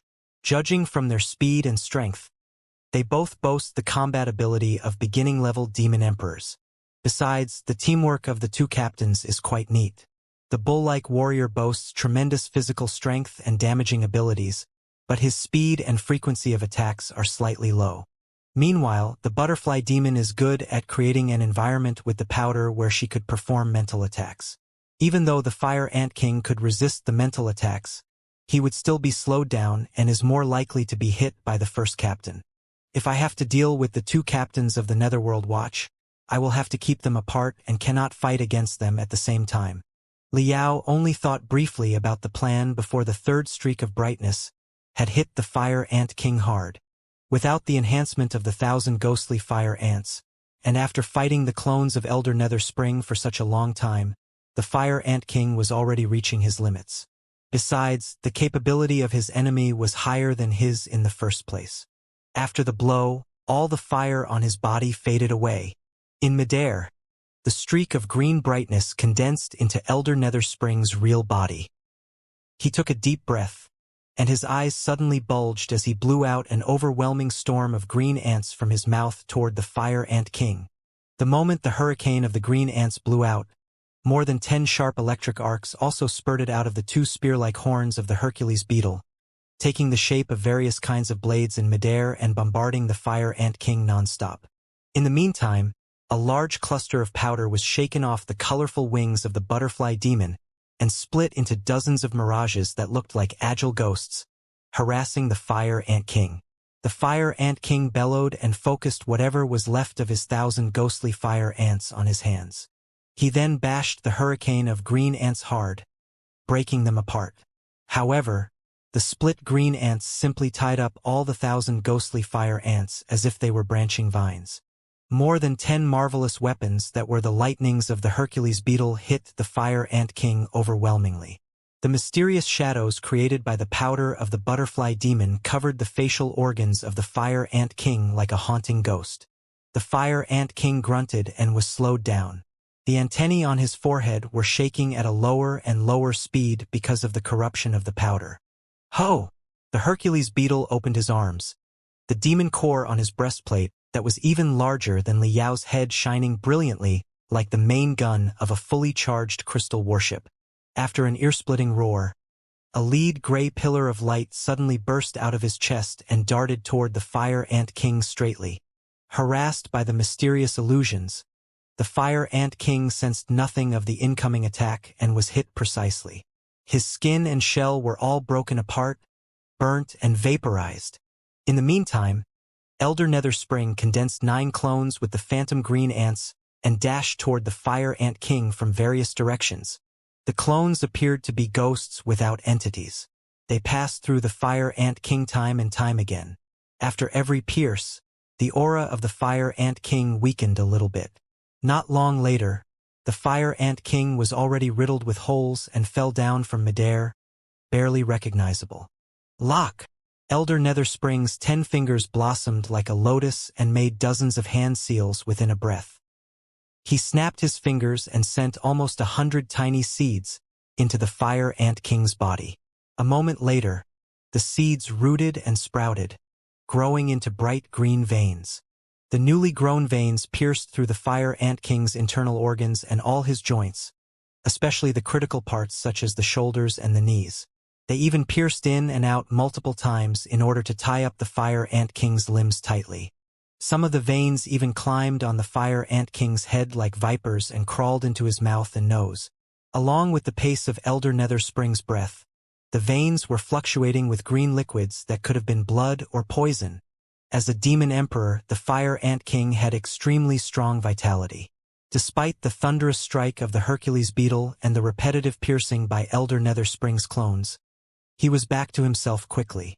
However, the weird seeds and veins were like the strongest shackles, rendering him unable to move and grumbling in excruciating pain with his eyes almost bulging out.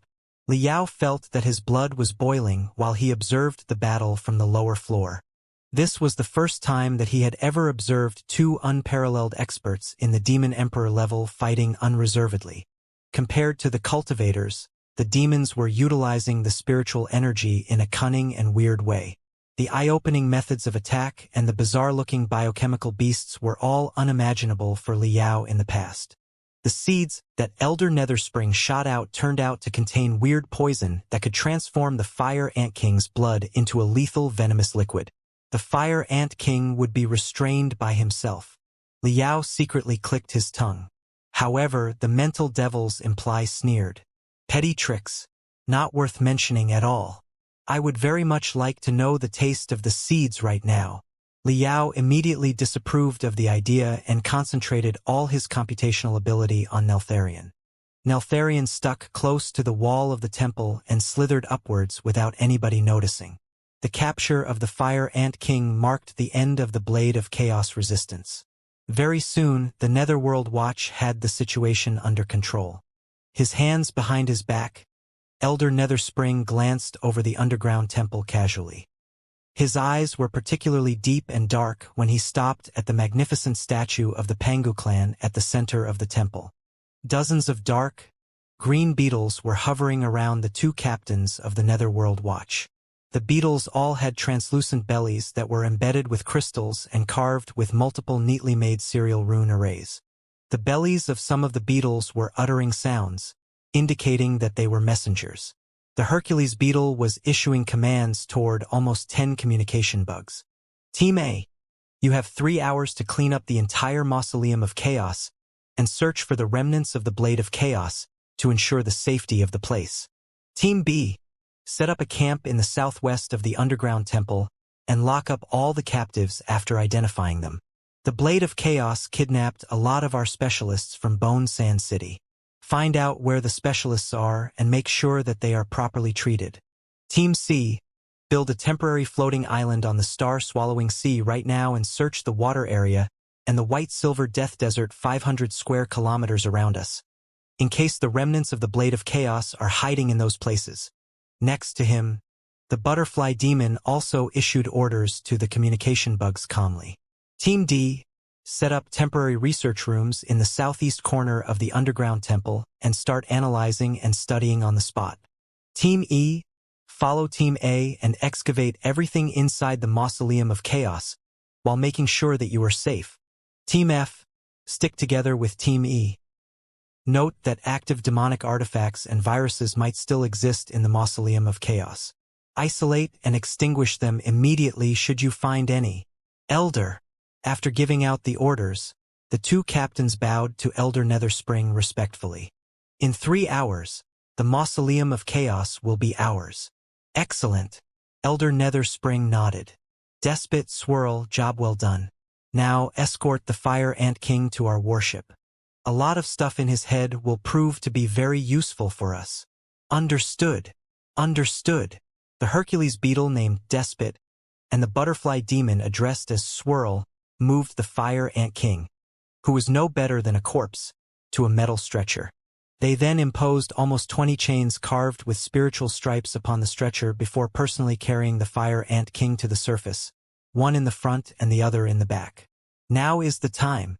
On the second floor, Liao's temples were bouncing crazily, and his heart was almost breaking out of his ribs. He decided to make the riskiest gamble.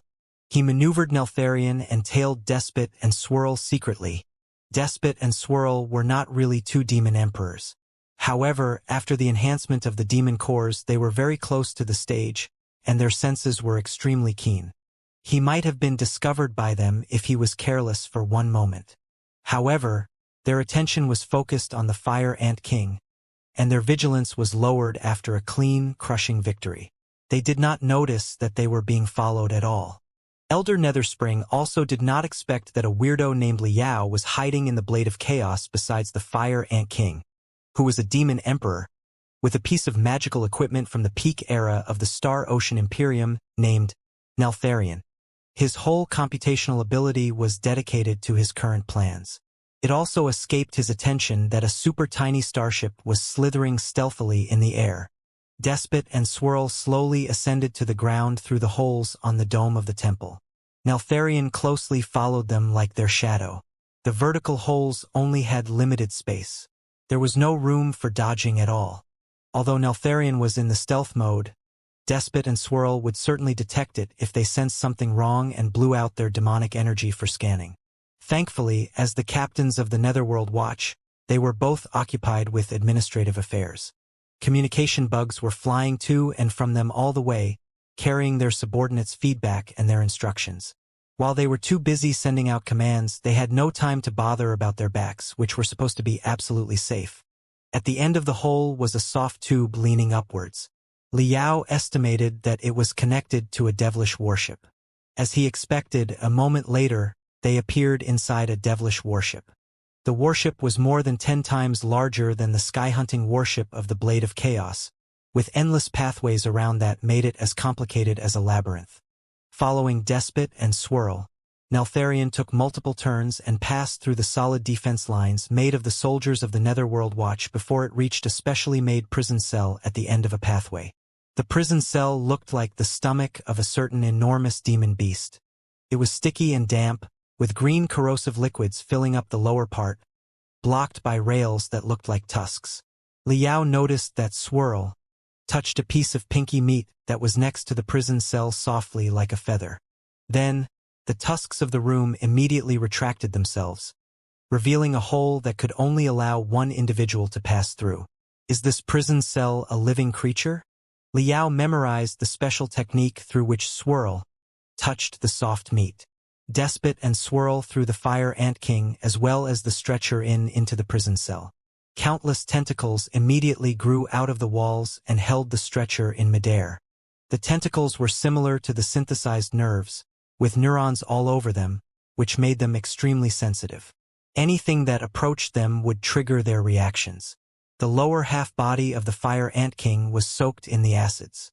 Burning sounds were echoing non-stop, and black smoke was even popping up from the pool. Half a day ago, the guy had still been dreaming about leading the Blade of Chaos to its rise. But right now, he had already ended up a prisoner. His mind seemed to be even more devastated than his depressed face. He had completely lost his fighting will and lowered his head. His antennae dangled down from his forehead like 2 pieces of rotten wood. The moment the tusk cage was to be closed, Liao riskily steered Neltharion in. The tusk cage showed no response. Despot and Swirl did not notice anything wrong, either. They simply summoned a team of the Netherworld Watch and reminded them of something before they walked away. It appeared that they were quite confident in Elder Netherspring's barriers. Liao heaved a long sigh of relief. The most dangerous step had finally been accomplished, however dangerous the process was. Right then, he heard the deafening noises of the functioning lifts leading to the floor that he was in. The Netherworld Watch has come down to search for the remnants of the Blade of Chaos. The few elites of the Blade of Chaos around Liao were all at a loss. Naturally, Liao would rather not wait to be captured by them there. He pretended to be panicked and screamed before he dashed into the darkness of the second floor. The elites of the Blade of Chaos all realized that it was not good. Looking at each other in bewilderment, they shouted and dispersed. In the darkness, Liao's bloody eye was glittering like a shivering red star while he rushed in the darkness. At that moment, his eye named Neltharion was still in the tusk cage that locked the Fire Ant King.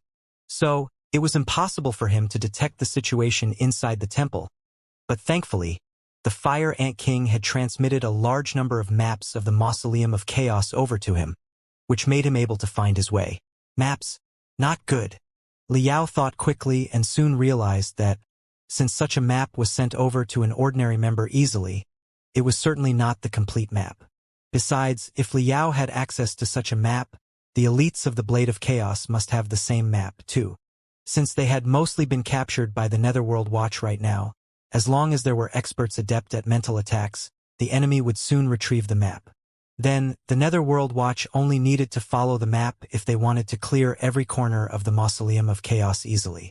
I have to hide myself in a pathway or room that is not marked on the map, Liao accelerated his speed to maximum and upgraded his optical cells and nerves. The darkness of the pathway was no longer a hindrance for him. While rushing forward, he calculated the route that he had just passed and checked it with the map that the Fire Ant King offered to him, trying to figure out a new direction. Shouts and screams could vaguely be heard behind him.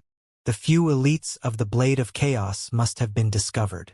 Liao had no doubt about their loyalty to God Chaos, but against the soul-searching techniques, it would be difficult for them to conceal the fact that one of their companions was still on the run. He had to find a shelter quickly. Half an hour later, after running around the maze-like mausoleum of chaos multiple times, and when the footsteps and the noises of shells rubbing the wall were drawing close to him, Liao finally found a pathway that was not marked on the map. Without any hesitation, Liao crawled into the pathway, embraced by the damp, suffocating air. Very soon, Liao realized why the pathway was not marked on the map. It was because the pathway was a drainage canal. The Mausoleum of Chaos had been built below the star-swallowing sea. The designers clearly considered what to do if the upper part of the mausoleum collapsed and the lake water poured in. Therefore, a lot of drainage canals had been established on every floor of the Mausoleum of Chaos. Some of the main drainage canals that were larger in diameter were marked on the map, but the secondary drainage canals that were no larger than capillary vessels were simply ignored. Since it was a drainage canal, the front would certainly not be a dead end, which met Liao's demands precisely. He stuck close to the wall of the drainage canal and turned off every pore on his body while minimizing his heartbeat and the movement of his internal organs. He even compressed his computational ability in order to reduce the flow of the blood in his brain and the heat that his brain emitted. Liao forced himself to become a cold rock and integrate with the environment. When he finally adjusted his body temperature to 13 degrees, which was the environment temperature, and closed the last pore on his body, hasty footsteps echoed outside of the drainage canal. The next moment, a few black beetles flew in. The beetles were only the size of thumbs, but their heads were embedded with bright yellow crystals that were shooting out beams of light like searchlights. The interconnecting beams of light drove away the dark fog in front of the drainage canal. Except for the dry moss and the mud, nothing was found at all. Liao appeared to be a frozen statue, but his heart was like a volcano that was about to erupt. The spiritual energy all over his body was ready. Should the light of the black beetles have passed him, he would have immediately crushed the beetles and launched his strongest strike to blow up the entrance of the drainage canal before running away from the other side of it. Thankfully, due to the vastness of the Mausoleum of Chaos, in order to complete the search in 3 hours, the Netherworld Watch had to increase their speed and could not scrutinize every nook and cranny. One of the lights narrowly brushed past Liao's head and almost touched his hair. But very soon, the 3 beetles all flew back. Liao maintained a frozen expression and posture. Even his eyelids seemed to have become made of iron. He did not move his body at all until 10 minutes later when the footsteps gradually left the area. Finally, he expanded the pores on his body one by one again. Sitting cross-legged, Liao took a deep breath. Although he was in the middle of a cold, humid drainage canal, he still put on a smile in great relief. The enemy was in the light while he walked in the shadows. Elder Nether Spring thought that he had everything under his control. He would never expect that such a dangerous variable named Liao was still lurking in the depths of the Mausoleum of Chaos. The game was finally back to the pace that Liao was familiar with. Let's analyze the situation first. Firstly, since Elder Nether Spring has put so much efforts into the Mausoleum of Chaos, he is clearly very interested in the legacy of Chaos too. Chances are that he is even going to study the tomb on the spot and move all the valuable treasures within the Mausoleum of Chaos back to his place. Secondly, with Elder Nether Spring's identity and social position, it is very unlikely that he will spend all his time in this place. In another few days, he will have to return to the pantheon of demons. Otherwise, the other demon emperors will certainly grow suspicious of him. When Elder Nether Spring is away and all that is left is the Netherworld Watch to defend the place, I will be able to do a lot of things. After figuring everything out, Liao was even calmer than before. He took out a huge amount of high-nutrition food and refilled himself, planning to fight a protracted battle against Elder Nether Spring. At this moment, he suddenly frowned because the other picture inside his brain was a bit weird. On the devilish warship right above his head, inside the tusk cage, Neltharion had been lurking in a corner of the cage in absolute stillness, fearing that it might be discovered. However, after the experts such as Despot and Swirl all left, the Fire Ant King, who had been as silent as rotten wood, suddenly raised his head. There was still nothing but gloom and desperation on his face. Even his eyes had changed into a lethargic gray color. But the pair of gray eyes now gazed at Neltharion without blinking at all. At first, Liao thought that it was a coincidence. But the Fire Ant King stared at Neltharion for more than 10 minutes, without even moving his neck. Liao could not help it any longer and steered Neltharion to move for 1 centimeter in midair. The Fire Ant King's eyes moved 0.1 degrees and locked onto Neltharion again. Have I been discovered? Liao felt dizzy. He could not figure out at all why the Fire Ant King could perceive Neltharion when Elder Nether Spring, Despot, and Swirl all failed to. However, Liao's plan required the cooperation of the Fire Ant King. Or rather, faced with the formidable enemies such as Elder Nether Spring and the Netherworld Watch, it was inevitable that he got in touch with the Fire Ant King. Even if the Fire Ant King did not find him, he would have to find a way to catch his attention through Neltharion, too. However, how exactly were the two of them going to communicate? In the beginning, Liao had not expected that the Fire Ant King would be locked up in such a weird cage. If it were an ordinary prison cell, Liao could have flown Neltharion to the Fire Ant King's chest or back and communicated with him directly via writing. But right now, the Fire Ant King's body was connected to highly sensitive nerves. Chances were that his every breath and heartbeat would be recorded precisely. Any irregular movement would certainly raise the suspicion of the guards. Right then, Liao noticed that the Fire Ant King suddenly blinked his half-closed eyes. Then he bulged his eyes and coughed in great pain. While he was coughing hard, his eyeballs were shivering rapidly, now to left and now to right. What's the meaning of this? Liao did not dare to ignore his action.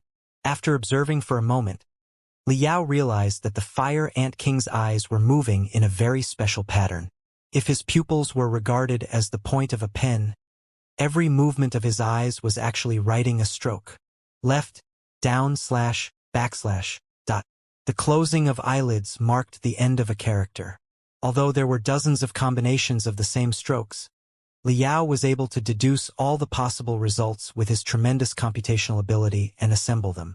After thousands of attempts within a breath, he read a sentence from the Fire Ant King's eyes. Fly to my chest. Liao pondered for a moment. It was necessary for him to establish communication with the Fire Ant King under the noise of the Netherworld Watch, and if the Fire Ant King coughed hard and rolled his eyes for a long time, even a moron would know that the prisoner was up to something. Liao had no choice but to steer Neltharion to approach the Fire Ant King's chest, passing through the highly sensitive nerves one after another prudently. Then, Liao sensed that a stream of vague demonic energy leaked out of the Fire Ant King's chest and touched Neltharion's shell softly like cotton. Demonic energy? The Fire Ant King can still trigger the demonic energy? How is that possible? Liao was greatly surprised. Everything was now easier now that the Fire Ant King could still trigger his demonic energy. Neltharion was a training ship in the Star Ocean Imperium and equal to a mini version of Sparkle. It boasted all the functions that a real crystal warship did. When Liao was in the building foundation stage, he could only activate the most fundamental functions and let Neltharion serve as a scouting ship in the stealth mode. Now that Liao was close to the nascent soul stage, he was able to activate more functions on Neltharion. Neltharion was enveloped by the invisible demonic energy. Because of the short distance, the precise changes of the demonic energy could form simple strokes like just before, and Liao could observe them to form complete sentences. In the same way, there were a lot of turrets and stabilizer fins on the surface of Neltharion that could stand for different strokes when they were moving, too. Liao's span moved 3 turrets and stabilizer fins, and gave a specific stroke to every movement. By drawing, he slowly finished a sentence. Do you understand? The changes of Neltharion could be accurately fed back to the Fire Ant King's demonic energy. After groping for more than 10 minutes, The Fire Ant King rubbed the shell of Neltharion with his demonic energy. I do. Every sentence of the communication would consume a huge amount of time and computational ability. But in such a way, the two of them finally reached out to each other right under the nose of Elder Nether Spring. After figuring out the mechanism of communication, the Fire Ant King could not wait but shiver his demonic energy, asking, "Who are you? Be clear about the situation. I'm the only one who can save you right now." Liao snapped mercilessly. "So I'm going to ask the questions, and you will answer them." The Fire Ant King blinked. There was indifference that resulted from the deepest desperation on his face, but his demonic energy trembled rapidly and formed a silent refutation. "Hilarious. You have escaped the attention of Elder Nether Spring and the Netherworld Watch, indicating that you must be in the Demon Emperor stage. Would a Demon Emperor jump out of nowhere and risk offending Elder Nether Spring and rescuing me just because of his sense of justice? You are here to rescue me because it concerns your own interest. Therefore, you are not my lifesaver but merely a partner for me." Liao sneered. "Even if we are partners, you are now on the weak side and have no chips to bargain with me at all. You have only one chance. It depends on you whether we make a deal or not. If we split apart right now, naturally, I will suffer losses, but your losses will certainly be no less than mine." The Fire Ant King pondered for a moment and then replied frankly as soon as he made up his mind. "All right. You ask, I answer. You are certainly not as feeble as you appear to be." Liao immediately said, "You are concealing part of your strength." "Why?" The former part of the sentence was not a question but a statement. Liao's real question was only the reason. "It's simple," the Fire Ant King replied casually. "The moment Elder Nether Spring showed up, I knew that I was already crushed. Nether Spring must have been preparing traps since a long time ago. Right then, since he came to openly fight against me, he certainly had thorough plans. Even if I tried my best to counterattack, I would have been screwed anyway. Why would I struggle so hard if so? It was obviously a better idea to reserve part of my strength and mislead Nether Spring. Should there be any new changes later, there would be a slim chance that I might reverse the outcome of the battle. Look." Although the communication with Shivering Air could not express the action of laughing out aloud, Liao could feel the delight in the Fire Ant King's information. "Hasn't a change appeared now already?" Liao thought for a moment and said, "I can deal with Elder Nether Spring together with you, but I have to know the relationship between two brothers and chaos first."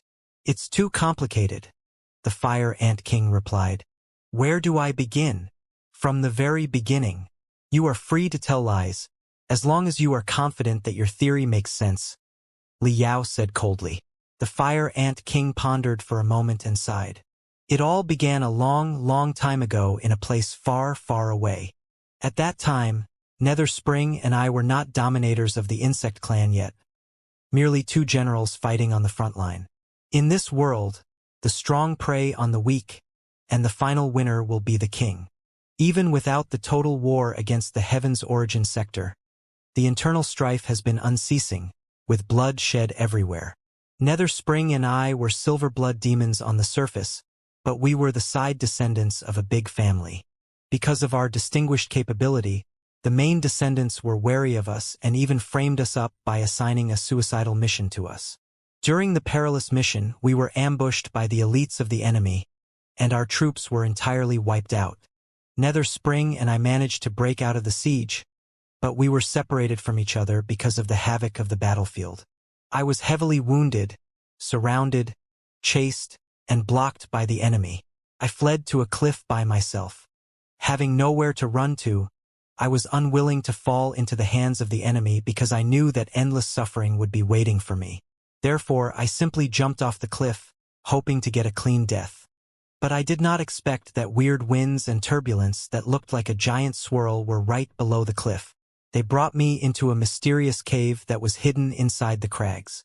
It was a residence of chaos. Liao frowned. A residence of chaos? In today's words, the Fire Ant King said, it was sort of a research center of chaos. Chaos was not only the code name of an individual, but also the name of an enormous organization. During the early stages of the Demon Beast Empire 40,000 years ago, the Blood Demon sector was the last base of resistance for the organization. Therefore, residences of chaos are all over the Blood Demon sector. Research centers, magical equipment warehouses, weapon factories, training fields, you name it.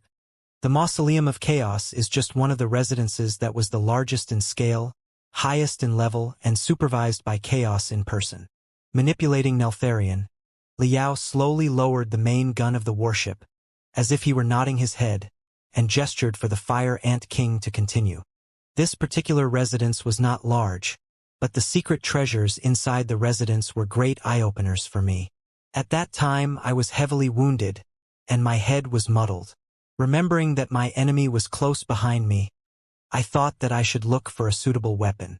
As a result, when I picked up a rusted ancient sword, my finger was accidentally cut by it.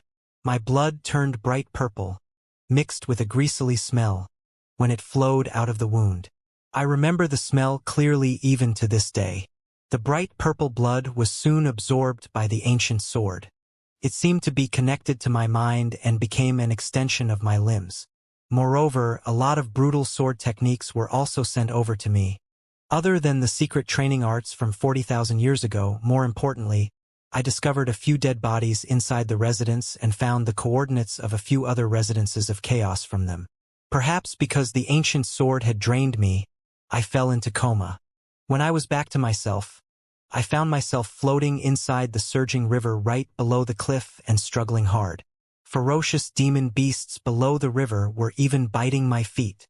I was dragged to the bottom of the river by the demon beasts. Believing that I was doomed, I slashed crazily with the ancient sword that was connected to me, hoping that I should at least kill some of them before I was killed. Eventually, I was exhausted and passed out again. When I woke up the second time, I found that Nether Spring was carrying me and running inside a forest staggeringly. According to Nether Spring, he had found me in the river shoal, and the cliff behind me had already collapsed. Later, after 3 months hunting and escaping, we were lucky enough to make it back to the Nether Spring Kingdom. With the marvelous achievements during the operation, Nether Spring and I finally gained a firm position in our family and started rising up. Eventually, 7 years later, the main descendants of the family who set us up years ago had all been butchered by us. However, the residence of chaos that I found in the cliff was like a haunting dream for me, which I couldn't let go of day and night. The records inside the residence that were completely different from the traditional theories of the Blood Demon sector always felt fresh to me. If it were a different silver blood demon, they might not have thought too much of it and just believed that they were unbelievably fortunate. But there was another great secret about me. You were observing next to us when I was fighting Nether Spring just now, weren't you? Then you must have seen my ugly tail. Haha, the heavens played a terrible prank on me. I am not a pure silver blood demon but an untouchable chaotic blood demon. The two things combined made me uninterested in the competition for power in the Nether Spring Kingdom. I found an opportunity and left the Nether Spring Kingdom. I traveled alone for a while under the pretext that I was training in solitude, but I was in fact visiting the other residences of chaos. Because of the passage of time and the change of terrain, several residences of chaos had already been buried, leaving no traces. But still, I managed to excavate some of them. I received tremendous resources and information from those residences. With the resources, I established Void Turmoil City and my own forces. Then, I gathered the scattered organizers of the believers of chaos in the world and set up the Blade of Chaos. After the Blade of Chaos took shape, it was much more convenient to excavate the residences of chaos. After combining all the pieces that I had found, I gradually noticed the Mausoleum of Chaos. It was said that the Mausoleum of Chaos was the biggest bureau of the organization of chaos 40,000 years ago, and the place where chaos was buried. His legacy boasted such tremendous strength that whoever inherited it would be able to change the world. At that time, the integration of the Blood Demon sector and the Heaven's Origin sector was already unstoppable. Countless low-level demons were being obliterated in the battlefield like cannon fodder. The Blade of Chaos reached the most perilous moment. I had no choice except to excavate the Mausoleum of Chaos at whatever cost. Then, I received a piece of very interesting news. Nether Spring was interested in chaos, too. He had even created his own research centers for related studies, and some of his findings even surpassed mine. I thought hard for a long time. Finally, it occurred to me that Nether Spring might have entered the residence years ago, too, and discovered part of the secrets of chaos, but he lied to me that the residence had collapsed. At that time, I had been heavily wounded. Naturally, I could not return and check whether or not the residence was still there. Years later, when I visited the place again, the cliff had indeed collapsed, but it was also possible that Nether Spring had demolished it later. After realizing that, I immediately regarded Nether Spring as the most dangerous enemy and decided to strike his research with my best. I could not allow to let him learn the mysteries of chaos earlier than I did. But I did not know that everything had been within his calculations and that I was being manipulated by him step by step all the time. You have seen what has become of me and my cause right now. After hearing that, Liao finally understood the grudge between Elder Nether Spring and the Fire Ant King. Thinking for a moment, he asked, "You stole a bottle of mysterious liquid from Nether Spring's laboratory in Bone Sand City. What is it exactly?" The Fire Ant King was dazed for a moment, with astonishment slightly beaming out of his eyes. He did not expect that the mysterious expert would even know such a thing. After pondering carefully for a moment, he still decided to tell the truth. The liquid is named Divine Blood of Chaos. Of course, it is not the real blood of chaos but an antidote, or rather, reduction drug. Reduction drug? Liao chewed on the name. What will it reduce? Reduce the genes to their original appearance, the Fire Ant King said calmly. Our training methodology highlights the buildup and modification on genes directly, but the gene strands and cells are a precise whole. One moment of carelessness or distraction, and the gene strands might be overly stimulated, resulting in the collapse of cells and terrible consequences that follow. The organization of chaos possesses various secret techniques to refine genes and all kinds of bizarre viruses that are extremely dangerous. Just now, in the Mausoleum of Chaos, one of my subordinates was accidentally scratched by the claw of a dead body. Although the wound was as thin as hair, and it was not even bleeding, the weird virus still snuck into his body and overly stimulated his cells. Liao frowned. What will happen if the cells are overly stimulated? Imagine you are a general and the cells and genes all over your body are your soldiers. The Fire Ant King said coldly. Under normal circumstances, you would want to slightly stimulate the soldiers to make them more hot-blooded, excited, and fearless, so that their combat ability be significantly boosted. You would even want some of the soldiers to mutate and grow into captains, centurions, and even chili arches quickly, wouldn't you? However, if you overly stimulate them and all the soldiers are caught in delirium, refusing to listen to your command at all, what will happen? Your army will collapse and retrograde into lawless, murderous bandits who will soon be killed by their own insanity. It is exactly so for the excessive stimulation of cells. The cells will go out of control and act on their own. They will exploit all the energy inside your body and rage like a volcanic eruption. Sometimes, even when the master is dead, the cells remain alive and attack those around them out of natural instincts. The master is dead while the cells are still alive? Liao was greatly alarmed. Exactly, the Fire Ant King said. Individuals in such a state cannot be called corpses. They are amalgamations of cells, or to put it more accurately, the amalgamations of hungry, crazy cells. Their only instinct is to proliferate, expand, and infect. All the living creatures around them will be their targets.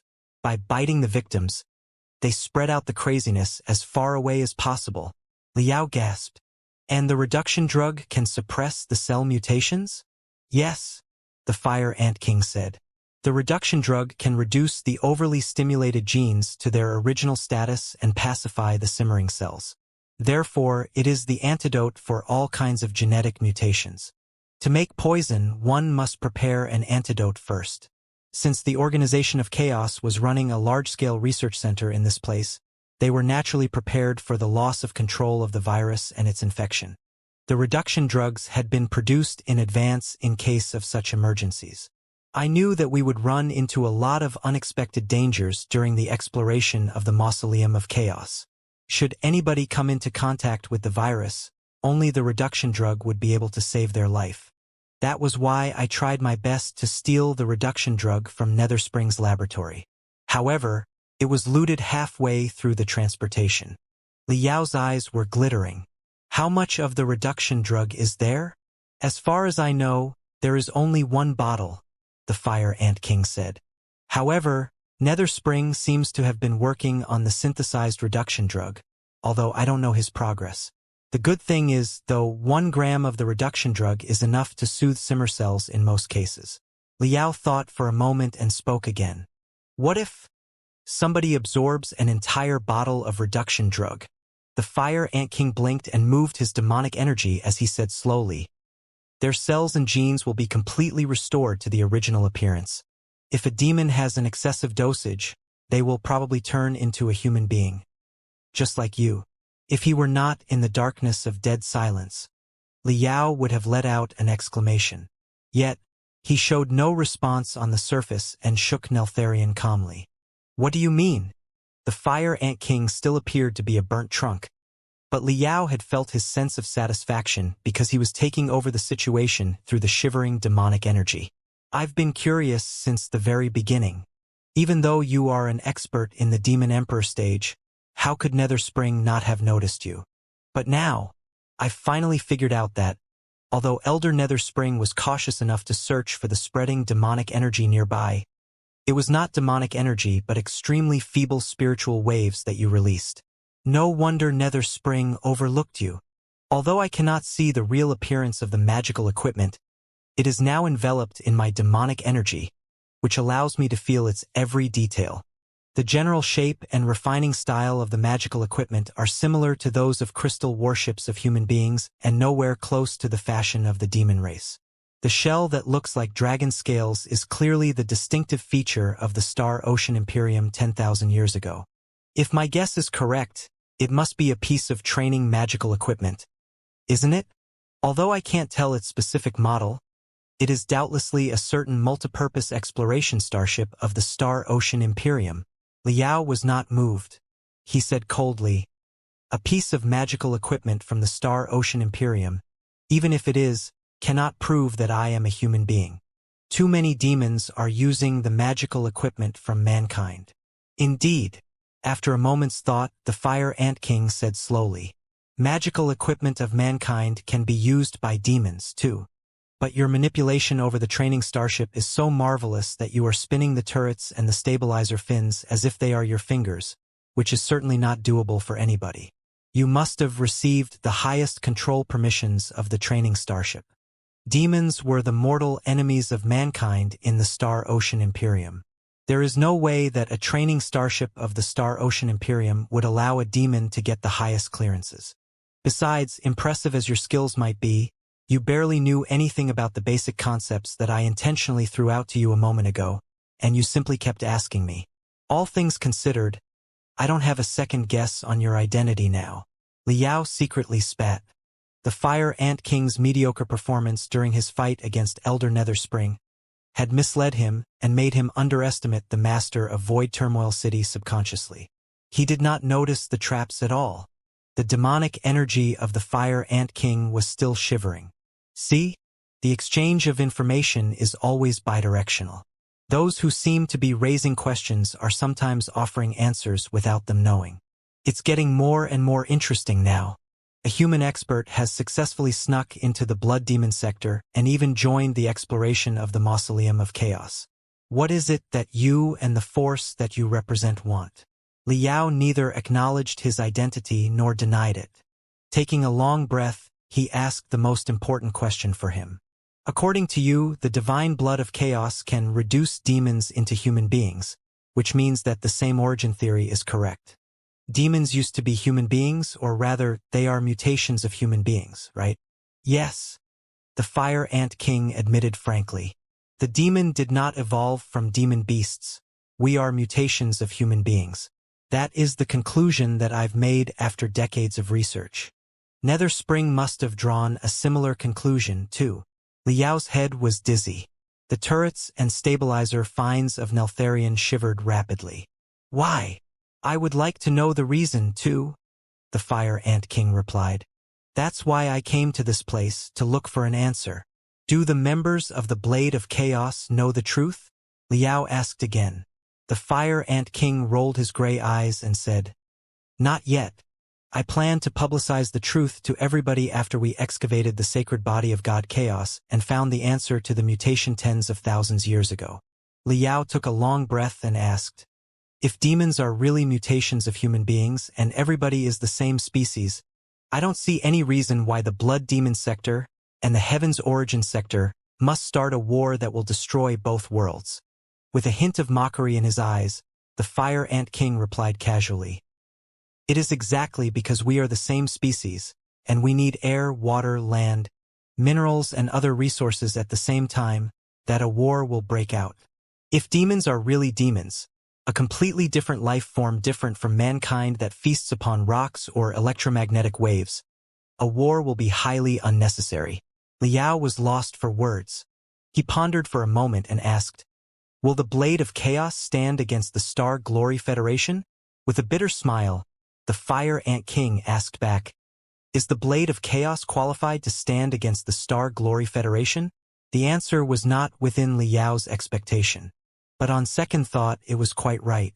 Whatever the Fire Ant King was thinking now, the Blade of Chaos barely had any strength left right now. All right, Liao said.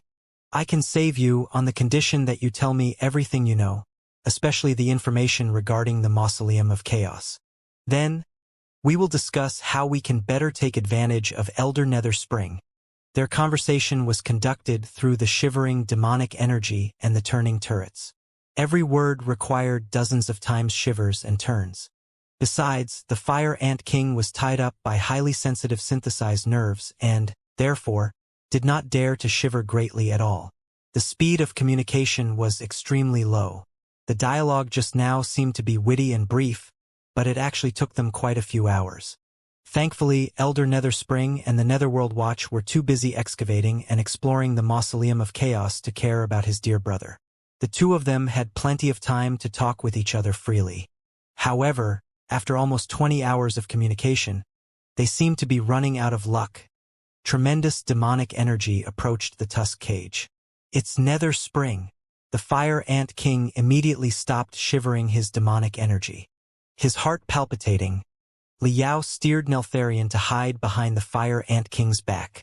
Crack! The tusk cage slowly opened like a bloody mouth. Elder Nether Spring lowered his head and crawled in. The white, cold tusks closed behind him one after another, not leaving the tiniest gap. Elder Nether Spring was wearing a satisfied expression, indicating that he had come back with loads of trophies. With such a smile, he stared at his blood brother, whom he had risked his life rescuing, with glamorous colors in his eyes. There was no telling what was on his mind. But the Fire Ant King suddenly burst out. The Fire Ant King's limbs bulged to twice their normal size, and his joints all bent in the wrong direction.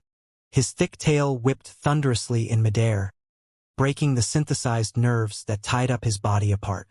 The shackles deeply buried into his body flashed in glamorous brilliance as a series of spiritual stripes were activated to the maximum before they were shattered all of a sudden. The broken pieces raged inside the narrow cage like bullets. For a moment, the entire prison cell was filled up by the Fire Ant King's eruptive demonic energy. He was about to break free and pierce toward Elder Nether Spring like a shining tusk. However, when he was one step away from Elder Nether Spring, the veins that Elder Nether Spring planted into his body earlier suddenly jerked up. The green venom inside the veins was flowing 10 times faster than before, like leeches that had drunk enough blood and turned into hideous serpents. All the vigor of the Fire Ant King seemed to be absorbed by the terrifying serpents. His body suddenly withered, and his skin became wrinkled. His demonic energy instantly vanished, and he tripped over, falling into the cold acid, only to be pulled back by the elastic synthesized nerves and tied up in midair again. Liao was secretly surprised. The Fire Ant King's actions seemed to be reckless, but Liao knew that the strike was far from the best he could make.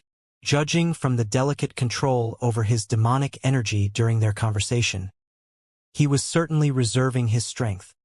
He was misleading Elder Netherspring even now. Besides, after his desperate struggle, the demonic energy was raging inside the cage. Everything was in disorder, which was convenient for Liao to further hide Neltharion. The Fire Ant King is trying to cause mayhem so that his brother won't notice Neltharion. Liao thought quickly and soon realized what was happening. However, with Elder Netherspring standing next to it, he did not dare to move Neltharion at all, much less communicate with the Fire Ant King. After the Fire Ant King's final strike failed, he seemed to be grasped by the utmost desperation. He lowered his head and uttered miserable laughs. Elder Netherspring raised an eyebrow and casually asked, "What are you laughing for?" "I'm afraid that this is the sincerest moment between the two of us over the past decades.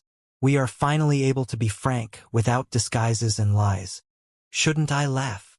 Elder Netherspring did not realize that his brother would admit his failure so quickly. Rolling his eyes slightly, Elder Netherspring was deep in thought. His voice turned gentler as he said slowly, "Indeed. For decades I've been in the Netherspring Kingdom while you in Void Turmoil City. Many things have changed. We cannot go back to the time when we fought side by side with each other and supported each other through the siege of thousands of enemies on the Devilish Teeth Mountain." Hearing Devilish Teeth Mountain, the Fire Ant King's eyes suddenly bulged, and he gnashed his teeth. "Big brother, let me ask you, in the depths of the Devilish Teeth Mountain years ago, before you saved me, did you find the residents of chaos as well?" It was the first time that the Fire Ant King had addressed Elder Netherspring as Big Brother since the two of them met. Elder Netherspring pondered for a moment but nodded. "Yes, I discovered the residents of chaos, too. You were heavily wounded, and your head was not clear, which stopped you from further exploring the residents.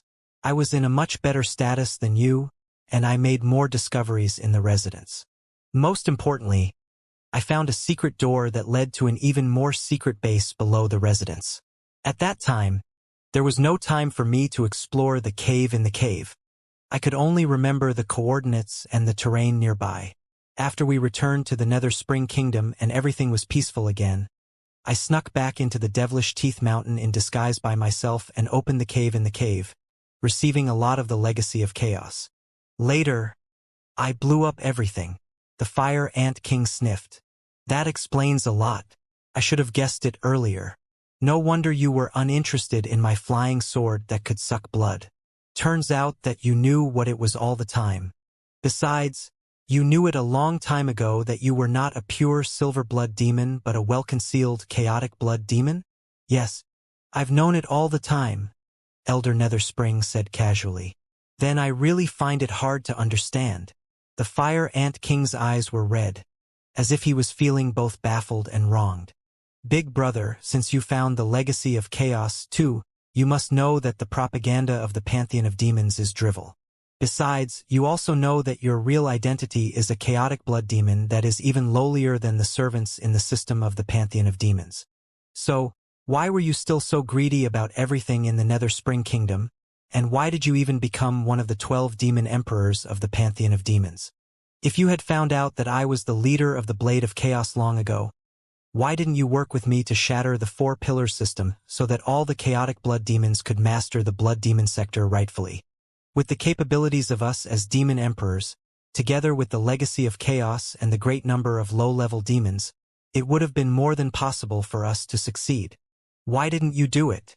You may be one of the 4 giants of the blood demon sector and one of the most respected demon emperors of the Pantheon of Demons, but as long as your secret that you are a chaotic blood demon leaks out, your reputation will immediately be demolished. However strong you are, none of the silver blood nobles will listen to your command anymore. They will attack you together. All right, let's say that you can keep the secret your whole life. What about your blood descendants? Don't forget that they will inherit your curse of the chaotic blood. 2. One day, your descendants will show the features of the chaotic blood demons. By that time, the enormous enterprise that you accomplished will still be ruined.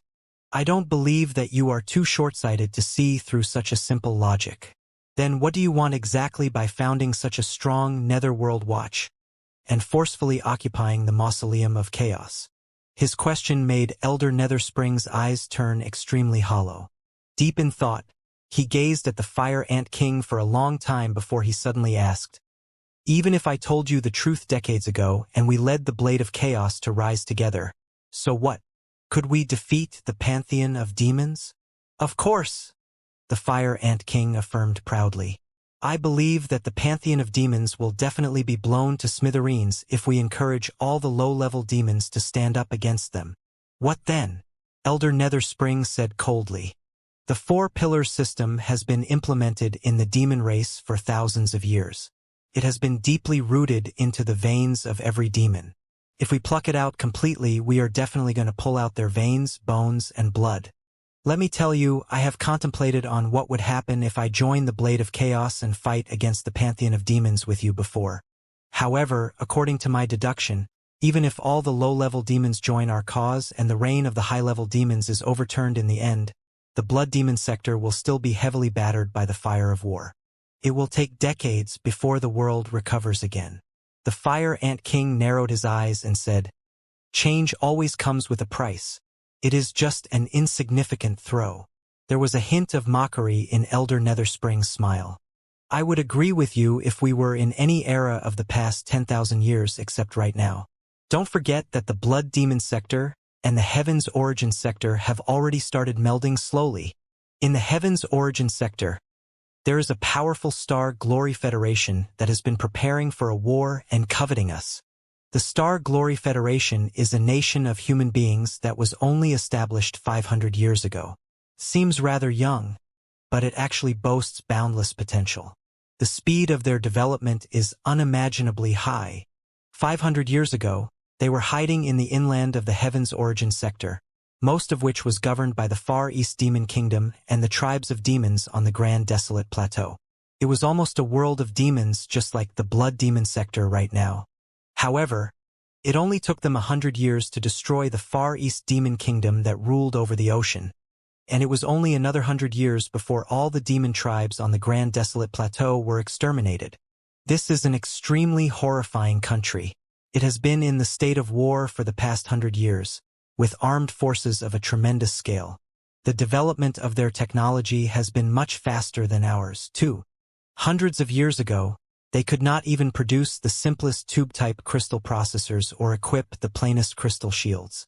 But today, from crystal tanks to crystal warships, and from crystal suits to TIE lightning railguns, they are presenting countless types of new magical equipment every year like a big bang. 10 years ago, by studying the pieces of a crystal suit from the Star Ocean Imperium, the Star Glory Federation developed a very balanced model of crystal suit named Mystic Skeleton Battlesuit. The ratio of the cost to the performance could not be more perfect. According to our latest intelligence, at least 15 formal legions of the Star Glory Federation have been equipped with the Mystic Skeleton Battlesuit and its derivative models. More magical equipment factories have been working day and night to produce even more crystal suits. Do you think that they've built so many crystal suit legions in order to stay behind their defensive lines and wait for our attacks? Then you are terribly wrong. According to my deduction, if the Blade of Chaos really grows large and competes with the Pantheon of Demons, a civil war in the Blood Demon sector will certainly be raised, and the third party will take all the advantage. Is there any significance even if the Blade of Chaos can overthrow the reign of the Pantheon of Demons?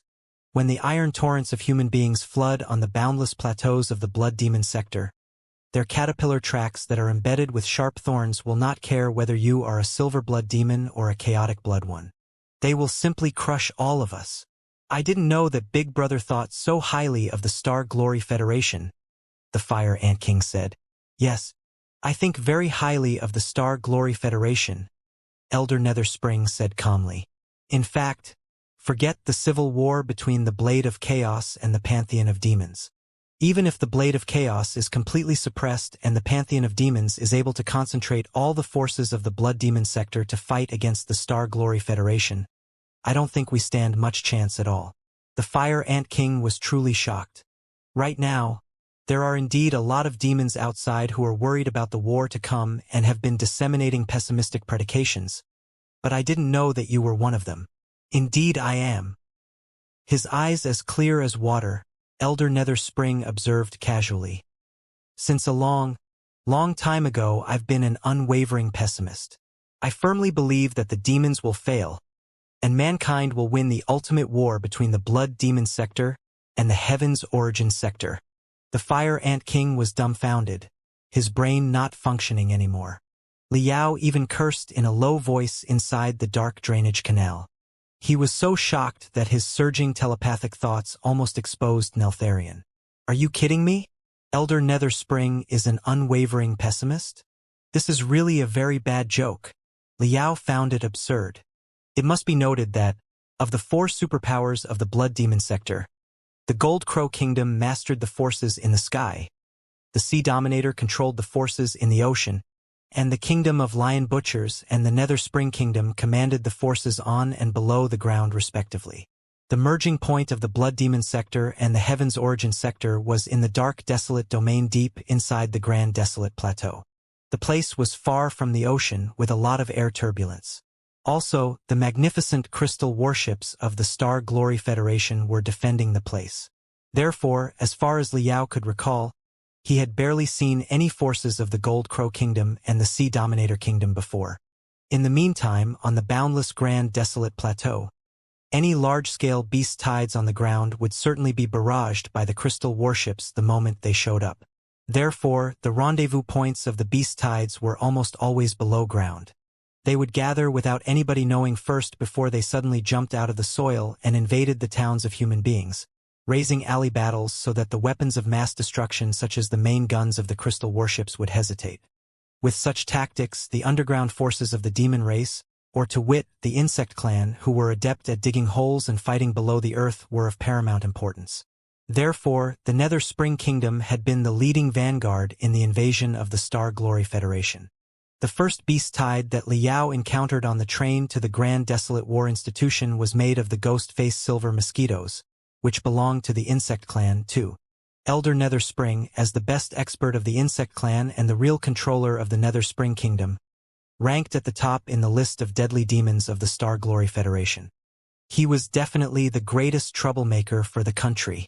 In the Battle of Dawn a year ago, the Nether Spring Kingdom and the Kingdom of Lion Butchers summoned an unprecedentedly large army and swept across the entire Grand Desolate Plateau like wildfire. The vanguard of the army even reached the giant Blade Pass at the south of the Grand Desolate Plateau. Although they failed to occupy the giant Blade Pass in the end, a lot of military fortresses and infrastructures of the Star Glory Federation on the Grand Desolate Plateau had been demolished, and the path to march south had been created. According to the intelligence that Liao learned through various sources, the Star Glory Federation had been in quite a perilous position back then. The major cities and towns inland were all under curfew, and all the reserve soldiers had been summoned. Right now, Elder Nether Spring, who was the commander behind the curtain during the Battle of Dawn, was acknowledging that he was a pessimist and that he believed in the failure of the demon race and the victory of mankind. Liao did not even know what to say. Elder Nether Spring sighed and said, "On the surface, the Blood Demon sector looks more intimidating than the Heaven's Origin sector. In the battles right now, we are on the aggressive side, too, and we've even marched into the territory of the Star Glory Federation. But if you analyze it carefully, you will realize that the Blood Demon sector is already running out of momentum. We are launching serial aggressive attacks because we have to. The technology of the Star Glory Federation is developing too fast. If we don't maintain tremendous pressure on the Star Glory Federation at all times and consume their resources, it is very likely that they will achieve a technological leap in the next 20 to 30 years. If so, they will be at an overwhelming advantage. Hehe. Although we've managed to keep the high pressure, the Star Glory Federation still established 15 Crystal Suit Legions in only 10 years. Even at the most dangerous moment in the Battle of Dawn, the forces were never mobilized on a large scale. They are like a scorching saber that is hanging right above our heads. But attacks always come at a cost. The expeditions deep into the territory of the hostile country will cause 3 times more casualties and resource consumptions for us. Let's take the Battle of Dawn for example. Naturally, most of the soldiers killed were low-level demon generals. But we lost quite a lot of precious bronze blood demons and silver blood demons, 2, who were all marvelous warriors that could not be raised to their posts without decades of hard training. The loss of them cannot be made up easily, at least not in the 3 to 5 years. But the foundation of the Star Glory Federation was not hurt. Some of their buildings were burnt to the ground. Some of their crystals and magical equipment were used up. That was all. In the meantime, they learned a lot of lessons during the battle. I could clearly sense that, over the Battle of Dawn that lasted almost an entire year, the Federal Army improved a lot in regards of distribution of soldiers, tactical responses, and strategical mobilizations. In fact, even if the low-level demons did not mutiny, we wouldn't have been able to persist for long and would have had to retreat immediately. Otherwise, it was very possible that the army of the Star Glory Federation would have blocked our path of retreat and wiped out all our soldiers. Do you know why? The Fire Ant King held his breath and listened attentively. Everything is because of the differences of our systems, Elder Netherspring explained carefully. On the surface, this is a war between the Heaven's Origin Sector and the Blood Demon Sector. However, human beings of the Heaven's Origin Sector, under the government of the Star Glory Federation, are an integrated whole. All the orders will be obeyed. The army is stable. The people are united. The industrial and training systems are very mature. All the resources can be made use of in the most optimal way. On the other hand, the Blood Demon Sector is split into 4 major demon kingdoms, hundreds of independent demon cities, and countless demon caves. We are just a pile of loose sand. Even though the pantheon of demons is trying to stick everything together like a tinker, can we really expect to be as united as human beings? This is our unchangeable, fatal shortcoming. Compared to human beings, our appearances are simply too different from each other. The Insect Clan, the Feather Clan, the Sea Clan, the Horn Clan, the Claw Clan, other than the 5 main clans, there are various kinds of bizarre minority clans. The living environments and the resources that every clan requires are different. Everybody has their own interest and stance. How can their strength be really focused on the same point like human beings? I started considering the question when I discovered the secrets of chaos and learned that I was a chaotic blood demon decades ago. I browsed through all the ancient classics and history books that I could find, hoping to get enlightenment from the wisdom of the past. But after I studied the decline of the Demon Beast Empire and the rise of mankind profoundly, I gradually came up with my own solutions. We possess different appearances, and our interests are different. The demon race, which is essentially loose sand, cannot adapt to the modern society of standards, data, and information at all. The rise of human beings is unstoppable. It's better to say that the Demon Beast Empire 30,000 years collapsed because of the burden of its own weight than to say that the Star Ocean Imperium crushed it. The problem remains unresolvable to this day. We are a heap of loose sand that pretends to be a rock. How can we win against a real rock? The Fire Ant King could not help but observe. Is this the reason you believe in the failure of the demon race? No, Elder Netherspring shook his head and said, this is not the biggest reason why I believe that the demon race will inevitably fail.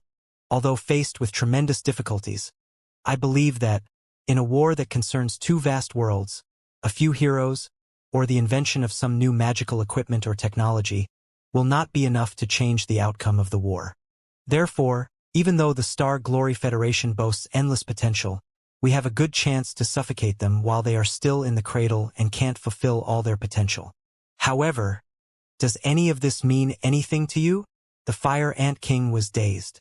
I don't understand. Conquering the Star Glory Federation and occupying the Heaven's Origin Sector is meaningless. In my eyes, yes. Elder Netherspring smiled bitterly, with intense desperation on his face. The Blood Demon Sector and the Heaven's Origin Sector are 2 barren worlds in the remote area of the universe. There are too many worlds of the 3,000 sectors that are far stronger than the Blood Demon Sector and the Heaven's Origin Sector. 10,000 years ago, the rise of the Star Ocean Imperium was already a death sentence for the demon race. Although the Star Ocean Imperium fell out later, now that humanity is thriving again, there is no chance for the demons to seek a comeback. At this moment, most of the 3,000 sectors must be occupied by human beings. chances are that they have already gathered and established a nation that is 100 times more powerful than the Star Glory Federation. Do you see? The war between the Blood Demon sector and the Heaven's Origin sector is just a storm in the nutshell that is not worth mentioning at all if we are to observe it with a larger scale. Even if we really conquer the Heaven's Origin sector, we are nothing but an indignant minor kingdom of demons in the eyes of the powerful countries at the center of the cosmos. Maybe a sneeze of those countries will be enough to obliterate every one of us. If the war between the Blood Demon sector and the Heaven's Origin sector is all that I cared about, I could still summon my spirits and courage to seek a way to win the war. However, now that I am observing the vast universe, despite the pain in my heart, I still believe in my conclusion. The course of the universe is unstoppable. Those who follow it thrive. Those who don't perish. Demons will fail and human beings will win. This is the course of the universe. Nobody can stop it. The Fire Ant King was stunned by Elder Netherspring's cold conclusion. He was dazed for a long time before he said, "Even if there are more powerful countries of human beings in the center of the cosmos, it will be hundreds of years before they expand to the edge of the cosmos. By then, you're wrong." Elder Netherspring interrupted him. "They're already here." "What?" The Fire Ant King's eyes widened. "According to the top secret intelligence we received," Elder Netherspring said, "the Heaven's Origin sector has reached out to another sector that is completely controlled by human beings. Although the development level of the new sector is unclear for now, it is obvious that they boast super long-distance teleportation technology. It means that we are faced with the threats of two worlds of human beings now. Even if the mysterious new world does not have much advanced technology, a few nascent soul stage cultivators that they teleport over will be enough to change the outcome of the war. Can the Blood Demon sector defeat two sectors? Besides, will there be just the two? Maybe more sectors will gradually find us." The Fire Ant King was lost for words. "Now, do you understand why I didn't help the Blade of Chaos? It's because everything you've been doing is moot," Elder Netherspring said softly. The Fire Ant King gnashed his teeth. "What exactly do you want to do, brother?" "I want to find a way out for all the demons," Elder Netherspring replied coldly. "Be they silver blood or chaotic blood. Where is the way out, according to you?" the Fire Ant King asked. Elder Netherspring smiled confidently and said, "In the legends of the Pantheon of Demons, the demon race is the descendant of the Pangu clan. According to the believers of chaos, the demon race was created by chaos. In the human being's narrative, the demon race evolved from the demon beasts that were injected with the demon god virus. The three theories are completely different from each other. Which one do you think is the truth?" The Fire Ant King pondered for a moment and said, "Although I am the leader of the Blade of Chaos, the evidence is so unquestionable that I have to admit that all three theories are incomplete. Maybe a combination of all of them is the truth." "Exactly." Brightness was flashing in Elder Netherspring's eyes. "Since exploring the cave in the Cave of Chaos decades ago, I've been gathering all the files that are related to chaos just like you. I also excavated dozens of residences of chaos. During the process, I gradually collected countless pieces of information, and after I assembled the pieces, I finally deduced the truth. The theories of the demon race, the Blade of Chaos, and human beings each have their own highlights. But they have their own drawbacks, too, because they all accentuated part of the story for the purpose of propaganda. By removing all the exaggerated parts and combining the remaining parts, I reached my conclusion." Coldness suddenly blinked in the Fire Ant King's eyes. "And what is your conclusion, brother?" "Firstly," Elder Netherspring said, "the Pangu clan must have existed in the primeval era, and they are our ancestors, which can be proved by the countless fossils, relics, and the genetic memories when we are training the deeper level of ourselves. Secondly, there was really a guy named Chaos who was an expert among human beings 40,000 years ago, at least in the beginning. He was the direct creator of the demon race. Thirdly, the theory of human beings has its own merits. The demon god virus should be a real thing, too. Otherwise, it is inexplicable how the demons occupied the entire sea of stars with a population boom in only hundreds of years. Combining the three theories, my conclusion is that During the final years of the era of ancient cultivators 40,000 years ago, the first civil war of cultivators was coming to an end. All 3,000 sectors were shattered. Every living creature was in peril. It was almost the end of the universe. At that time, a human expert named Chaos accidentally retrieved the legacy of the Pangu clan that was left from the primeval era. With the legacy, Chaos produced a virus named Demon God. But the purpose of such a virus was not to boost the evolution of demon beasts but to trigger the mutations in the bodies of human beings. It awakened the primeval genes that had hibernated for billions of years inside human beings and turned them into demons. Although it remains unknown why Chaos did such a thing, this is the deduction that I believe is closest to the truth. The deduction cast the Fire Ant King in deep thought. He could not help but nod. Liao, who was eavesdropping below the ground, nodded in agreement. 2. Elder Netherspring's deduction was indeed more thorough and reasonable than the theories of human beings, demons, or the Blade of Chaos. If demons were mutations of human beings who had been injected with the demon god virus, then all the seemingly uncanny phenomena, for example, the demon's habit of faking the appearance of humans, their adaptation of the language and social system of humans, and the lack of reproductive isolation between different demon species, would all have plausible explanations. It was because the demons were merely human beings that walked on a different path of evolution. The Fire Ant King pondered for a moment and asked, "What does it have to do with your way out?" Elder Netherspring smiled. If an ancient expert 40,000 years ago could produce the demon god virus and turn a large batch of human beings into demons, why can't we do the same 40,000 years later with the advanced biotechnology that we boast? The Fire Ant King was startled. You're trying to manufacture the demon god virus and spread it in the Heaven's Origin sector, so that all the human beings of the Heaven's Origin sector will be transformed into demons? Liao almost could not hold back his exclamations. If that was on Elder Netherspring's mind, he would certain be the greatest menace to the Heaven's Origin sector.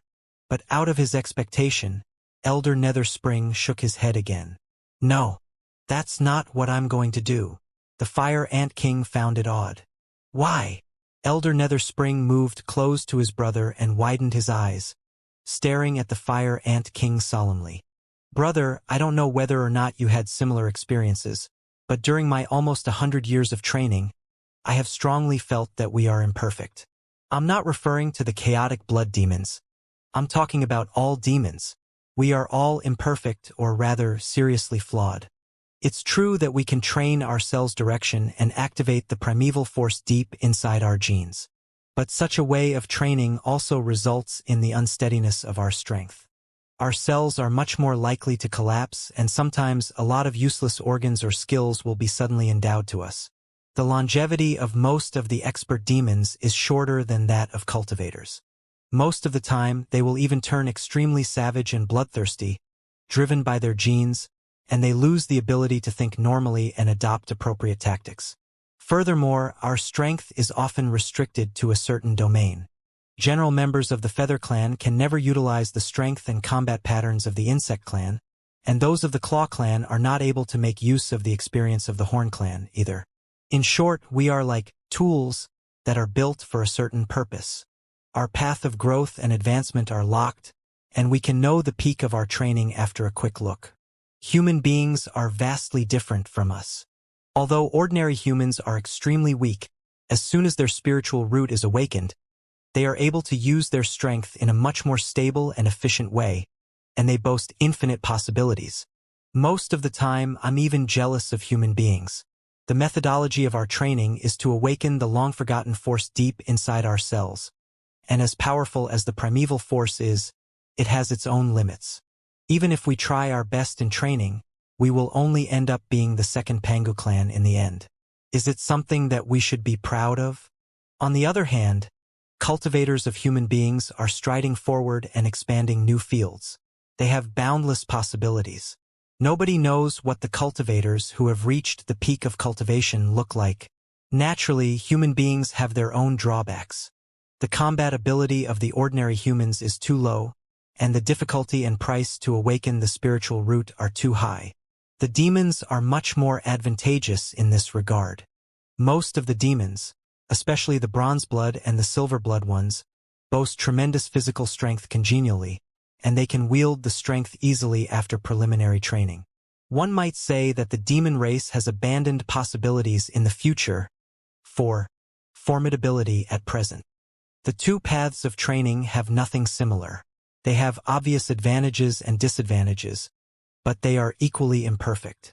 After I made the conclusion, I have been wondering whether or not there is a path that can combine the merits of demons and human beings.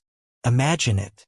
When a demon awakens the primeval force deep inside their cells, they can form solid shells, thick horns, and sharp claws. Some develop 3 hearts of different usages and 5 stomachs, and many can survive and fight in extremely harsh environments such as glaciers, ocean bottom, and rock stratum. Now imagine that the demon can drive spiritual energy directly, forming a core or even the nascent soul inside their body. How formidable the demon would be. A demon that boasts a core and a nascent soul. No, it is inappropriate to call them a demon anymore. It is a life form that is more advanced than the demon race or mankind. Maybe we should call it the God race. Elder Netherspring was wreathed in the flames of excitement as if he was on drugs and shivered non-stop. The Fire Ant King looked at him. I understand it now, brother. You are trying to modify the demon god virus. Exactly. Elder Netherspring smiled. The original demon god virus was a product from 40,000 years ago at all. At that time, the technology level of the world of cultivators was still relatively low. Systematical concepts such as cells, bacteria, and viruses were utterly unheard of back then. The so-called demon god virus is just a name that the latecomers made up. People at that time might have regarded as a brand new poison or venom, didn't they? The original demon god virus was not perfect. It is quite weak in the speed of infection and the efficiency of mutation. I don't think it could have spread out if the world was not a mess 40,000 years ago. If the virus was faced with the highly efficient modern government and army, it certainly would have been extinguished before it spreads out. Therefore, spraying the original demon god virus in the heaven's origin sector is pointless. Burnt in the fire of unbelievably high temperature, the original demon dose virus will be obliterated. Even if the human beings of an entire city are transformed into demons, the other people can always impose the strictest quarantine on the city and even wipe it out. In the meantime, the brand new virus that I'm developing with the original demon god virus as an ingredient will have none of those drawbacks. Its efficiency has been significantly increased, too. More importantly, it does not target human beings alone. Demons will have the privilege to enjoy it, too. It will allow both human beings and demons to evolve into a third life form that is much stronger and totally perfect. 40,000 years ago, our ancestors turned from human beings into demons. Today, our civilization will make another giant leap by turning from demons into gods. Perhaps, this is the true meaning of demon god. This is the real demon god virus. Liao clenched his fists hard, his fingernails almost piercing into his palm. The craziness of Elder Netherspring's scheme was far beyond his imagination. The Fire Ant King's antennae shook violently for a while. A third life form that is totally perfect? It's impossible. Elder Netherspring grinned so hard that his lips almost reached his earlobe. It's most certainly possible. In order to realize the perfect life form, I have studied for decades and established countless research centers in secret. The one you discovered in Bone Sand City was merely one of them. The merging of the Blood Demon sector and the Heaven's Origin sector provided me with the best opportunity. Every time a beast tide invaded the Heaven's Origin sector, I had the chance to run my experiments. In the Battle of Dawn, I got even more abundant experiment subjects and made a significant breakthrough in my research. The Fire Ant King immediately understood a lot of things. No wonder you were so active in organizing the attacks against the Heaven's Origin sector, and even ordered the army of the Nether Spring Kingdom to march into the Heaven's Origin sector when the Gold Crow Kingdom, the Sea Dominator Kingdom, and the Kingdom of Lion Butchers were not prepared. The heavy losses seemed to mean nothing to you at all. Turns out that you were not seeking a victory at all but merely capturing human beings and demons for your experiment. The battlefield was also the best lab for you to test your products. Correct. Precisely. Elder Nether Spring burst into laughter. The other demon emperors in the pantheon of demons thought I was so arrogant that I was confident to blow up the Star Glory Federation with only the forces of the Nether Spring Kingdom. They were all looking forward to enjoying the fruit and simply waited and watched my show. But they didn't know that my head was much clearer than theirs. I knew that we could not defeat the humans in a regular war. In the scourges of beast tides during the Battle of Dawn, I tested multiple secret techniques that I got from the Legacy of Chaos, and I modified and strengthened them. The improvement is obvious. The Netherworld Watch, whose combat ability has been boosted by the Demon Cores, is just one of my achievements. Stronger forces are still hiding in the darkness right now. Are you not afraid that the resources of the Nether Spring Kingdom will be overly consumed? The Fire Ant King said coldly. Elder Nether Spring laughed. As you said in the beginning, we are both chaotic blood demons. The secret cannot be kept forever. When the truth is out, will the nobles and generals of the Nether Spring Kingdom listen to my command? Since it is destined that I cannot win their support, I might as well regard them all as fertilizers that can be used to build up my own forces. The Fire Ant King sighed. That explains a lot.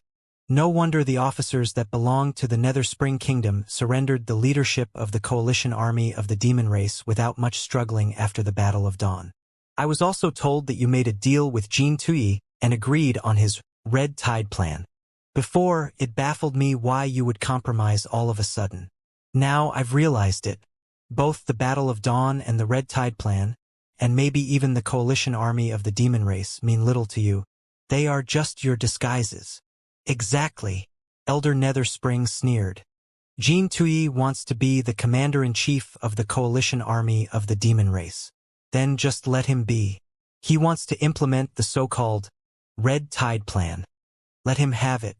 When his Red Tide floods into the central land of the Star Glory Federation, it will be the time when my real plan is activated. The Fire Ant King narrowed his eyes and said, Brother, why are you telling me everything so frankly? Will you believe me if I say that I want to cooperate with you sincerely? Elder Nether Spring said softly. The Fire Ant King was amused. He glanced over his own body and sneered. Here and now, cooperation doesn't seem to be very convincing for me. It was wrong of me not to have told you everything earlier, Elder Nether Spring replied calmly. But I had my own concerns. Firstly, at that time, I was carrying out my own secret plans, and I needed a target to shift the pantheon of demons' attention. Your Blade of Chaos was the perfect target. Therefore, I turned a blind eye to the rise of the Blade of Chaos and even gave you a hand when nobody noticed to help void Turmoil City and the Blade of Chaos expand rapidly. As I expected, you became a major headache for the pantheon of demons in only decades. As a result, with the threat of the Blade of Chaos inside the Blood Demon sector and the coveting of the Star Glory Federation outside, the pantheon of demons had no time or resources to investigate me. Also, a lot of my research and operations could be conducted under the pretext of striking the Blade of Chaos and the Star Glory Federation. We must calculate risks before we do anything.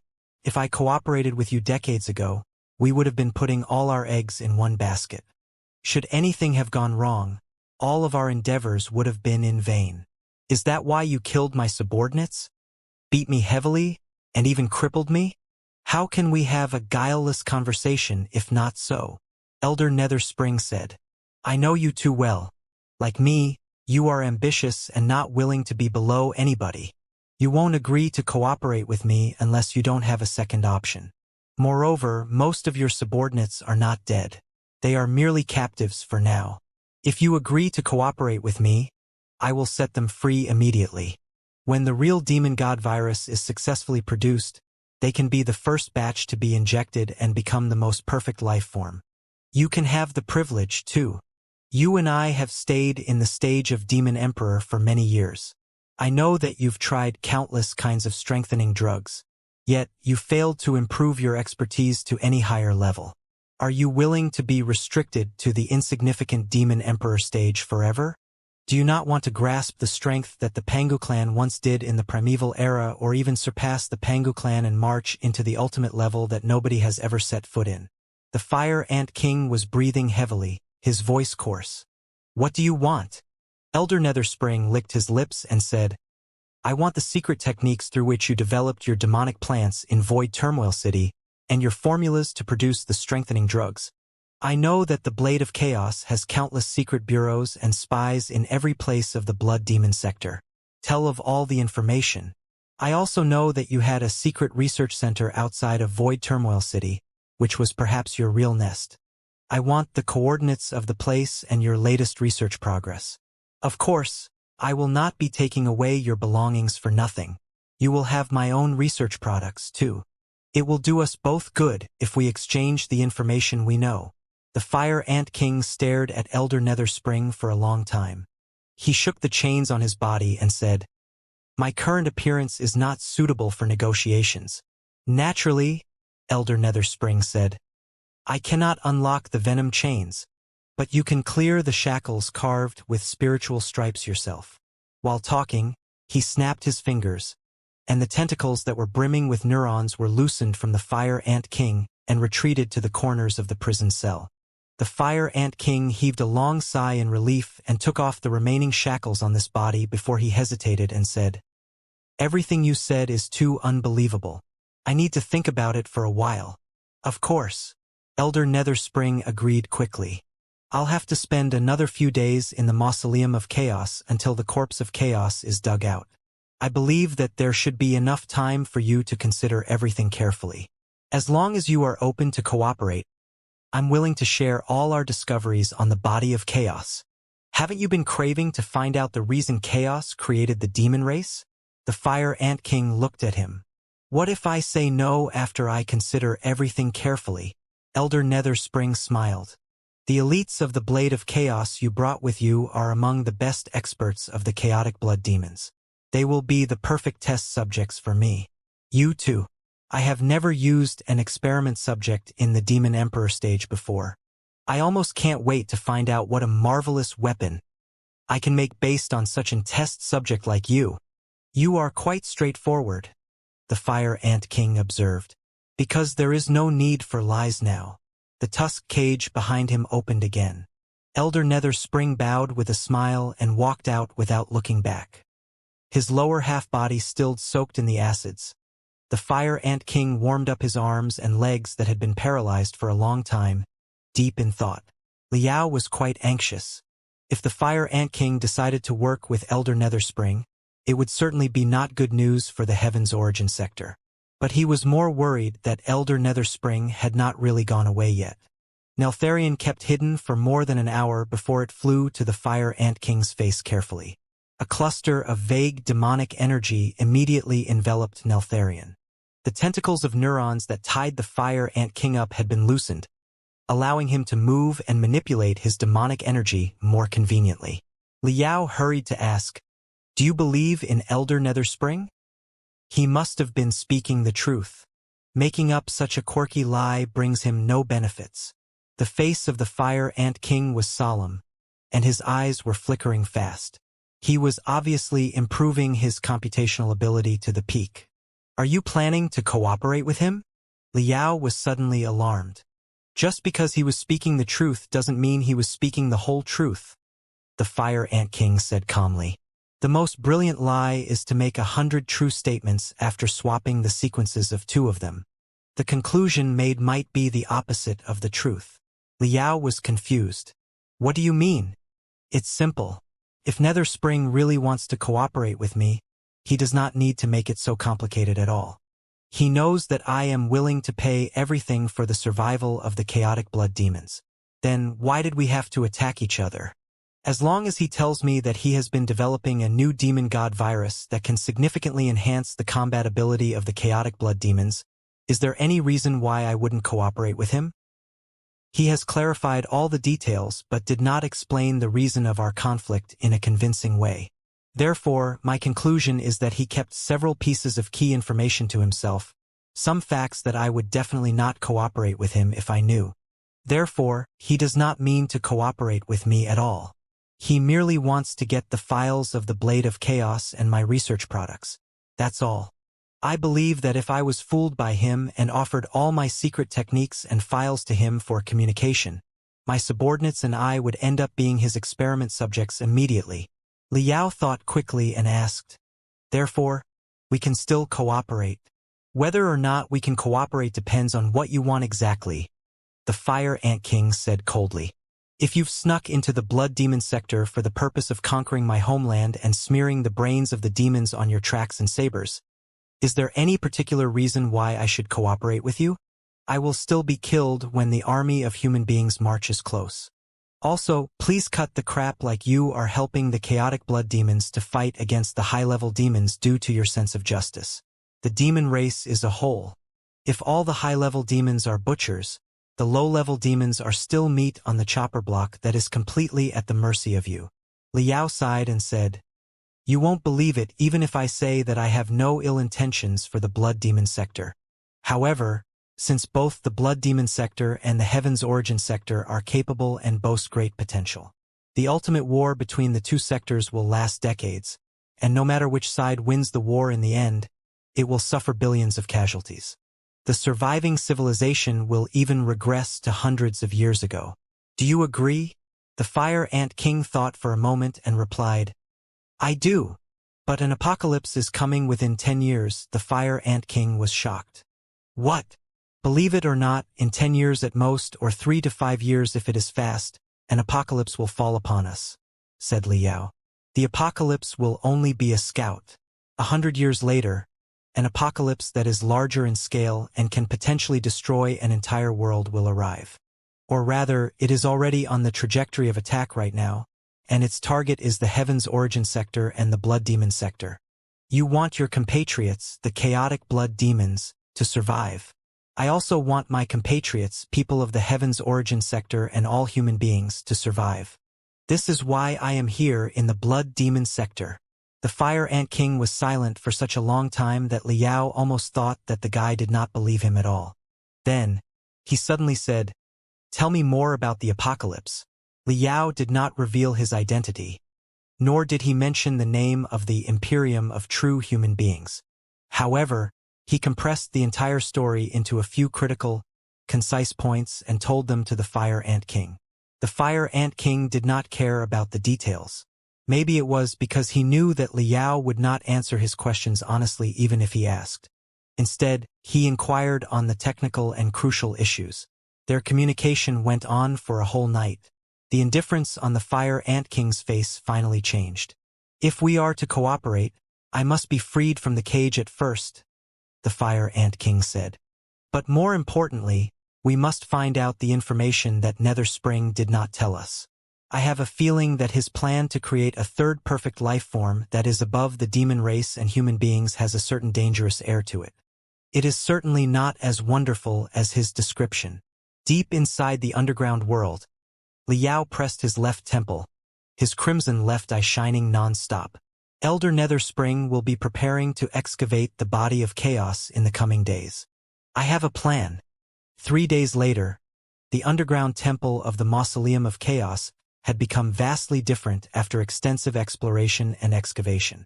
A few permanent research laboratories and training rooms had been established in a corner of the temple.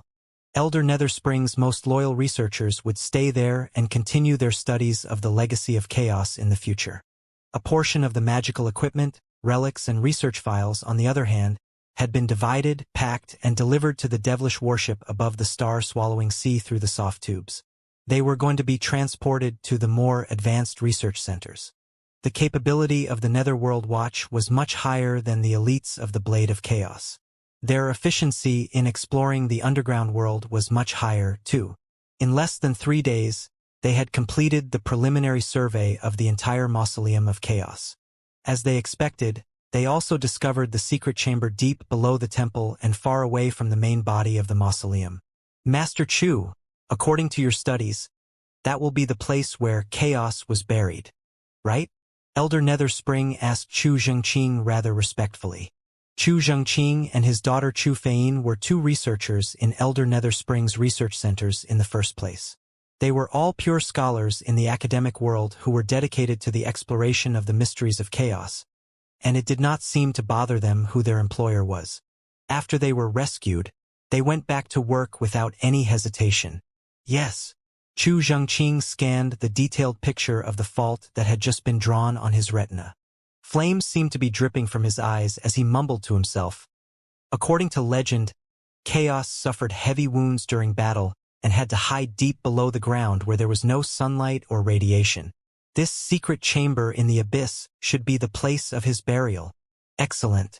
Today, let's go to the origin of the demon race and uncover the truth. Elder Netherspring waved his hands. Despot, Swirl. Prepare for the exploration. Understood.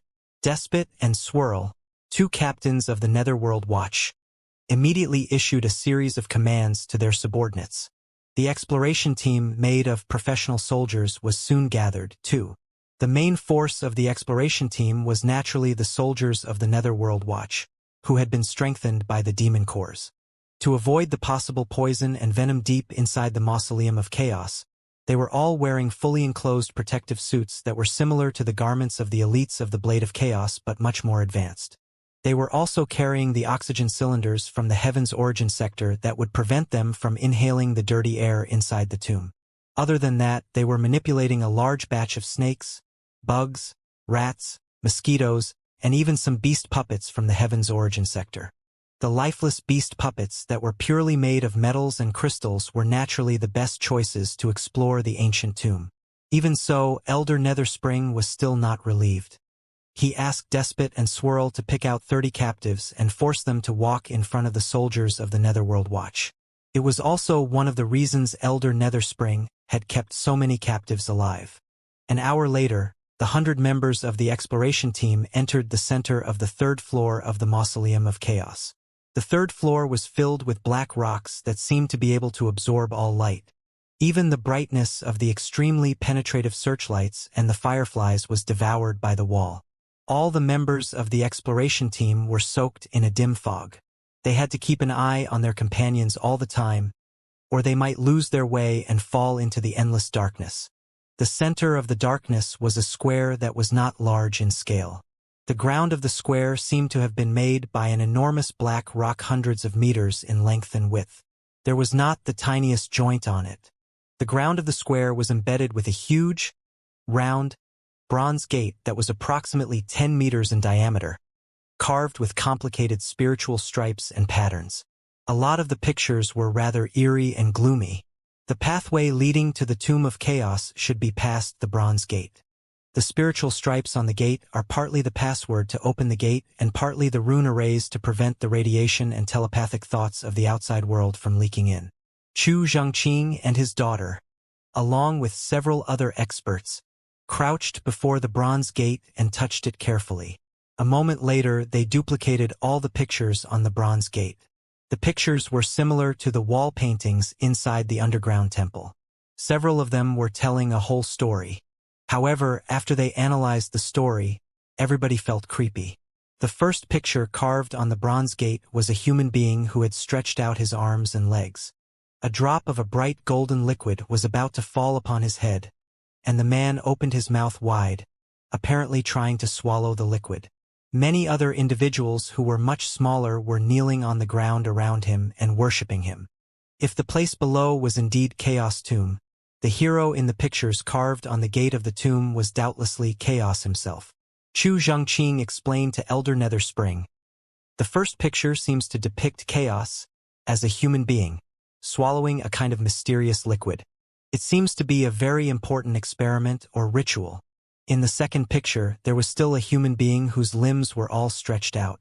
But the body of a person had grown vivid feathers, scales, claws, tails, and horns. Although it was just a stationary embossment, one could not help but feel that countless ferocious beasts were sealed inside the man's body and would be woken up at any moment. After drinking the mysterious liquid, Chaos has grown features of multiple kinds of demons, Chu Zhengqing said. In the third, fourth, and fifth pictures, the features of demons became more and more obvious on Chaos. They were more and more disordered, too. He seemed to have become an amalgamation of countless types of animals, raging, roaring, and fighting against endless foes. What was weirder was that, among his foes, there were both cultivators in long robes riding their swords and hideously grimacing demons. One could not tell the stance of Chaos at all. Even more shockingly, in the sixth picture, Chaos, who was now showing the features of hundreds of types of demons, exploded like a balloon that had expanded too much. As a result, in the seventh picture, Chaos turned into split translucent materials that looked like jellyfish. Chu Jingqing and the specialists studied for a long time but could not figure out what it meant. What's the meaning of this? Is it indicating that Chaos died of mental derangement? We will know the truth as soon as the gate is opened, Elder Netherspring said. How long will it take? A short and ugly expert who was adept at traps placed multiple metal balls on various parts of the bronze gate. He picked out tiny bugs from his ears and made them crawl along the edge of the gate. He said in a low voice, "It won't take long. A very serious accident seems to have taken place in the Mausoleum of Chaos, which killed everybody outside. The gate was sealed in a hurry, too, and is not flawless.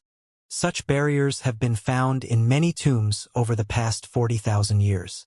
Their structure is not rare. As long as we—" The specialist seemed to have heard something and tilted his head. The metal balls that were on the bronze gate all rolled rapidly along the bumpy spiritual stripes. They passed by and crashed into each other, turning into streaks of silver brightness. In the end, after a bow sound, they melted like ice and turned into mercury like liquid. The liquid metal seemed to be alive. It zigzagged and soon filled every gap among the spiritual stripes. Crack! Behind the bronze gate, in a place that sounded far, far away, a dull mechanical noise echoed. Then, the deafening noises of running gears reverberated. The bronze gate was shivering slightly, and even the figures on the pictures of the gate seemed to be twisting weirdly.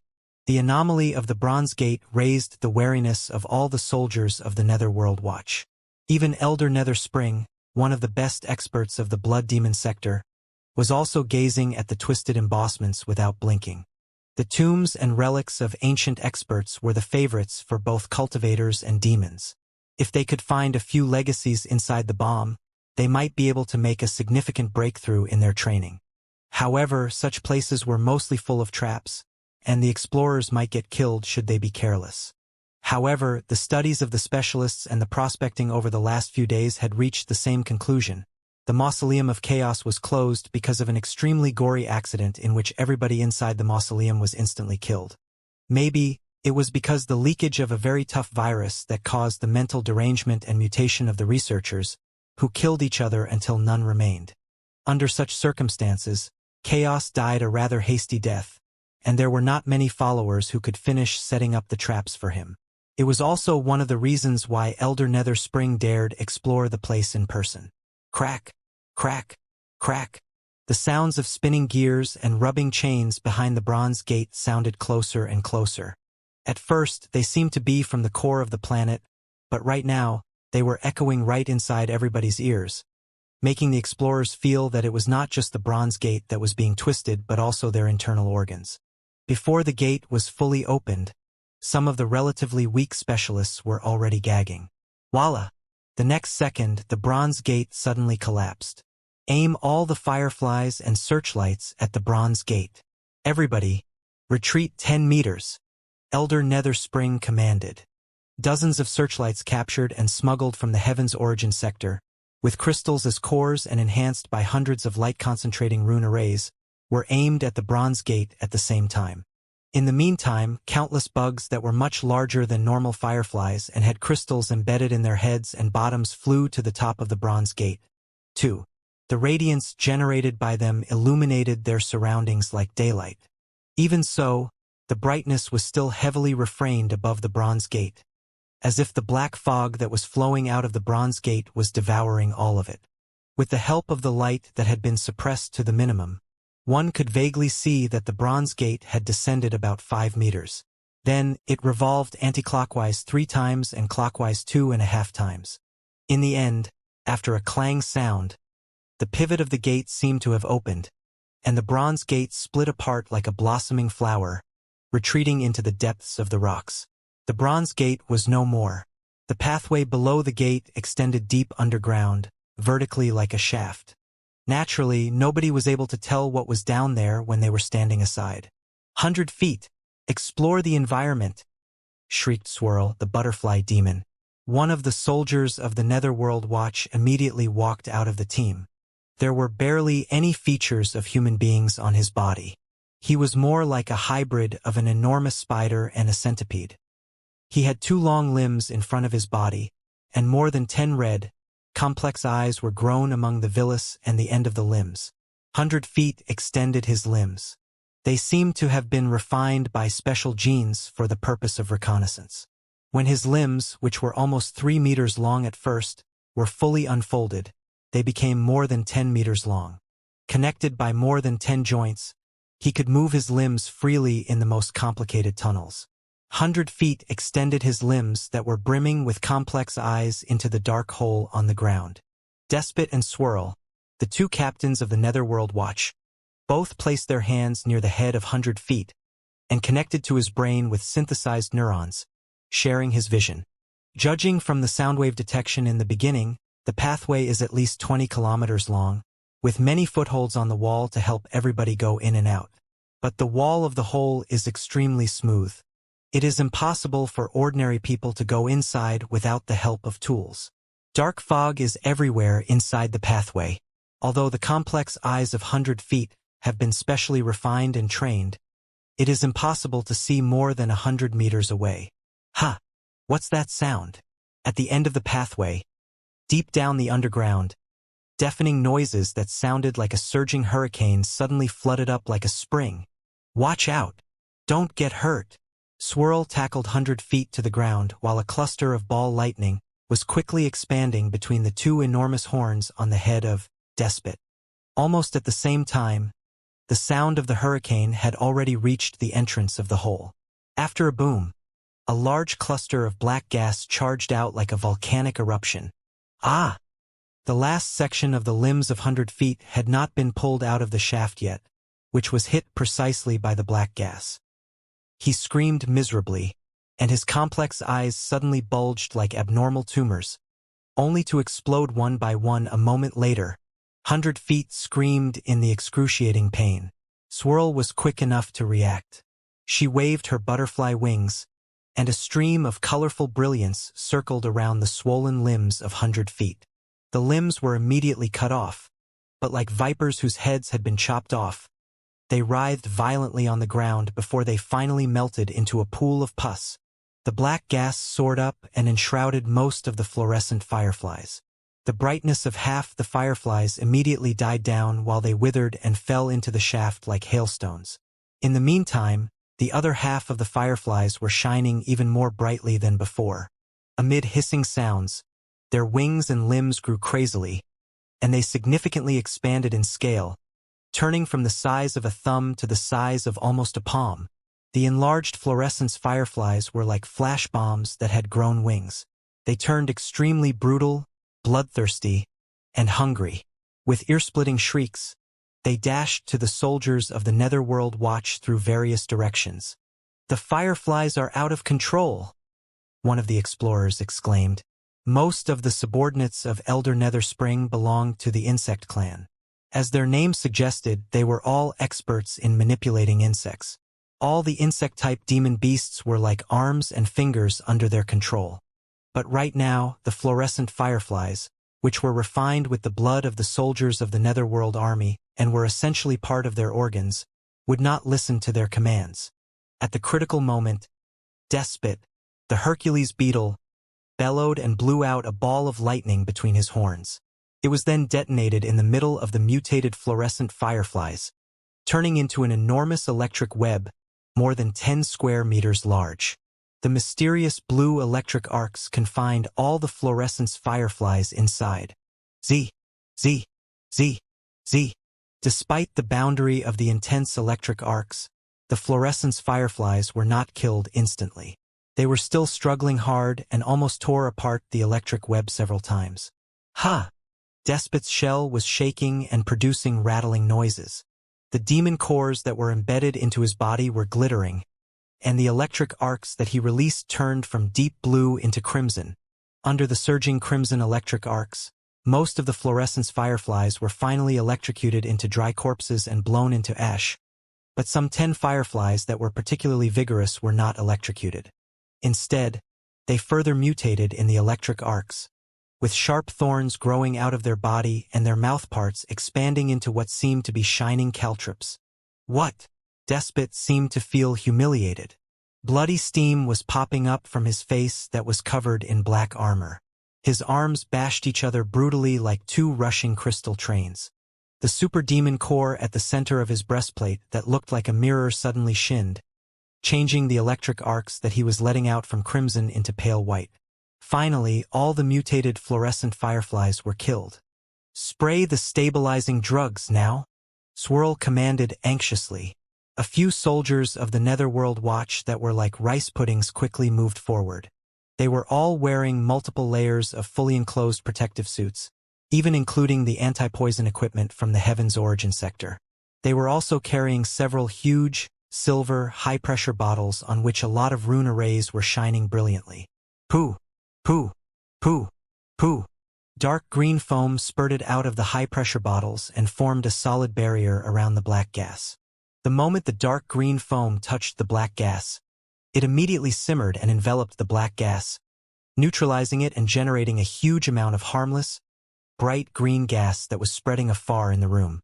The black gas that sank to the deepest part of the Tomb of Chaos seems to have the effect of overly stimulating the activity of cells. Any living creature that touches it will turn extremely crazy, and their vitality will be drained in an instant. Thankfully, the structure of the ancient black gas is relatively simple. It can be neutralized by our stabilizing drugs.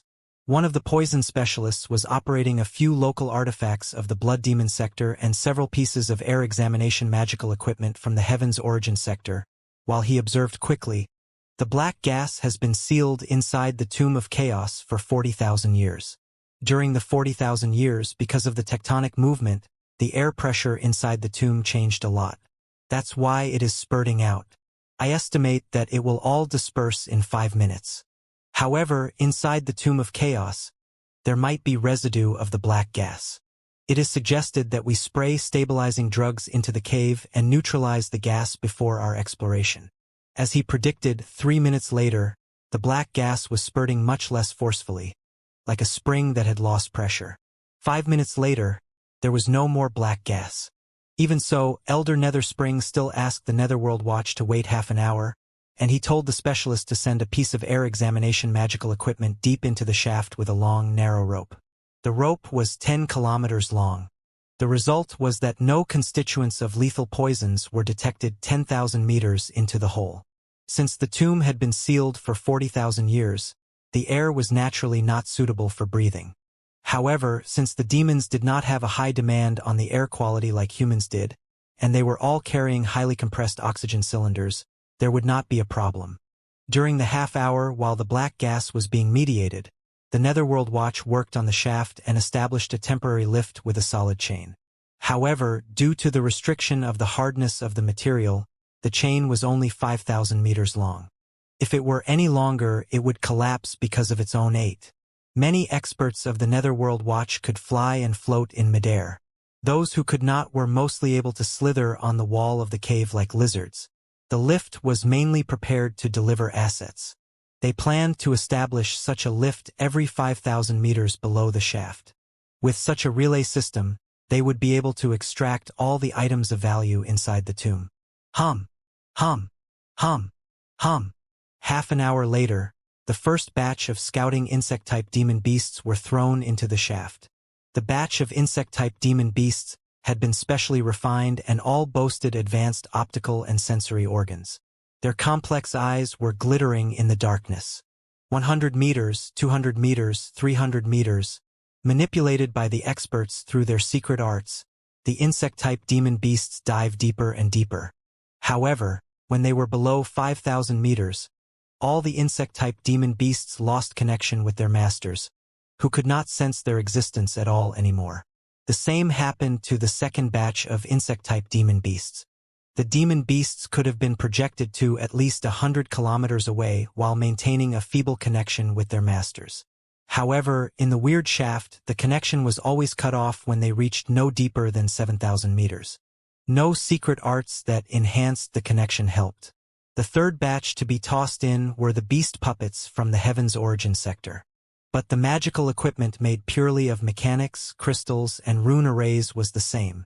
All the devices lost connection with their controllers when they were 5 to 6,000 meters below the ground. It appears that the last shelter of chaos was built with special radiation-proof and wave-proof materials. Together with the special rune arrays, all telepathic thoughts and mental connections are blocked, thereby jamming all communication.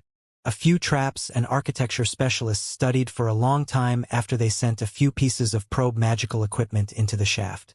Finally, they reached such a conclusion. You mean that we cannot learn anything that is happening inside the shaft in the ground? Elder Netherspring observed calmly.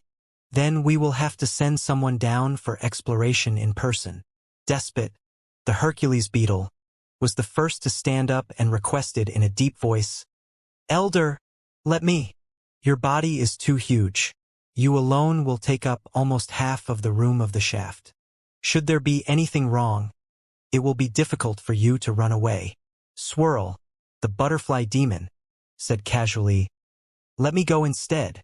Elder Netherspring pondered for a moment and said, "Swirl, you will go. There is no telling what kind of dangers are lurking inside the Tomb of Chaos. Other traps can be resolved slowly, but mental attacks will be extremely hard to deal with. Swirl is an expert in mental warfare. Your flying ability is better than Despot's, too, and it will be more convenient for you to move inside the narrow shaft. Swirl, remember this." Elder Netherspring concentrated his voice into a twisted channel of sound waves and pushed it to Swirl's ears. "When you're down there, other relics and treasures can be excavated slowly. But you will have to find the thing as soon as possible." "Understood," Swirl replied respectfully. "But please give me a description of the asset, Elder." Elder Netherspring pondered for a moment and said, "It should be large, complicated information in some form. Perhaps it will also have an activation switch like a key. In any case, the date is too enormous to have been loaded onto the ancient jade chips 40,000 years ago. Before the mission, I have asked you to study the multiple kinds of magical equipment that the ancient cultivators utilized to store information. By my estimation, what you should be looking for is a hidden star box, a sky storage bottle, or any other ancient magical equipment that has a capacity hundreds of times larger than the jade chip." "Understood." Swirl and Elder Netherspring discussed for a while longer and settled the details. They selected 30 soldiers of the Netherworld Watch who were slender and adept at flying, and they asked 10 captives to walk at the front. "Aren't you the most loyal believers of chaos? At the bottom of the shaft is the tomb of your god Chaos. Chances are that you will see the body of Chaos with your own eyes. What a glory it must be for you." Swirl grinned hideously. "If your god is really watching over you and we finish the exploration smoothly, you and your companions will all be spared. But if anybody hesitates or defects, not only will they be executed, we will also pick 10 random captives from the remaining prisoners and kill them as sacrifices. If you don't want to get yourself and your companions killed, just pray to your god Chaos quietly and wish that he doesn't jump out or stir any trouble." Voila! The shackles of 10 captives of the Blade of Chaos were all unlocked. They were offered some strengthening drugs to recover their strength, and they were even given a protective suit of the same standard as the soldiers of the Netherworld Watch. It was not because the Netherworld Watch cared about their lives. They actually would not mind at all if the captives were killed by poison. However, if the captives became insane monsters with infinite physical strength like the fluorescent fireflies did just now, it would be a major nuisance for them. The 10 captives of the Blade of Chaos looked at each other in bewilderment. Although they had regained their freedom for now, there was no much they could do under the suppression of the Netherworld Watch. Besides, a lot of their companions were still locked in the upper level, including their leader, the Fire Ant King. They were not able to resist at all. "God Chaos, please watch over us." The 10 captives of the Blade of Chaos prayed silently. Threatened by the Netherworld Watch, they jumped into the shaft one after the other. The bottomless shaft seemed to lead to the core of the planet. The entire pathway was wreathed in vague black fog, and clusters of black cotton were drifting among them. A feeble air current was blowing from below, holding them like a pair of invisible giant hands.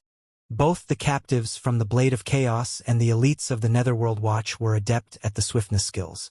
Besides, footholds that they could climb on had been embedded on the smooth wall.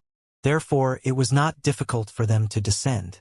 Every soldier of the Netherworld Watch was surrounded by a lot of communication bugs. However, after they were more than 6,000 meters below the ground, the communication bugs lost connection to the surface and could only be used for internal communication. The deeper they went, the denser the black fog became. In the end, they could barely see their own fingers. Although they carried a lot of searchlights and fluorescent fireflies with them, the best they could only vaguely see each other's outlines. The exploration team went down for more than half an hour inside the shaft before they finally reached the bottom.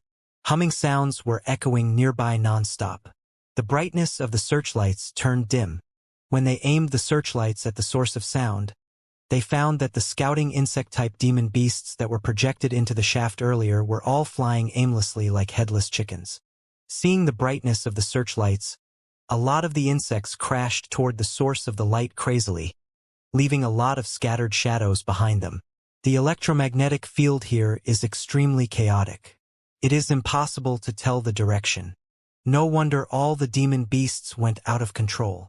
One of the soldier of the Netherworld Watch was carrying a multipurpose compass produced by the Star Glory Federation. The pointer on the gadget was spinning fast like a fan.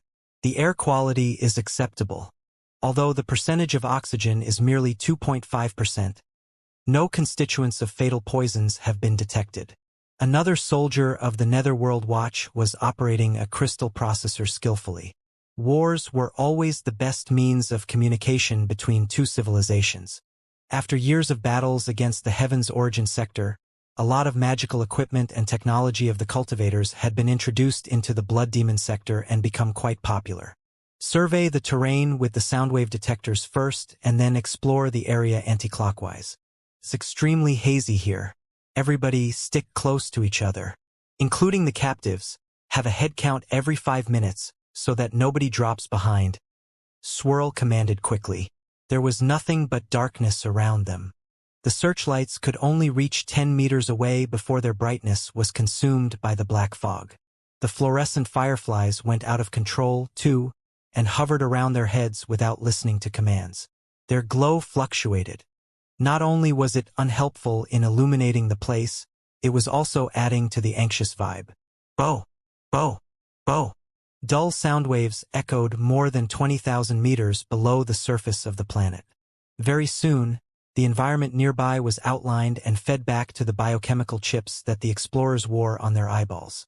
Judging from the result of the echolocation, they were now in a space about 500 meters both in length and in width. Compared with the magnificent and boundless underground temple above, it was simply not large at all. The space was purely empty. There were no pillars. The only thing that could be seen was a high bump at the center, which looked like an enormous rock, a throne, or a huge coffin. The entire space was drowned in water that almost reached their knees. There was no telling whether it was the underground water that flowed in through the cracks on the wall or it had remained in this place for 40,000 years. After 40,000 years of vaporization and brewing, the water had already become liquid that was almost as thick as oil. After every step they made forward, they would drag a few more tiny, greasy threads with them. However, except for the excessive bacteria inside, the water was not poisonous or corrosive. 5 captives at the front and 5 at the back. Start exploring. The exploration team gradually reached the edge of the space and moved anti-clockwise. The wall of the area turned out to be enormous black stones that were piled up on which lines of dense characters the size of the head of a fly were engraved. What's this? Almost 10 searchlights were aimed at the wall at the same time. They found that the wall of black rocks, which was almost 50 meters tall, had been occupied by characters, numbers, and runes the size of millet seeds. Some of the words were written neatly, but some others were extremely casual and illegible. There were even some words that appeared to be random graffiti. Everybody felt that their head was dizzy after just a quick look. However, judging from the font and the depth of the words on the rocks, it was doubtless that they had been written by the same individual. The content appears to be a certain technique, No, a method to make an unknown poison. No, a flowchart of the production of a certain piece of magical equipment? I got it. It is a combination of many random marvelous skills and arts that are intermittent and messy, with a lot of traces of smearing and editing. It should be a draft. It seems that the secret chamber was indeed the training room and research room for Chaos, who regarded the wall as his scrap paper when he considered new techniques. Whenever he thought of something new, he would carve his thoughts on the wall. Hurry up and scan on the markings on the wall. Let's move them back and ask the specialists to analyze them carefully. Hopefully, we will get a few useful techniques. A lot of ideas and thoughts were left on the walls all around them. But other than those, there were also a great number of animalistic claw marks that wiped out many words and formulas. Some of the claw marks were several meters deep into the wall, as if they had been left by an extremely ferocious animal that was on a rampage. It's rather strange. Since this is the place where Chaos trained himself, and it is apparently heavily guarded, it is impossible that any animal could have broken into the room. Who was it that left the terrifying claw marks exactly? The enormous claw marks made the exploration team even more vigilant.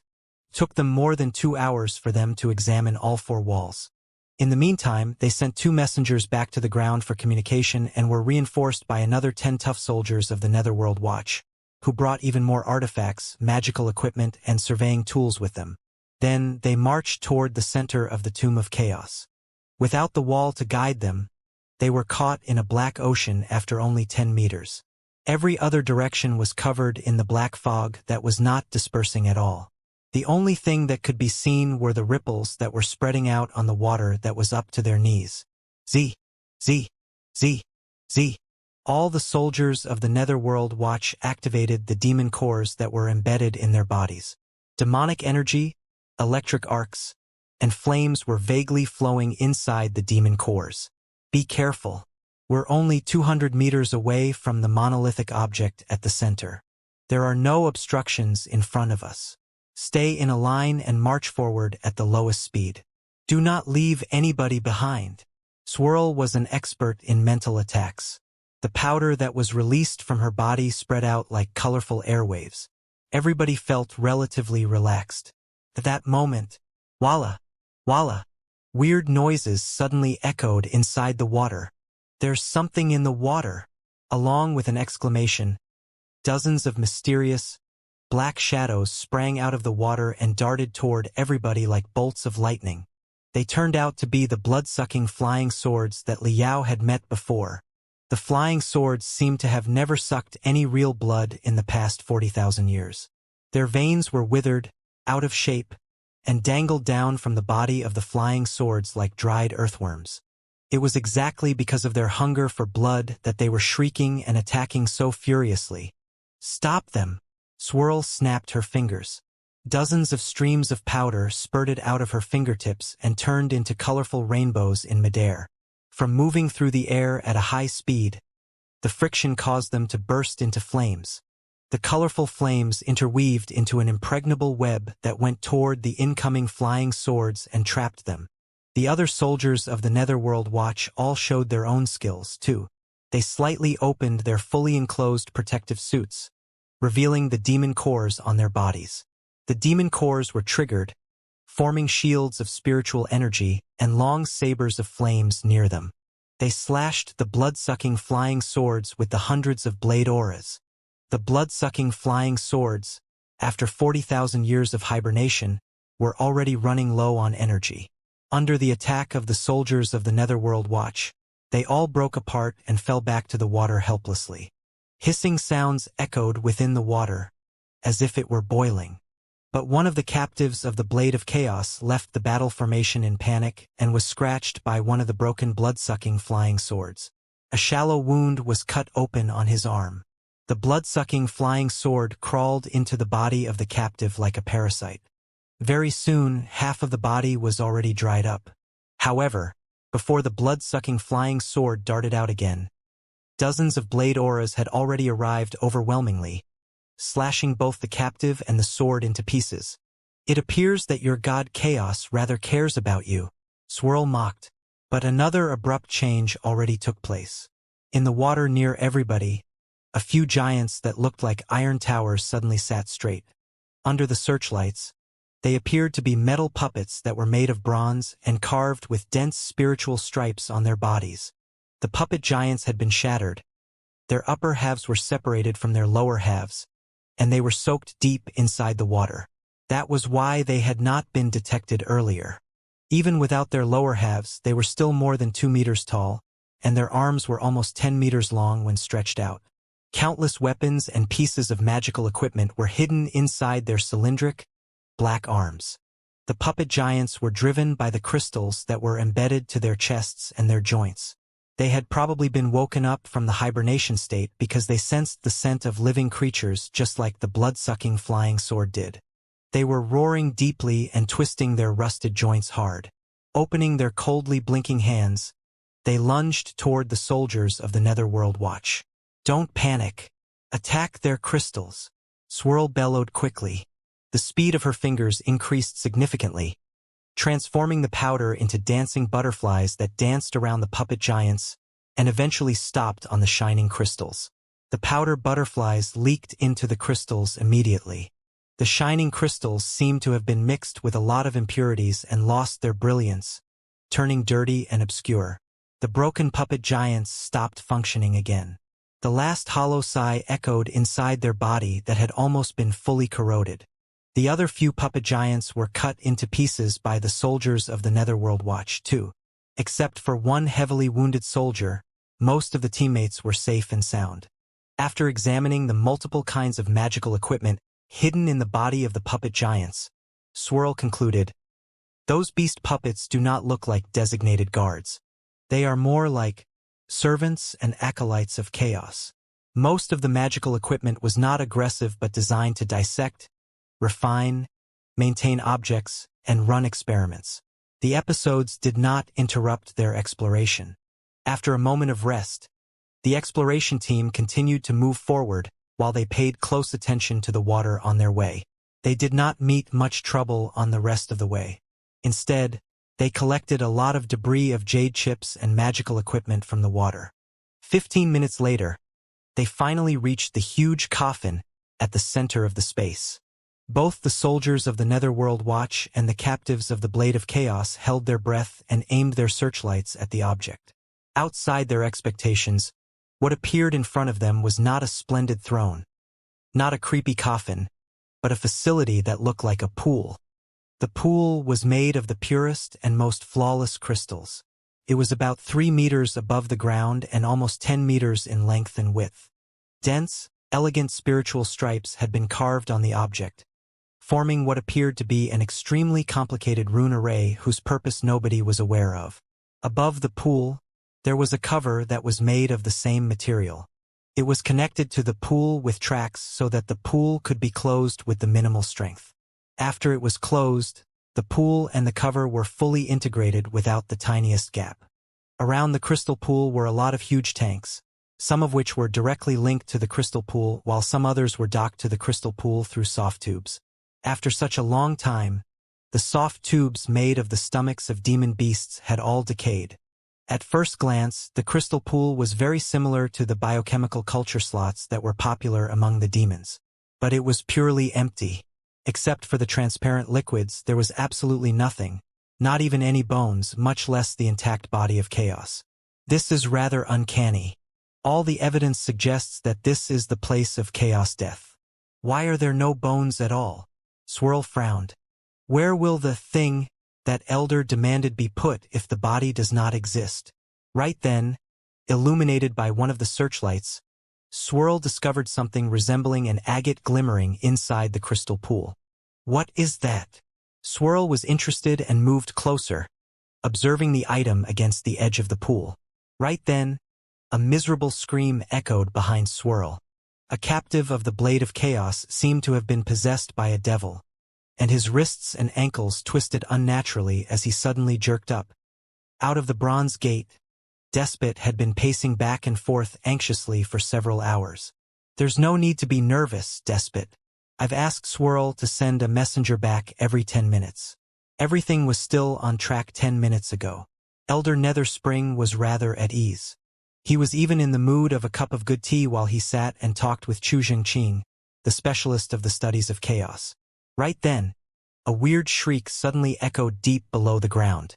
The shriek made the color drain from everyone's face. Despot almost could not wait to jump into the shaft now. "Wait!" Elder Netherspring shouted to stop him. "The situation is still unclear. Don't go inside recklessly." Very soon, the weird shriek was clearer and more disordered, like the jibber-jabber of someone crazy who had been scared witless. A shadow gradually appeared from the shaft. The horns on Despot's head were surrounded by dazzling electric arcs again, which spread down along the wall of the shaft. More than 10 searchlights that had been deployed above the shaft were all turned on and shot their brightness downwards, illuminating a shadow who was soaked in blood. "It's a captive." Despot gritted his teeth, his face extremely ugly. The protective suit of the captive had been ripped into shreds, and there were wounds all over his body. His entire left arm had been torn away. There was no telling what strength supported him to flee to the ground. As if being chased by a monster from his worst nightmare, he quickly ran up the wall of the shaft and soon dashed out of the hole, covered in a dense bloody aura. He then fell to the ground, his blood splashing to everywhere. Sterilization. Isolation. Elder Netherspring quickly moved backwards. Pooh. Pooh. Pooh. Pooh. The deep green foam and the stabilizing drugs fully wreathed the captive of the Blade of Chaos who had lost his arm. But inside the foam, the captive was still letting out the most appalled cries. "Dead. All dead. They're all dead." Despot could not have been more anxious. He stepped forward and shouted loudly, "What exactly happened down there? Speak now. Don't come close." The captive of the Blade of Chaos seemed to have lost his mind because of the horror and even failed to recognize Despot and Elder Netherspring. He wriggled on the ground with foam all over his body and tried to flee outwards, leaving a long trace of blood on the ground. "Elder, it seems that something bad has happened down there. Let me take a team and check out." Despot's eyes were red in anxiety, and he was breathing heavily. Elder Netherspring, on the other hand, sensed that something was wrong. He narrowed his eyes and mumbled, "Wait a moment. Something is not right." Right then, a few communication bugs that were hovering above the shaft suddenly vibrated their wings crazily, sending out an ear-splitting warning from the depths of the shaft. "Don't believe him." The shriek was like a signal to detonate a bomb. Some of the soldiers of the Netherworld Watch could tell that it was uttered by Swirl, their captain. They had never heard Swirl speak in such a hasty, distressed, and desperate way before they realized what was going on. The stabilizing foam on the body of the captive of the Blade of Chaos suddenly exploded, and demonic energy so intense that it appeared almost tangible swept over the 100 square meters around him like blade auras. All the soldiers of the Netherworld Watch could not help but narrow their eyes, as if sharp sabers were slashing right at their faces. Such a powerful outburst of demonic energy was only indicative of one thing. The mitochondria deep inside the guy's cells were outputting energy crazily like a volcanic eruption. In that moment, only Elder Netherspring, Despot, and few top experts were able to react. However, because of the tricky movement of the captive of the Blade of Chaos earlier, Elder Netherspring was blocked by the enormous body of Despot. Including Elder Netherspring, none of the top experts were able to launch an attack past Despot. Who? Despot was one of the toughest experts of the Netherworld Watch aside from Elder Netherspring, and his power was almost equal to a demon emperor. His reactions were not slow. The balls of lightning between his spear-like horns burst out again. Dozens of electric arcs slapped toward the body of the captive of the Blade of Chaos, and a few landed just in front of the guy. If the enemy had been fleeing ahead, he would certainly have been hit precisely by the electric arcs. Even if he could resist the bombardment of dozens of electric arcs, he would inevitably have been slowed down. It was enough for Elder Netherspring to catch up with him, but out of Despot's expectation, the enemy did not lunge forward after his outburst of demonic energy. Instead, like a scorpion that was tossed into a tank of boiling oil, he jerked backwards weirdly and jumped into Despot's arms. The enemy's action was far beyond Despot's expectations. All the electric arcs missed their target. The captive of the Blade of Chaos was levels faster than Despot. His legs hit the demon core on Despot's chest like the main gun of a crystal warship, and his strength flooded into the demon core crazily. Boom! Endless spiritual energy was contained inside the demon core. Stimulated by the invading force, it was like a spring that was compressed to the minimum and naturally gave out a strong counterforce. But the enemy was extremely deft. When the counterforce of the demon core reached its highest point, he made use of the counterforce and leapt up. Boosted by the combination of the two forces, he rushed forward like a cannonball, breaking the sonic barrier immediately and turning into a bloody streak of brightness.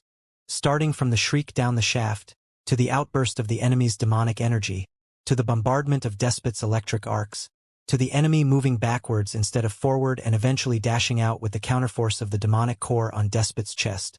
It had all happened in less than half a second. Despot's enormous body that looked like a heavy crystal tank, and on the other hand, like a kite whose string had been cut. He was kicked away by the enemy easily, right toward Elder Netherspring. Elder Netherspring moved. He grabbed one of the horns on Despot's head with only 3 of his fingers, holding him and balancing him again. However, Elder Netherspring's attack had been disrupted, and the best moment to stop the enemy had passed. Shwa! Shwa! Shwa! In the darkness, for a motionless Elder Nethersprings crawled out and stood in the way of the enemy's escape. They were all clones that Elder Netherspring had condensed with the Mirage Green Ants and had been lurking in the darkness earlier. But the enemy seemed to be quite familiar with Elder Netherspring's combat style. The red streak zigzagged rapidly, leaving 2 of the clones behind without being touched by them at all. In the meantime, the other 2 clones were blown to smithereens by the ivory beams of light that were shot out of his palms. The streak of redness vanished into the darkness. Elder Netherspring's face suddenly turned extremely ugly. It was so green that liquid might have dripped down at any moment. He turned into a streak of greenness and chased after the enemy. He waved his hands. The other few clones that were condensed by the Mirage Green Ants merged together and returned to the Bronze Gate, staring at the entrance of Hole coldly. Very soon, Swirl struggled to fly out. Her wretched appearance greatly surprised both Despot and Elder Netherspring. The butterfly demon was no longer as exotic and enchanting as she used to. Her colorful wings had been shattered, and barely any part of her skin was still intact. A shockingly large hole could be found on her left abdomen, through which her poor internal organs were all exposed to the air. Judging from the appearance of the wound, she had been ambushed by someone from behind. Swirl's face was so swollen that it looked like a pickled pig's head and could not have been uglier. With the most desperate expression, she cried, "Elder, forgive my incompetence." "Cut the crap!" Elder Netherspring's clone gnashed his teeth. What happened? One of the captives of the Blade of Chaos pretended that he was bewildered by the traps deep inside the Tomb of Chaos and acted crazily. I went close to him to check and was ambushed in my carelessness. Swirl had not entirely recovered from her shock. No, he couldn't have been one of the captives that we locked up. He must have mixed in with them later. His capability was very high, and he was practically immune to my mental attacks. Of course, his capability is very high. The face of Elder Netherspring's clone was getting darker and darker. Even Despot was no match for him and was directly kicked away. The guy must be at least in the level of Demon Emperor. I didn't know that there was a second Demon Emperor hiding in the Blade of Chaos apart from the Fire Ant King. That's not right. The nose of Elder Netherspring's clone flapped, as if he had smelt something weird in the air. The guy destroyed my clones with techniques similar to the cell obliteration cannon. But it was extremely powerful, which reminds me of the expert that was with Xianxia. The pupils of Elder Netherspring's clone suddenly shrank. The expert who was with Xianxia performed the same move when they were getting rid of the pursuers inside the 100 Desolation Mountain. How on earth did he end up in this place? Elder? Swirl struggled to move her body and whispered to her master. The guy also stole something from the center of the tomb. Ha! The face of Elder Netherspring's clone lost color again. What was it? It was a piece of ancient magical equipment that looked like a hidden star box, which was likely the thing that you asked me to retrieve, Elder, Swirl replied dutifully.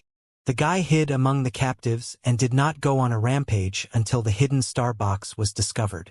It seems that his purpose was exactly the item. Elder Netherspring's clone took a deep breath with a gloomy face. A moment later, his fury that had nowhere to be vented finally burst out. After a boom, the thousands of mirage green ants that formed his clone exploded into a blowing storm, turning into what seemed to be a tall shadow and roaring toward the sky in outrage. Deep inside the underground temple, Elder Netherspring's true self further accelerated and was closer and closer to the streak of redness in the front. The pathway was long and narrow and did not have a turn or anywhere to hide in. It was pure speed that both of them were counting on. In 3 seconds, the enemy would enter Elder Netherspring's attack range. Elder Netherspring's sharp eyes had already ripped him apart 20 times. Right then, an abrupt change took place. Boom! Boom, boom, boom, boom. Around the pathway, dozens of crystal bombs, acid bombs, and venom bombs were detonated at the same time. The spiritual energy, venomous stings, and acids were mixed together and filled up the entire narrow space like a raging wind. Elder Netherspring roared, not caring about the minor explosion at all. A shield of demonic energy was formed around his body. All the attacks, be they acid, venom, or the shrapnel of magical equipment, seemed to be stuck by thick glue when they hit the shield and could not touch his body at all. However, the serial bomb had been planned very neatly. Perhaps the rock stratums above had already been contaminated by the acids. After the explosion, billions of tons of rocks fell and blocked the pathway without the tiniest gap. Explode now! Elder Netherspring burst into fury. He opened his mouth wider than one would have thought possible. A stream of intense brightness spurted out and blew out a giant hole almost 10 meters deep in the rocks and soil. However, the rocks were already feeble after the intense explosion just now. The moment he made a huge hole, the rocks above continued falling down and refilled the hole that he had just created. Elder Netherspring was so angry that he was jumping up and down. The enemy had obviously surveyed the terrain earlier and deployed traps for his escape in the pathway. Mighty as Elder Netherspring was, it would take him at least half a minute to break through the blocked pathway. Besides, Elder Netherspring did not know whether or not more bombs had been planted in the pathway, or if the enemy was waiting for him inside the darkness on the other side of the landslide. He recalled the enemy's unstoppable kick a moment ago, which suggested that the enemy was at least as strong as the Fire Ant King. Elder Netherspring would rather not fight against such a terrifying enemy in an environment that was in the enemy's favor. After only a moment of hesitation inside the darkness, miserable screams were already echoing from the communication bugs that Elder Netherspring had brought with him. They were from the guardians who were defending the research rooms on the 2nd floor and the temple on the 1st floor. Judging from the sound, a ferocious beast seemed to be marching toward the surface while crushing everything that was standing in his way. Stop him! Stop him! Elder Netherspring's handsome face had entirely twisted. The guy who snuck into the captives and stole the ultimate treasure inside the tomb was naturally Liao. In retrospect, it was already perilous enough to sneak into the prison where the captives were locked, and it was even more dangerous to enter the Tomb of Chaos right under Elder Netherspring's nose. If Elder Netherspring had sensed something wrong and attacked him with his subordinates, Liao was certain that he would have kicked the bucket. However, Liao believed in his judgment. Elder Netherspring, who had taken over the Mausoleum of Chaos, must have concentrated all his attention on the secrets of chaos. Even if he could spare some of his attention, he must have been considering how to better exploit the Fire Ant King. It would never have occurred to him that a bold, insane expert in the Demon Emperor level would dare to show up near him. At this moment, Liao broke out of the siege and reappeared in the underground temple. The top elites of the Netherworld Watch were on the 3rd floor. It would take them less than 20 seconds to catch up with him. 20 seconds was enough for an expert of the Demon Emperor stage to do a lot of things. Get out of my way or die. After the blood-striped virus melded with part of his self-consciousness and turned into the mental devil, his combat style had become more and more radical, cruel, and brutal. Above the underground temple, the streak of redness suddenly split into dozens of quickly flashing threads that rushed at the soldiers of the Netherworld Watch in all the directions, piercing the chests of almost 10 of them. The red threads then congregated again and moved upwards. In order to move more relics out of the Mausoleum of Chaos, the holes in the dome of the underground temple had been expanded to dozens of meters in diameter. Liao soared up in one of the channels. Who? Ahead of Liao, an ugly sandworm opened its bloody mouthpart, from which extremely corrosive saliva was drooping non-stop. Cell obliteration cannon. Attack! Inside Liao's left arm, countless cells rubbed against each other and surged out. After they perished, the energy that their combustion produced concentrated on the palm and suddenly shot out, stabbing through the sandworm directly. After a series of explosions, the internal organs of the sandworm were demolished, and the only thing left was an empty shell. Liao flew up to the ground through the body of the sandworm. Technically speaking, it was not the ground that Liao had reached but the bottom of the star-swallowing sea. Above him was a crystal barrier that had been established to resist the lake water temporarily. At this moment, it was the darkest moment of the night when the water level of the star-swallow sea was highest. Everybody was soaked in the lake water that was hundreds of meters deep. The message that somebody was on the run had already been sent to this place. An overwhelming cacophony echoed everywhere, and countless soldiers of the Netherworld Watch charged toward Liao. In Liao's eyes, they all turned into clusters of the most fundamental data. Fully carrying out the tactical manipulation abilities that he had trained himself with on the Skeleton Island for more than a month, Liao examined his every movement and attack at least 100 times inside his brain to make sure that his actions could disrupt the battle formation of the enemy to the highest degree and tear a fatal gap on it. Then, he continued to flee crazily. For the Netherworld Watch, the unpredictable enemy gave them quite a hard time. Except for the few soldiers who had head-on clashes with him, the rest of the Netherworld Watch all discovered that their remote attacks had been blocked by their companions. When they decided to draw close for melee combat, they were often pushed or hindered by their companions who were thinking the same. As the battle went on, everybody turned out to be pushing each other on the enemy's left side, and there were absolutely no soldiers on his right side. Liao smiled and launched dozens of interference bombs that contained flares and stun rune arrays. Before the acid stings and the storms hit him, he roared and soared toward the top of the crystal dome. He opened his left hand. A cluster of brilliance quickly expanded inside his palm, as if he were holding a sun brutally. Not good. The soldiers of the Netherworld Watch who realized what he was going to do were all appalled, their hearts nearly jumping out of their chests. They intended to stop him, but there was no time. Boom! The mini-sun inside Liao's palm suddenly exploded into almost 20 streaks of golden brightness that darted every part of the crystal dome. Such crystal barriers that were designed to resist water in underwater projects were in the shape of an arc and boasted impressive anti-pressure capabilities. They could resist the enormous external pressure. But as for the internal pressure resulting from the explosion, there was not much they could do. After a few cracking noises, almost 20 giant holes immediately appeared in the crystal dome. Boosted by the super-high pressure, the water of the star-swallowing sea turned into dragons and rushed in ferociously. Liao gritted his teeth, the veins on his arms and his legs all bulging out, while he forced himself out of the crystal dome against the blast of one of the dragons, dashing into the star-swallowing sea. Who? He pressed his chest softly. An enormous airbag immediately ejected out of his back, giving him a strong buoyancy inside the star-swallowing sea whose water was extremely dense. Little Black, come on out.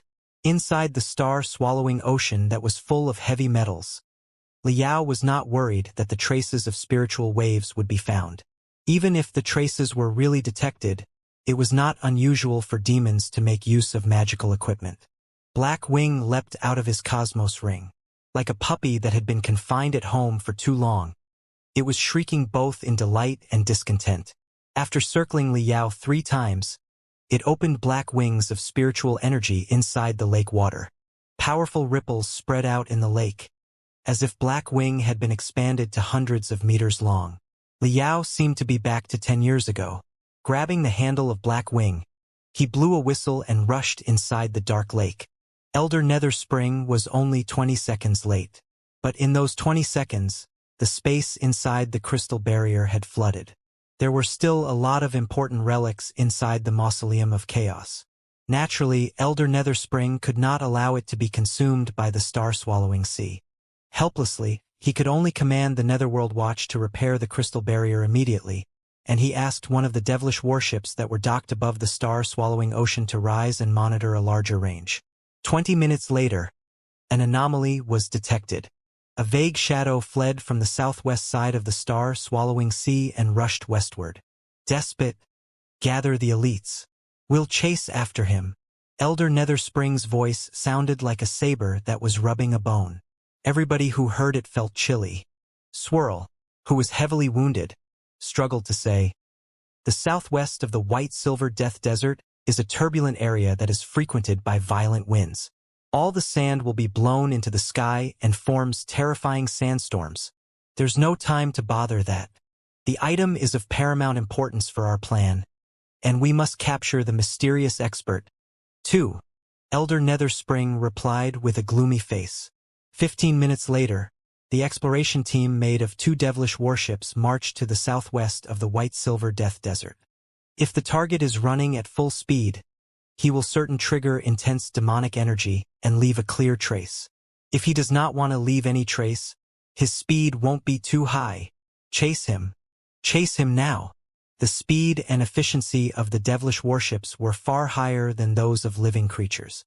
With the advanced demonic artifacts and the demonic energy detector from the Star Glory Federation on the warships, Elder Nether Spring soon located a clear trace of demonic energy that extended to the southwest. It is the ocean at the end of the southwest direction. We will not be able to capture him if he flees into the ocean. Elder Nether Spring frowned. Both devilish warships were triggered to the highest efficiency. The engine compartments in the rear were all expanding, spurting such high-pressure air currents that almost set the sky on fire. Inside the white-silver Death Desert, there was nothing but monotonous, desolate sand. Every place was shining in silver colors, leaving no shelters for anybody. However, after 3 hours of pursuing, the environment nearby changed abruptly. The desert seemed to have become an ocean with surging tides and ear-splitting roars. It was the turbulent area, inside the white-silver Death Desert, without the blockage of mountains and canyons. The strong winds from the ocean were able to march into the land unstoppably, blowing away sand and dust that could be billions of tons of weight. The wind generated an ocean inside the desert. Our devilish warship can resist a level 13 gale. Go over now. Elder Nether Spring commanded unhesitatingly. Hum. Hum. On the surface of the 2 devilish warships, the gray protective membranes that looked like bone armor were torn apart, revealing enormous organs made of countless demon cores that looked like eyes. Translucent demonic energy spurted out of the artificial organs and formed a solid barrier of demonic energy outside the warships. The devilish warships barged into the turbulent area. The sandstorm hit the warships one wave after another, causing no consequences at all except for the flashing of the eyes on the warships and the slight shaking. However, after the 2 devilish warships both went deep into the turbulent area, dozens of explosions suddenly echoed on the ground. Almost 100 crystal bombs were shot into the sky, blossoming like the most brilliant fireworks. The crystal bombs were still very far away from the devilish warships and could deal no damage to them whatsoever. But Elder Nether Spring frowned deeply. Every action of the mysterious enemy had been beyond his expectations since the beginning. It was unlikely that the guy would perform meaningless attacks. What could the crystal bombs do even if they were detonated right below the devilish warships, considering their insignificant damage? Why was he doing that? Right at that moment, the devilish warships began shaking more forcefully, and the intensity of the sandstorm outside significantly increased. Everybody on board could hear the roaring gust despite the thick shell of the warships. What happened? The force of the wind has suddenly soared. The spiritual energy of the wind class is in disorder. Not good. The crystal bombs that the enemy launched were not damaging at all. They carried a lot of rune arrays that could boost the spiritual energy of the wind class. As long as the direction and pressure of the wind are calculated well, dozens of crystal bombs that can boost the force of the wind are enough to focus the force of the sandstorm in the same location and create an extremely terrifying zone of furious wind. How is it possible? Even the Feather Clan that is born in the wind and naturally adaptive to the spiritual energy of the wind class cannot grasp the pulse of the sandstorm so well. How did the monster do it? Get out of the place now! Along with Elder Netherspring's roar, the devilish warship seemed to have been smashed hard by a giant, invisible hammer, and the bridge leaned to the left side seriously. Quite a few crew members were knocked away and crashed into their companions. The bridge was in a mess. 300 meters in front of him, more than 10 tornadoes were getting thicker and larger after absorbing more and more sand from the desert. The color of the tornadoes gradually darkened into a dreadful deep black, too. The tornadoes were eyeing them maliciously like giant serpents that could swallow the sky and the earth. The ear-splitting noises made the solid shell of the warships as thin as the wing of a cicada. Boom! The main gun of the devilish warships opened fire, blowing the head of one of the serpents into pieces. But the remaining body was soon torn apart and swallowed by the rest of the serpents, making them even thicker and more hideous than before. In the meantime, on the flanks of and behind the devilish warships, more tornadoes that looked like giant snakes were gradually taking shape. 3 hours later, the two devilish warships that were stalled for a long time in the super sandstorms finally staggered to a stop in the sky of the southwest coastline of the white-silver continent. Because of the hindrance of the sandstorm, it had taken them 1.5 hours longer than expected. They lost the traces of the target multiple times on the way, too, and did not lock onto him again until 20 minutes ago. On the demonic energy detector, a streak of brightness extended into the ocean and vanished in the depths of the surging seawater. Judging from the dispersion of the demonic energy, the target must have dashed into the ocean half an hour ago. It was an extremely tricky moment. If the target had no backup and was swimming on his own, he would not have gone too far in only half an hour. They might have had a chance to catch up with him if they searched the area carefully. However, judging from the delicate traps that the target had placed on the way, it was hard to believe that he had not prepared a few pieces of magical equipment that could make him move in the seawater fast. Elder Netherspring, Despot, and the experts of the Netherworld Watch all stared at the boundless ocean, deep in thought. Although they had suffered a number of setbacks on their way, the anger on Elder Netherspring's face had entirely disappeared. It was now utterly tranquil, without the slightest hint of emotion. Elder Netherspring suddenly raised his voice. "Go back now." "What?" Despot was stunned. "Are we letting go of the target just like this?" With the cunningness of the target, he must have prepared more traps at the bottom of the ocean, in which case we will never be able to catch him, Elder Netherspring explained quickly. "But I'm more concerned that the target is actually distracting our attention. Right now, most of the elites of the Netherworld Watch have been brought out by us. The only expert left in the Mausoleum of Chaos is Swirl, who has been heavily wounded. What if the purpose of the target was not to run away but to distract our attention and rescue the Fire Ant King when we were out?" Despot gasped, his solid shells shivering slightly. "If that is the case, we still have an opportunity to capture him." Elder Netherspring grinned so hideously that somebody might have stamped on his face. In the north of the white-silver Death Desert, thousands of kilometers away from the turbulent area and the Mausoleum of Chaos, a black shadow rushed while sticking close to the desert, drawing a huge arc and moving closer and closer to the Mausoleum of Chaos. It was exactly Liao. If his purpose was to run away, he would not have been so troubled. His plan was exactly as Elder Netherspring had guessed. He hoped to direct Elder Netherspring and the elites of the Netherworld Watch to the west coast of the white-silver Death Desert with himself as the bait. It would have been even better if they had been tricked into searching for him offshore. As long as they were postponed for half a day, it would be enough for him to return to the Mausoleum of Chaos and rescue the Fire Ant King. With any luck, they would even be able to capture a devilish warship and free a large batch of captives before they figured out what to do next. However, Liao's rapid movement came to an abrupt half when something in his pocket shivered slightly. On one of his knees, he took off his glasses and spat out a mouthful of sand. He took out a metal chip that was carved with stripes resembling clouds from his pocket.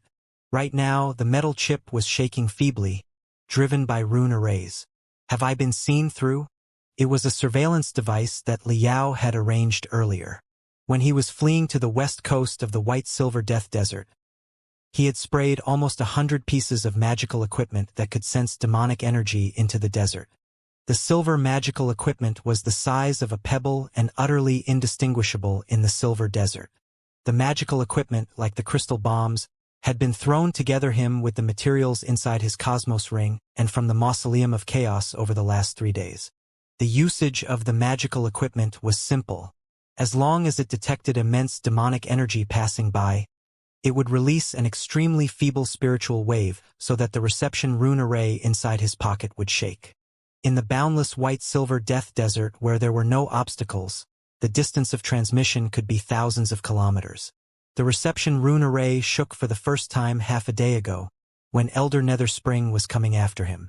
But right now, the reception rune array was shaking again, indicating that another wave of immense demonic energy was flying past the magical equipment. The elites of Elder Nether Spring had been mobilized. It was impossible that a second echelon of reinforcements had been sent. The only possibility was that Elder Nether Spring had sensed that something was wrong and returned to defend his base. What a tricky opponent. Liao slightly frowned. He opened his hands, releasing hundreds of streaks of spiritual gas while he ran calculations with the desert as his paper. The result of the series of complicated computations was that, even if he rushed at the highest speed, there was only a 7.1% likelihood that he could rescue the Fire Ant King before Elder Nether Spring returned to the Mausoleum of Chaos. The last thing Liao wanted to be faced with right now was an infuriated Elder Nether Spring and hundreds of elites of the Netherworld Watch. It's a pity that Elder Nether Spring has seen through me. Thankfully, however, my effort was not in vain.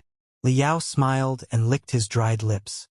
He retrieved the ancient magical equipment that he had stolen from the Tomb of Chaos half a day ago from his cosmos ring and played with it. The ancient magical equipment looked like a brain that was made of agate and bloody diamond. But it was only the size of an apple and could be held with one hand perfectly. Liao had seen similar magical equipment in Oyezi's memory pieces. Such magical equipment named Hidden Starbox could be called an upgraded version of Jade Chips. Could store a lot of information, telepathic thoughts, and even vivid illusions. Many ancient sages had been fond of pouring their lifelong knowledge and their most intense feeling into magical equipment like the Hidden Star Box as a legacy for the posterity before their death. It was some sort of special last will. Liao was almost certain that it was the last will of chaos when he discovered the item in the crystal pool at the center of the Tomb of Chaos. Also, at that time, he noticed that the heart of Swirl had been beating fast, her breath hastier, and her blood flow had been 11% faster than a minute earlier.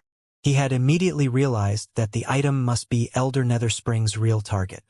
Therefore, Liao had taken actions brutally and ambushed her, stealing the last will of chaos. Based on Elder Nether Spring's moves and his talk, this is very likely the ultimate purpose of his operation here. What kind of secrets are hidden in the last will of chaos?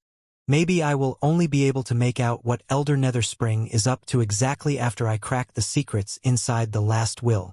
Liao took a long breath. Covered in a thin layer of spiritual energy, he gradually sank into the quicksand and dived deeper and deeper until he was almost 100 meters below the desert. Bo! Bo! Bo! After he was so deep below the ground, Liao was finally able to release his spiritual energy blatantly. His spiritual energy in the liquid form gradually pushed the sand around him away like expanding seawater, creating a round space that was 2 meters in diameter. Liao sat cross-legged in the space, with the hidden star box that looked like an agate floating in front of him. He snapped his fingers and summoned almost 100 dissection tools from his cosmos ring. Since the hidden star box is meant to be a legacy for the latecomers, it is certainly not completely locked. There must be a secret method to open it. Although I don't know the secret method, I can still crack it with brute force. It should be fine as long as I am cautious enough. Liao was an expert in ancient magical equipment. Chaos might have been more knowledgeable than him in terms of the arts of poison, but when it came to the refinement and the decryption of magical equipment, how could he have been match for Liao? Liao narrowed his eyes. His fingers seemed to be pulling hundreds of invisible strings, and he manipulated tiny needles the width of hair to brush the hidden star box quickly. A gray mist immediately enveloped the hidden star box. After a period of cracking noises, a glamorous red color surfaced on the hidden star box, and sparks were bouncing deep inside the brain that was made of agate, as if somebody's thoughts were being triggered and ignited. Sweat was pouring out on Liao's forehead. Before it dripped down, it had already been vaporized by his skin, which was burningly hot now. The narrow space was enshrouded in a hazy mist.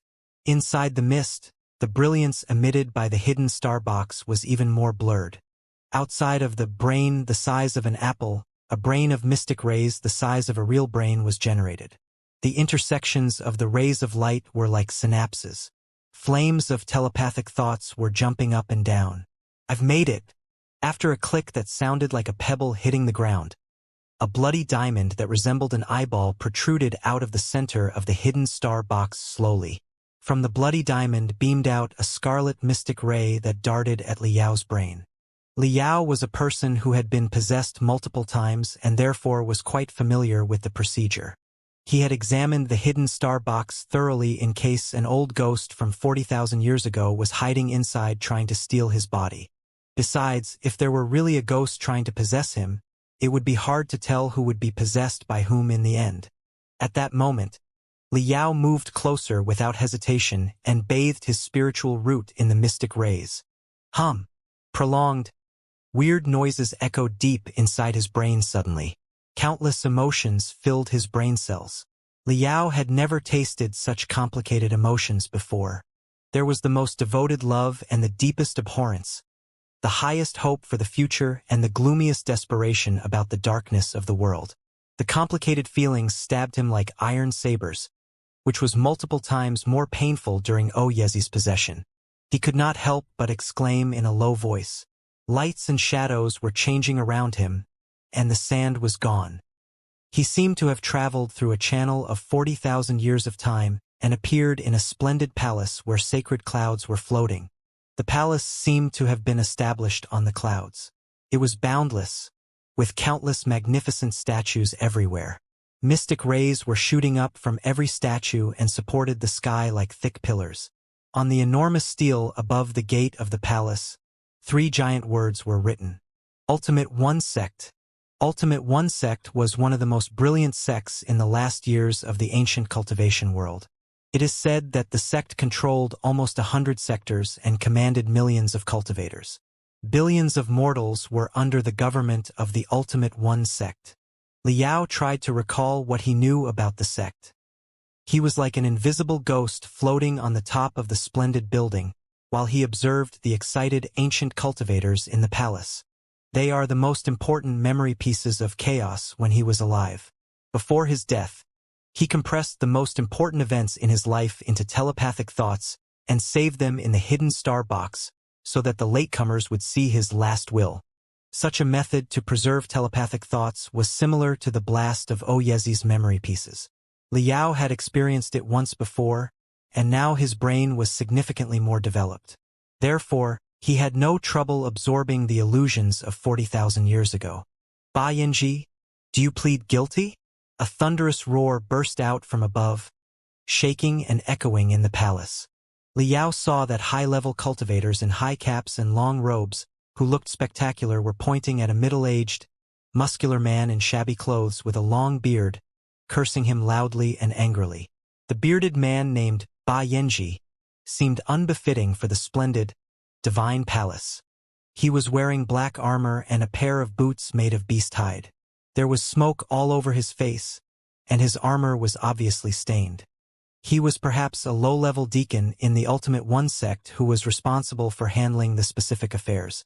Ba Yanji, as the manager of the Infinite Farm, you should have dedicated yourself to the breeding of the animals. Why did the inspectors report that many animals in the Infinite Farm had changed in appearance and were aggressive and undocile? The mortals living in the Infinite Farm have undergone terrifying changes. too. They turned hideous and acted crazily. Rumors in the Ultimate One sect are that you are conspiring with evil sects outside and running insane, unpardonable experiments. Ba Yanji, what is the truth exactly? Confess now. The demander turned out be a magnificent cultivator who was wearing a golden helmet and golden armor and looked like a high tower. The man's skin was golden too, and it seemed to be melded with his garment. He was holding a long whip in his hand whose aura reached almost 30 meters away, already piercing into the dome of the palace. Behind the golden giant, an enormous 8-trigram seat was floating in midair, on which an old, lean man was sitting cross-legged, his white hair touching the ground and his eyes half closed. Ba Yanji raised his voice and shouted, "Leader, law-enforcing elder, I didn't.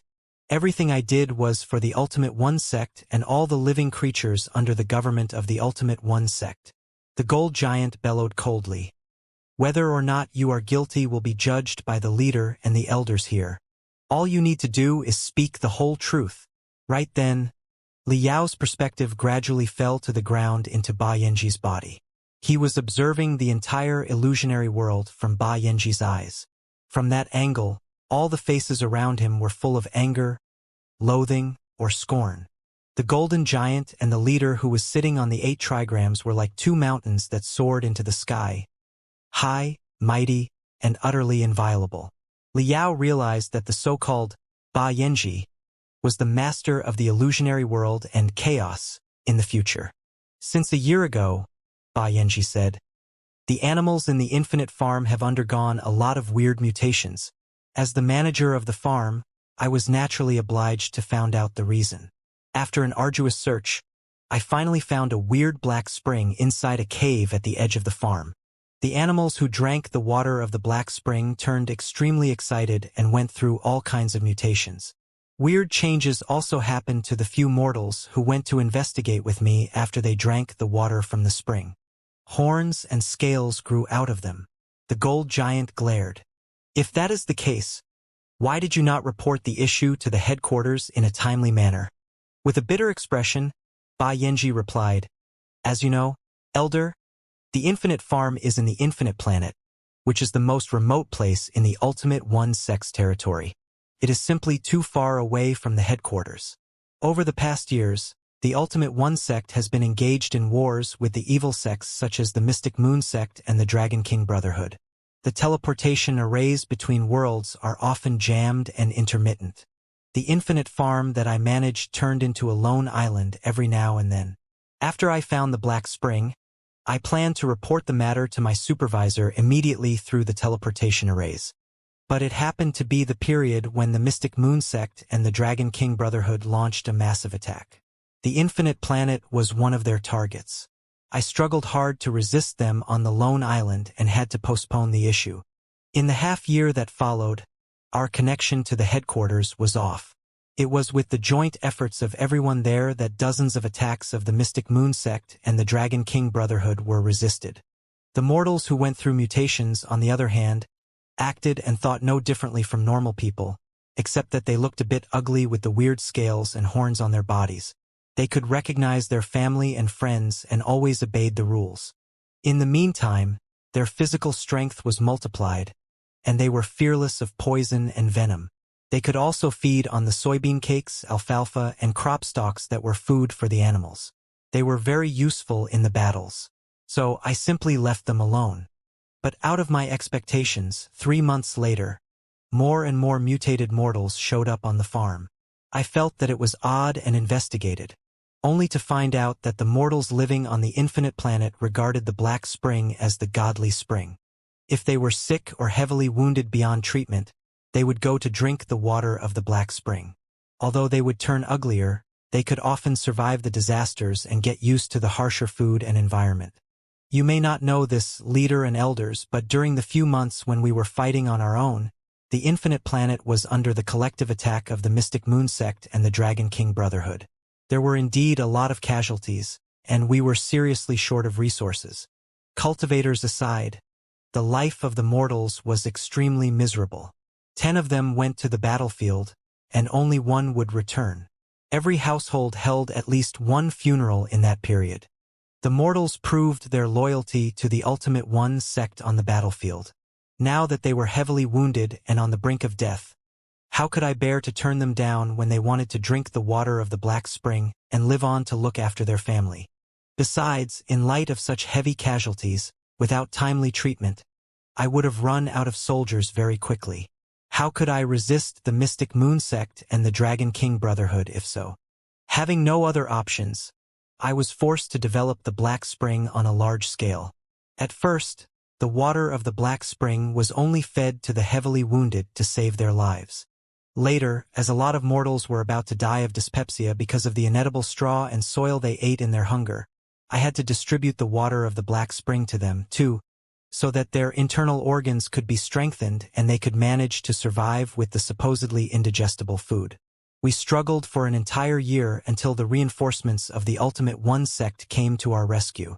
Leader and elders, although a lot of mortals on the infinite planet look ugly right now, they are still decent civilians under the government of the Ultimate One sect.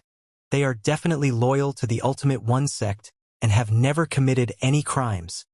Ba Yanji did not seem to be a loquacious man, but he seemed to have prepared the speech a long time ago. Although he stammered occasionally, he still made his point in a rather convincing way. The leader of the Ultimate One sect slowly opened his eyes and talked gently to Ba Yanji. Ba Yanji, I was there to watch you grow from a boy into a man.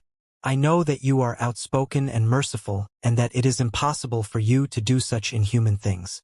So to speak, everything you did on the infinite planet was just due to the situation. Leader, it was not just due to the situation. Encouraged by the leader, Ba Yanji held his chest high and declared, with tears in his eyes.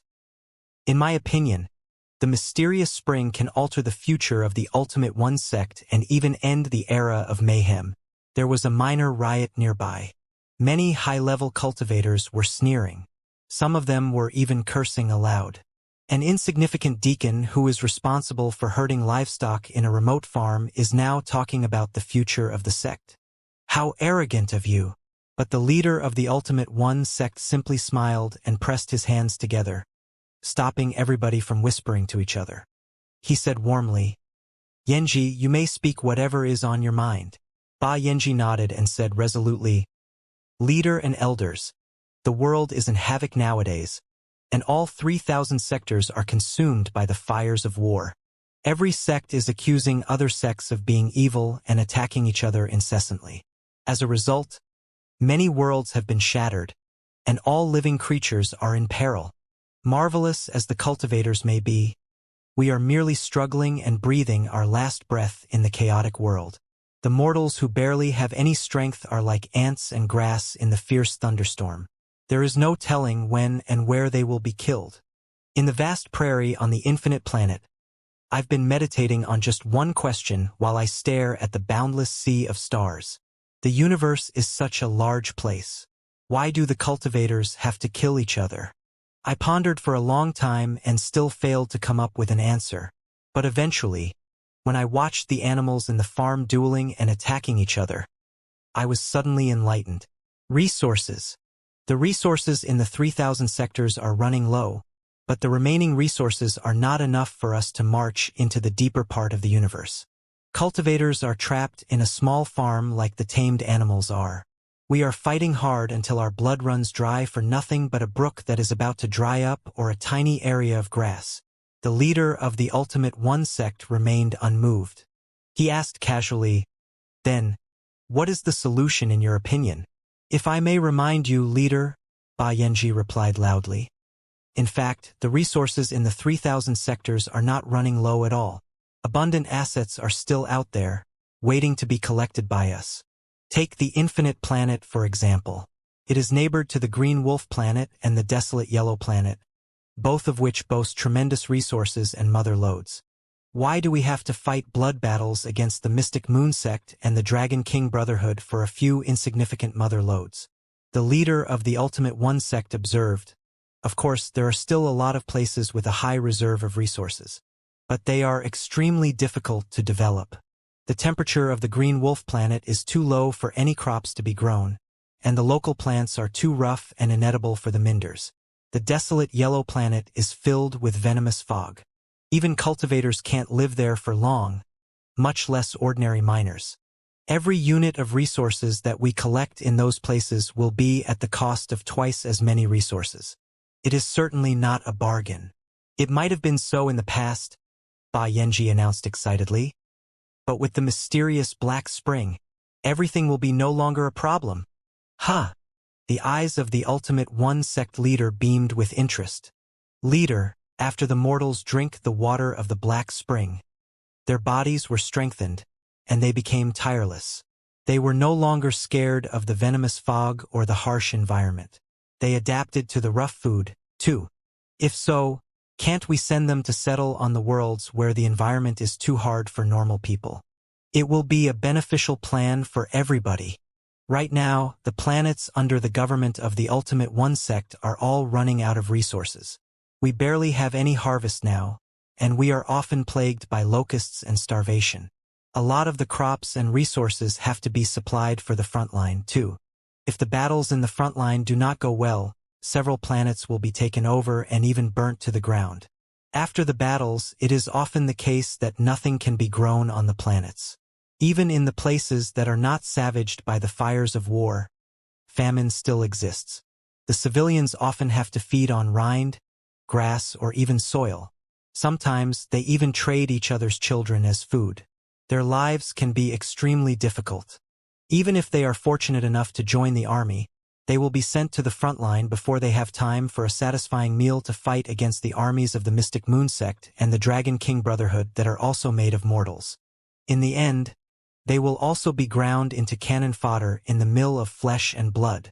The civilians do not stand a chance of living at all right now. However, in the territory of the Ultimate One sect, there are still a lot of desolate planets with harsh environments but abundant resources. If we organize the ordinary people who don't have any other options and strengthen their bodies with the water of the Black Spring, they can survive the venomous fog, eat the rough plants on the planet, and even protect themselves when faced with the brutal local animals. Shouldn't we send them to establish such settlements? No matter how ugly they look and how harsh the environment will be, it will certainly be better than a death by starvation or taking someone else's children as food. If so, a large batch of civilians will have a way to feed themselves, and the resources that they collect will be enough for the Ultimate One sect to rest for a while instead of fighting desperately against the Mystic Moon sect and the Dragon King Brotherhood over several insignificant mother lodes. The three parties will be able to reach a truce. Even better, after we have accumulated enough resources, we will be able to continue marching toward the endless sea of stars outside of the 3,000 sectors, thereby jumping out of the cage where we have to kill each other. By that time, infinite resources will be waiting for us at the other side of the sea of stars. All the sects in the 3,000 sectors will no longer have to fight against each other for the petty benefits. We will work together to explore the boundless universe. The wars will be ended forever, and we will embrace an eternal peace. In such a world, both mortals and cultivators will live a happy life. This is what has been on my mind lately and the reason I started my research before reporting to the headquarters. I have indeed acted on my own regarding the issue. If the leader and elders decide to punish me, then I have nothing to say. However, the issue concerns the future of the Ultimate One sect and all 3,000 sectors, and I believe that it is definitely worth discussing. Please give it a thought, leader. While talking, Ba Yanji suddenly fell on his knees and kowtowed to the high and mighty leader of the Ultimate One sect. The high-level cultivators of the Ultimate One sect nearby were all shocked. Forgetting what a solemn and formal place they were at, they were all whispering to each other. Strengthening the mortals to develop the desolate worlds? It sounds rather plausible. However, Yanji, stand up. The leader of the Ultimate One sect slightly raised his hand, and an invisible force supported Ba Yanji to stand on his feet. If what you said is the truth, then you are indeed loyal to the Ultimate One sect, and you should be credited instead of being punished. You should be properly rewarded for the sole fact that you defended the infinite planet for an entire year. But some people find it hard to believe that a small farm was able to resist the assault of the Mystic Moon sect and the Dragon King Brotherhood for an entire year. That is why we summoned you to return to the headquarters to explain everything. Naturally, More inspectors will be sent to investigate the issue thoroughly, but your wholehearted words are indeed very intriguing. Ba Yanji was overjoyed. Leader, do you agree to my proposal? The leader of the Ultimate One sect scratched his long beard and smiled casually. The brilliance inside his eyes were so deep that it seemed to consume the entire universe. The first memory fragment came to an end. The illusionary world collapsed suddenly like a tower of sand. Then, the colorful quicksand swirled and congregated into a brand new scene. This should be the second most important memory piece for chaos, Liao thought to himself. According to the first memory piece, turning mortals into demons was actually because there was no other choice. That's quite understandable. During the last years of the first civil war of cultivators, in the shattered worlds where all the living creatures were in perils, the ordinary people only had a chance of survival if they were turned into demons. But what happened later that transformed Ba Yanji into chaos? The second illusionary world was in a dry world below a bleak yellow sky. The plants on the mountains far away had all been chopped, revealing the bare rocks.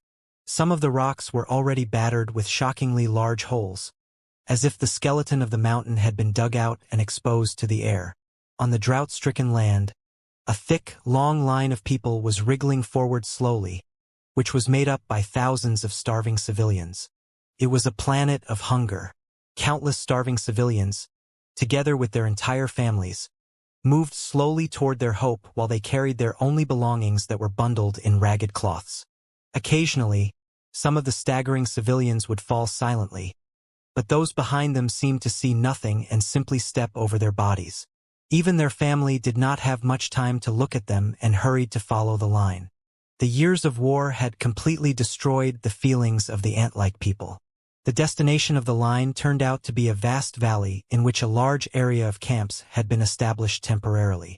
Behind the camps, deep inside the valley, enormous teleportation arrays more than 100 meters in length and width had been set up. Colorful beams shot out of the teleportation arrays now and then, piercing into the sky and showering the clouds in glamorous colors, as if they were a city of the deities.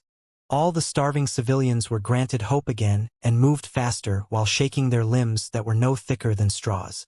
Liao saw that countless starving civilians entered one side of the valley. There was no telling what kind of procedures they went through in the continuous camps, but when they walked out again from the other side, they had already become stronger and more muscular, with features of the demons on their bodies. However, compared with the demons 40,000 years later, the features of the demons on those people were still sparse. Some of them had darker skin, some had grown horns or small tails, and some had longer canine teeth. Nothing more. Ba Yanji was still wearing black armor, but his armor had been carefully cleaned and lubricated with oil, which made it as reflective as a mirror. He no longer had the ragged appearance from the first memory piece. Instead, his face was red, and he was commanding the starving civilians who had gone through mutations to get into the teleportation arrays in high spirits. One teleportation array could accommodate almost 1,000 starving civilians. After a flash, 1,000 people disappeared. There was no telling where they had been sent. Master! Suddenly, 6 civilians, who were apparently a family, with long horns on their head and thicker noses, ran out of the line and bowed toward Ba Yanji. Thank you for saving our lives. Thank you for saving our lives. Without you, our entire family would have been boiled and eaten up already. Ba Yanji observed them for a moment and burst into laughter. He patted one of the muscular men's shoulders and said loudly, Xianxia, it's you. I did not expect that you could become so strong after you drank the divine water of Kunlun 1, even though you were as thin as a lath. Your name is particularly suitable for you right now. Tu ha ha ha ha. What about your new appearance? Have you been used to it? You will not be hungry anymore, Ba Yanji promised them. When you arrive in the Green Wolf planet, a certain coverage of land will be allocated to every household. Even part of the production in the mother lodes will be redistributed to you, too. As long as you are willing to work hard, your life will certainly be better in the future. Thank you, Master. We cannot return your favor even if we work as bulls and horses. While talking, Xianxia seemed to have realized that his current appearance was more or less similar to bulls and horses, and he was amused by himself. Ba Yanji smiled, too. He said firmly, "There's no need to work as bulls and horses for me. If you really want to return my favor, just live a good life on the Green Wolf planet and try to develop the place into a new, prosperous world. With the resources that you collect on the Green Wolf planet, more starving civilians will be fed, and the war between us and the Mystic Moon Sect and the Dragon King Brotherhood can be ended. Chances are that you will be able to return to your home one day in the future. If we are really given a piece of the land, we will not be coming back. Home? Wherever I can feed my children will be my home," Xianxia said boldly. Ba Yanji was dazed for a moment, before he nodded. "Well said, Xianxia. The home is where the stomach can be fed. Go now to build our home." After thanking him multiple times, Xianxia and his family joined the crowd in a hurry and boarded the teleportation array along with other bizarre-looking civilians whose eyes were shining with hope. After glamorous flashing, they marched into their new home. The memory piece was like a mirage and soon dispersed. Butterflies of light and shadow danced and formed the third scene. This time, Ba Yanji returned to the headquarters of the Ultimate One sect. He was back at the splendid palace again. The palace had expanded and looked even more spectacular than last time. Every corner of the palace was extravagant, as if it were a palace in the heaven. Even the steel of Ultimate One sect was now decorated with eye-catching adornments. But Ba Yanji's miserable scream was echoing inside the splendid palace like the cry of a ghost. "You lied to me, leader. You lied to me. You promised me that every mortal who took the divine water of Kunlun would be given part of the land and the mother lodes after they arrived on the Green Wolf planet and the desolate Yellow planet. You said that all they needed to do was pay a tax of 25 kilograms of crystals. But the result of a secret investigation is that the mortals who went to the two planets were not given any part of the land. They lost their freedom and were locked up as slaves. Also, they were forced to work in the deep, dark mother lodes day and night because they had to submit 50 kilograms of crystals every month. Abundant as the resources of the Green Wolf planet and the desolate Yellow planet might be, it is impossible for a miner to excavate so many crystals in 1 month. Countless people were killed either by exhaustion or because of explosions and collapses.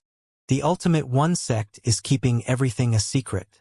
At this moment, countless mortals who are left with no choices still regard the Green Wolf planet, the desolate Yellow planet, and other undeveloped planets as their last hope. They are going to drink the divine water of Kunlun and build their new home. Why did you lie to those mortals? Why did you lie to me? Why?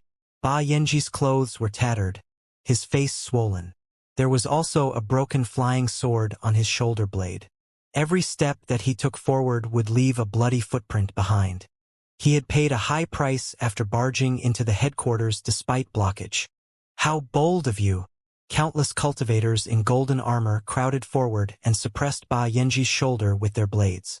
You are just an insignificant deacon. How dare you trespass on the headquarters unannounced? Ba Yanji's knees were uttering cracking noises, but he gritted his teeth to keep standing, with fury beaming out of his eyes. Inside the palace, the 8-trigram seat that the leader of the Ultimate One sect sat on had been upgraded to one that was carved out of marrow crystals in the shape of a lotus, making him even more brilliant and look like a deity. On the 8-trigram seat, the leader of the Ultimate One sect slowly flew over to Ba Yanji. He gestured for the cultivators to move their blades away and spoke gently. There's no need to be anxious, Yanji. I know that you've contributed a lot to the expedition operation. You are acting silly because you are too concerned about it. I don't blame you. As for the drudgery of the new worlds, it can't be helped. Those settlements have only just been established from scratch. Naturally, hard work is required. Also, right now, we are at the most critical moment of the final battle. Tremendous assets are being consumed on the front line on a daily basis. Therefore, we must hurry to collect more in the rear in case our endeavors are sabotaged at the last moment. Ba Yanji was dazed. What final battle? Haven't we reached a truce with the Mystic Moon Sect and the Dragon King Brotherhood? The leader smiled and said, That's thanks to you, Yanji. Before, the Ultimate One sect, the Mystic Moon sect, and the Dragon King Brotherhood had been in conflict for years, and we were all exhausted and running out of resources. The war could not be fought anymore. There was no choice but to cease it. However, you found the divine water of Kunlun and organized the expedition operation, which significantly enhanced the capability of the Ultimate One sect. Now that we are obviously stronger than the two sects, there is no way that we can show mercy to them and allow them to grow into bigger trouble in the future. What? Ba Yanji gasped. The territories of the Mystic Moon sect and the Dragon King Brotherhood are bitter cold places with barely any resources. Now that we have so many resourceful planets to develop, why do we have to annihilate the Mystic Moon sect and the Dragon King Brotherhood? It's everyone's responsibility to wipe out the evil sections. Do we need another reason? Besides, after years of war, many predecessors of the Ultimate One sect have sacrificed themselves. It is our duty to avenge them so that they will rest in peace. Moreover, the leader of the Ultimate One sect said solemnly, although the territories of the Mystic Moon sect and the Dragon King Brotherhood are bitterly cold places, don't we have a bunch of slaves that are fearless of the cold right now? Calculated in such a way, the value of the two sects is much higher. Ba Yanji's face blanched. His face was so pale that even his beard was turning white at a visible speed. He mumbled to himself in self-mockery. So, this is the truth. You never wanted to stop the war. You will attack even more sectors even if the Mystic Moon sect and the Dragon King Brotherhood are exterminated. This is why you've turned all the pioneers into slaves. This is why you are producing Ultimate One slave soldiers with the pioneers. The leader narrowed his eyes. What did you say? I know everything now. Ba Yanji clutched two flying swords with his hands. His palms were cut by the blades, and his blood was flowing along them. With tears in his eyes, he gnashed his teeth. Not only do you treat all the pioneers as slaves, you are also adding various kinds of poison to the divine water of Kunlun and running experiments on the starving civilians. Countless civilians have been poisoned by you. Even more of them have been turned into unintelligent monsters by you. If they drink the divine water of Kunlun, their appearance will have slight changes, but their head is still clear. They can recognize their family and their home, and they know how to talk and laugh. However, after your experiments, they've completely turned into monsters. Monsters! The leader of the Ultimate One sect became gloomy. He coughed. Shut up! The law-enforcing elder standing next to the elder bellowed. Ba Yanji, you are merely a third-level deacon and a cultivator in the core formation stage. Watch your language. Ba Yanji, you have insane intentions. You've shouted in the headquarters and disrespected the leader, which is in violation of the rules. Kneel down now. Ba Yanji burst into laughter. 2 lines of bloody tears flowed out. His hair was spluttering, making him seem to be a devil. But his knees were as tough as iron and supported him to keep standing proudly. Ha! The law-enforcing elder pressed his hands. The bones all over Ba Yanji's body were cracking. Kneel down now. I will not. Ba Yanji went mad and pointed at the leader of the Ultimate One sect, cursing. Wang Qianni, all the civilians under the government of the Ultimate One sect regard the Ultimate One sect as the heavens, and worship the cultivators of this sect as gods. But how has the Ultimate One sect been treating them? Years of famine, decimated and ravished villages everywhere. Are they not the responsibility of cultivators? As the leader of the sect, instead of planning a happier life for the civilians under you, you are savaging them as if they were beasts. You are talking about evilness, but I say that you are the greatest evil. I, Ba Yanji, will kneel before pigs, dogs, or devils before I kneel before a bastard like you. What? All the cultivators in the palace gasped. Ba Yanji, you are insane. You've been possessed. On your knees now. The golden hands of the law-enforcing deacon crunched every joint on Ba Yanji's body into pieces. Bloody mist leaked out of the pores on his body and dyed it red, but he simply fell over. Although his bones were shattered and he collapsed to the ground, he did not kneel, nor did he stop cursing aloud until the golden giant suppressed and suffocated him. The third illusionary world was slowly closed in the color of blood. Liao was sweating hard while he watched it. Then, Two thin red threads appeared in the darkness and slowly expanded to a cluster of crimson brightness. He was now in a dreadful dungeon. Ba Yanji's shoulder blades and spine had been tied up by the chains carved with spiritual stripes. His appearance had undergone drastic changes, too. Two horns that looked like enormous sabers protruded out of his forehead. Tusks bared out of his mouth. His arms could reach his feet, with villus that looked like needles all over them. Other than Ba Yanji, endless bizarre-shaped creatures were confined in the enormous, maze-like dungeon. Some of the creatures still had features of human beings, but some others were like abnormal tigers and wolves, or insects that had been enlarged thousands of times. They had lost their ability to speak and simply bashed the dirt wall futilely, raising rattling noises of the chains. In the depths of the dungeon, miserable screams came over every once in a while, carried by the gloomy wind. In front of Ba Yanji was a handsome, unblemished cultivator wearing a white robe and wreathed in golden brightness. In the contrast of the dirty, filthy environment, he was like an angel that had descended from the heaven. Why? Ba Yanji stared at the man. Xianxia, why do you have to do this? Why do you have to turn the ordinary people into such wretched appearances? They cannot talk or recognize their family. They don't have any human thoughts now. Xianxia, the elegant cultivator, smiled. The mundane mortals have been living an ignorant life that is no different from animals in the first place. They do not need to talk or think. All they need to do is serve the ultimate one sect dutifully. Ba Yanji struggled to say, "They are all human beings." Wrong. Xianxia denied casually. You were the supervisor of the expedition operation for a couple of days, and you should have seen the starving civilians in person. Lean, hideous, illiterate, and sometimes even bordering on cannibalism. When they are offered a few bean pies, they fight like dogs. When cultivators extended a foot to them, they hurry to lick the bottom of our shoes. How are such things qualified to be called human beings? Only cultivators and our descendants can be called human beings. Those things are just grass and ants. They would have been useless throughout their life. Right now, with the divine water of Kunlun, they are finally of some value and can return the nurturing and sheltering that the ultimate one sect has provided for them for years. It is their greatest glory. Why are you so infuriated? If I may suggest, you might want to worry about yourself first before you worry about other people. Xianxia gestured and picked a bamboo cylinder that looked like green jade from his subordinate. He slowly opened the bamboo cylinder. A cluster of weird purple gas immediately popped up.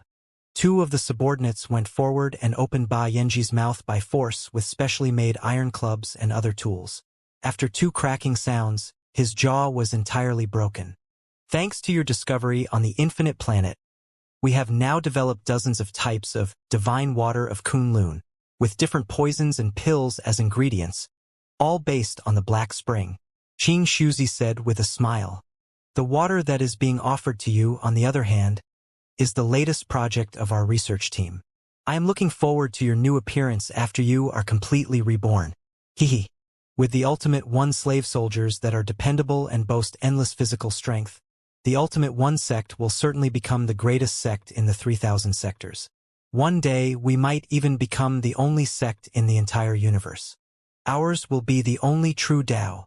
Perhaps because Ba Yanji's body and brain went through intense mutations after he took the divine water of Kunlun. The memory pieces that followed were broken and unsystematic. They were like a quickly spinning kaleidoscope where countless bloody scenes of war were displayed in the modeled pieces. In every memory piece, Ba Yanji was moving together with countless bizarre-looking creatures, many of which were almost identical to the bronze blood demons and the black blood demons of the modern era. Their critical parts were penetrated through by chains, and they congregated into overwhelming beast tides, charging at the army of cultivators on the opposite side with the prolonged horns.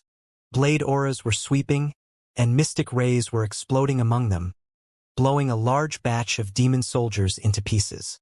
However, the survivors still marched forward, driven by an uncanny force, until they reached the battle formation of the cultivators and killed every cultivator that they saw.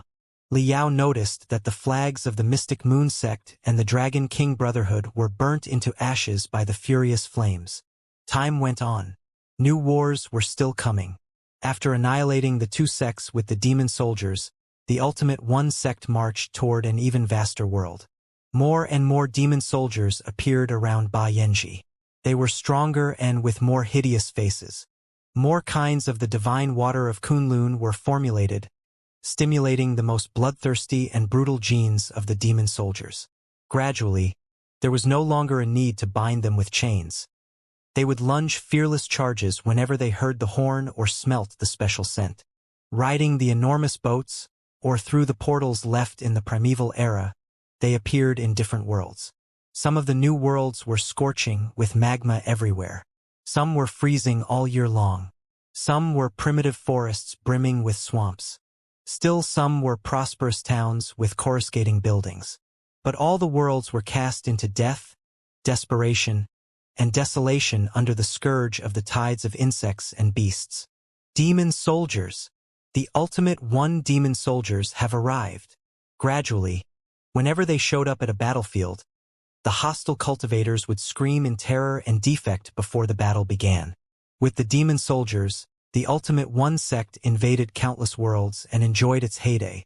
Ba Yanji was unbelievably lucky. During the suicidal charges, no matter what shocking wounds he suffered, he survived them all. As if some immense force was hidden inside his unrecognizable body, waiting to be awakened. The ultimate one sect did not forget the intrepid disciple either. After every battle, Ba Yanji would receive special treatment. He would be sent back to the dungeon to be experimented on in the most appalling and cruel ways. As dozens of different types of divine water of Kunlun were injected into his body, he became stronger and more brutal. The sparks of his self-awareness were like torches that had fallen into a swamp, swallowed by the darkness. Right then, in a new battlefield, on a boundless prairie, millions of the ultimate one demon soldiers were grouped again, waiting for the battle drum anxiously. However, this time, their enemies standing in front of them turned out to also be ugly demon soldiers. Ultimate one sect, your secret arts have been seen through.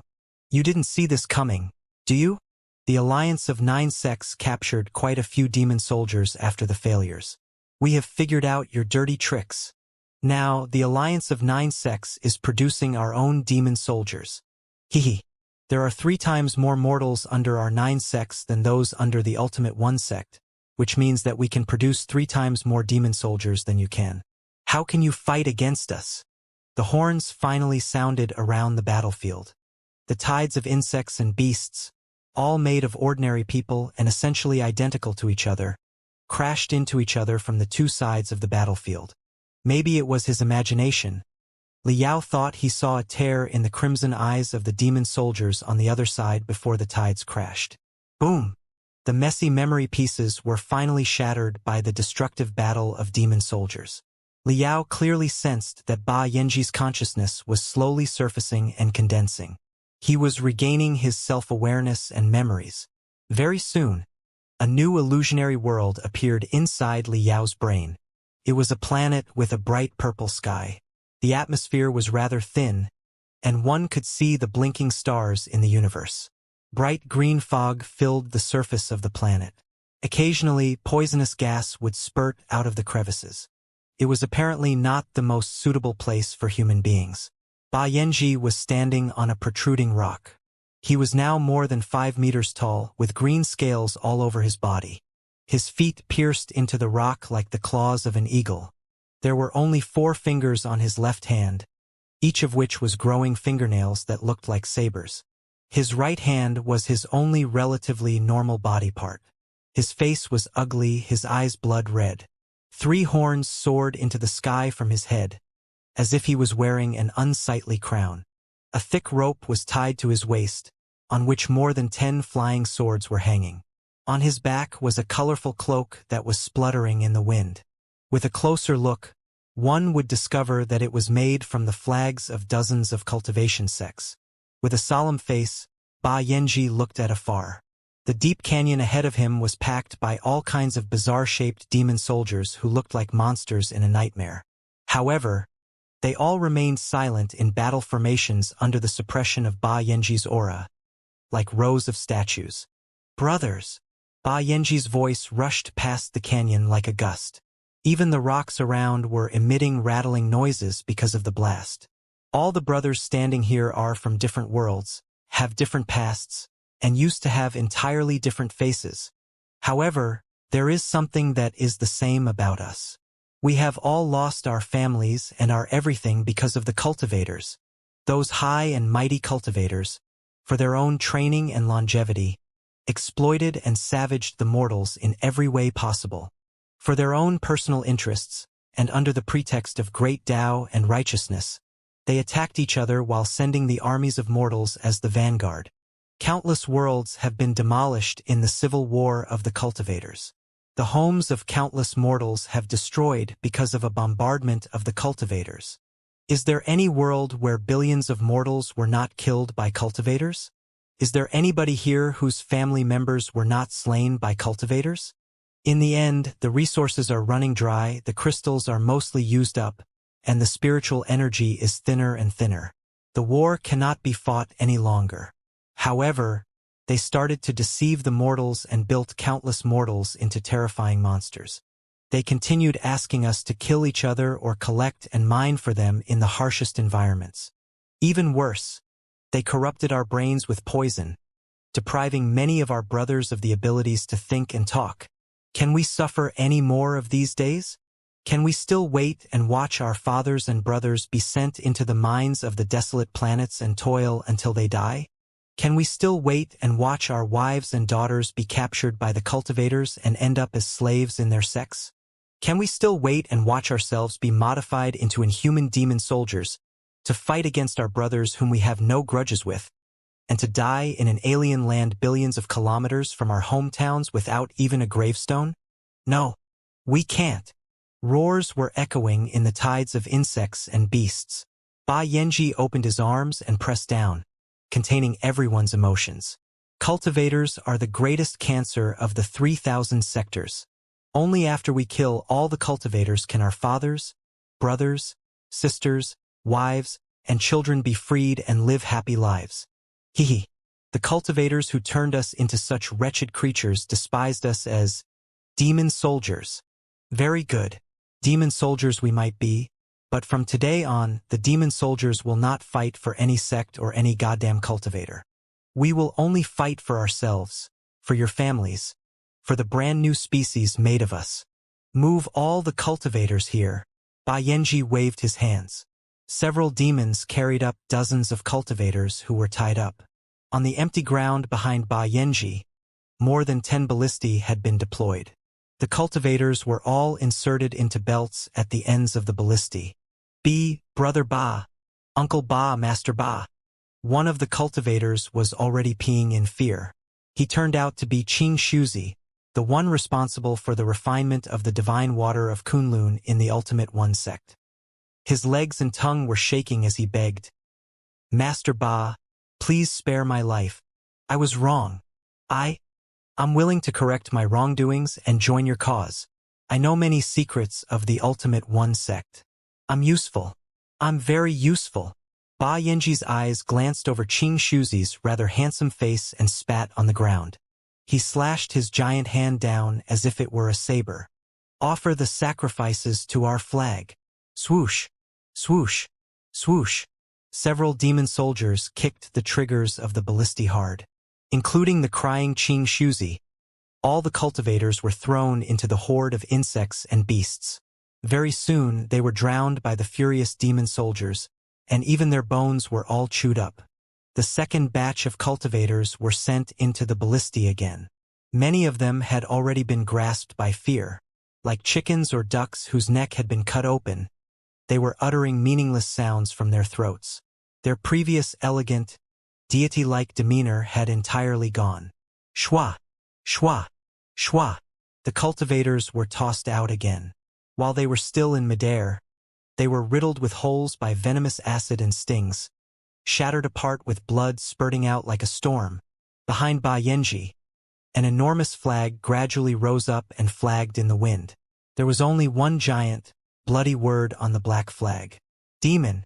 Below the flag, a muscular man with a bullet head, who was more than 10 meters tall and short of a right eye with scars all over his body, as if he were sewed together from hundreds of pieces, was staring at the flag of the bloody demon wholeheartedly.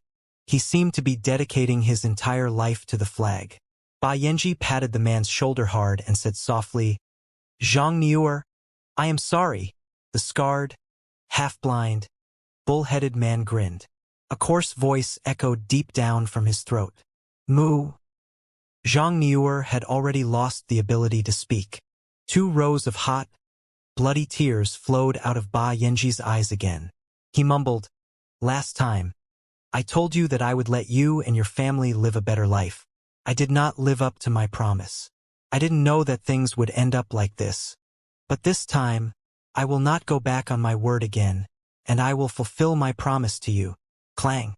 The pale bone blade made of the bones of an enormous beast was unsheathed, and the killing intent blew out a bloody swirl in the bright purple sky. Ba Yanji roared thunderously, "Kill! Kill! Kill! Kill all the cultivators to make a world of peace and justice." The pale saber aura, mixed with endless storms of blood, swept across the entire universe. The memory pieces that followed were revolving at a much higher speed, and Liao experienced thousands of fierce battles in Ba Yanji's illusionary world. At first, faced with the well-trained, disciplined cultivators who boasted marvelous techniques, the demon soldiers, who had all been ordinary people in the past, suffered more defeats than victories.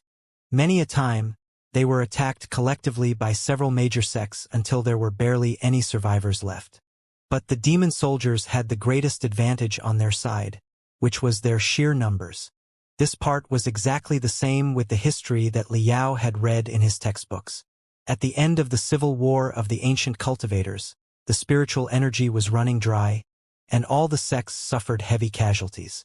A protracted great war could not be fought solely by cultivators any longer.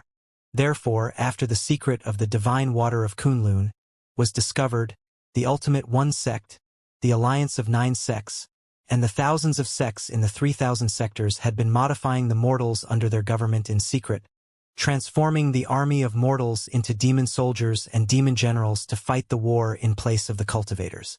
Later, the paradigm of the wars was 1 or 2 cultivators commanding thousands of demon soldiers. Should the demon soldiers be crushed, the cultivators would immediately run away without even looking back. After all, as the war went on, cultivators were too precious to be killed easily for no good reason. As for the cultivation sects that were unwilling to produce demon soldiers, they were mostly swallowed, their heritage gone, under the scourge of other sects and their infinite demon soldiers. As the vicious cycle continued, demon soldiers proliferated like viruses. They became the greatest supply for Ba Yanji. Even though he only had several soldiers around him, as long as he could ignite the flame of resistance in the hearts of those demon soldiers and demon generals, Ba Yanji's army would be resurrected from obliteration time and time again. Eventually, it grew larger and larger like a snowball. Just like that, after 100 years of bloody battles, Liao saw that the army around Ba Yanji was far larger and more magnificent. In the beginning, they had worn skirts and armor made of hide and cloths, and they'd been fighting with their claws and teeth. Later, they were all in armors made of fine metals, carrying flying swords that they had and riding boats that they robbed of the cultivators. All while they kindled the fire of insurgency from one planet to another. At each new world that they reached, all the cultivation sects were annihilated. The land and mother lodes under the control of the cultivators were distributed to the mortals. The heavenly materials and earthly treasures and the pills that were in the cultivators' collection would be pulverized into powder and blended into food to help the hungry civilians live through the famine.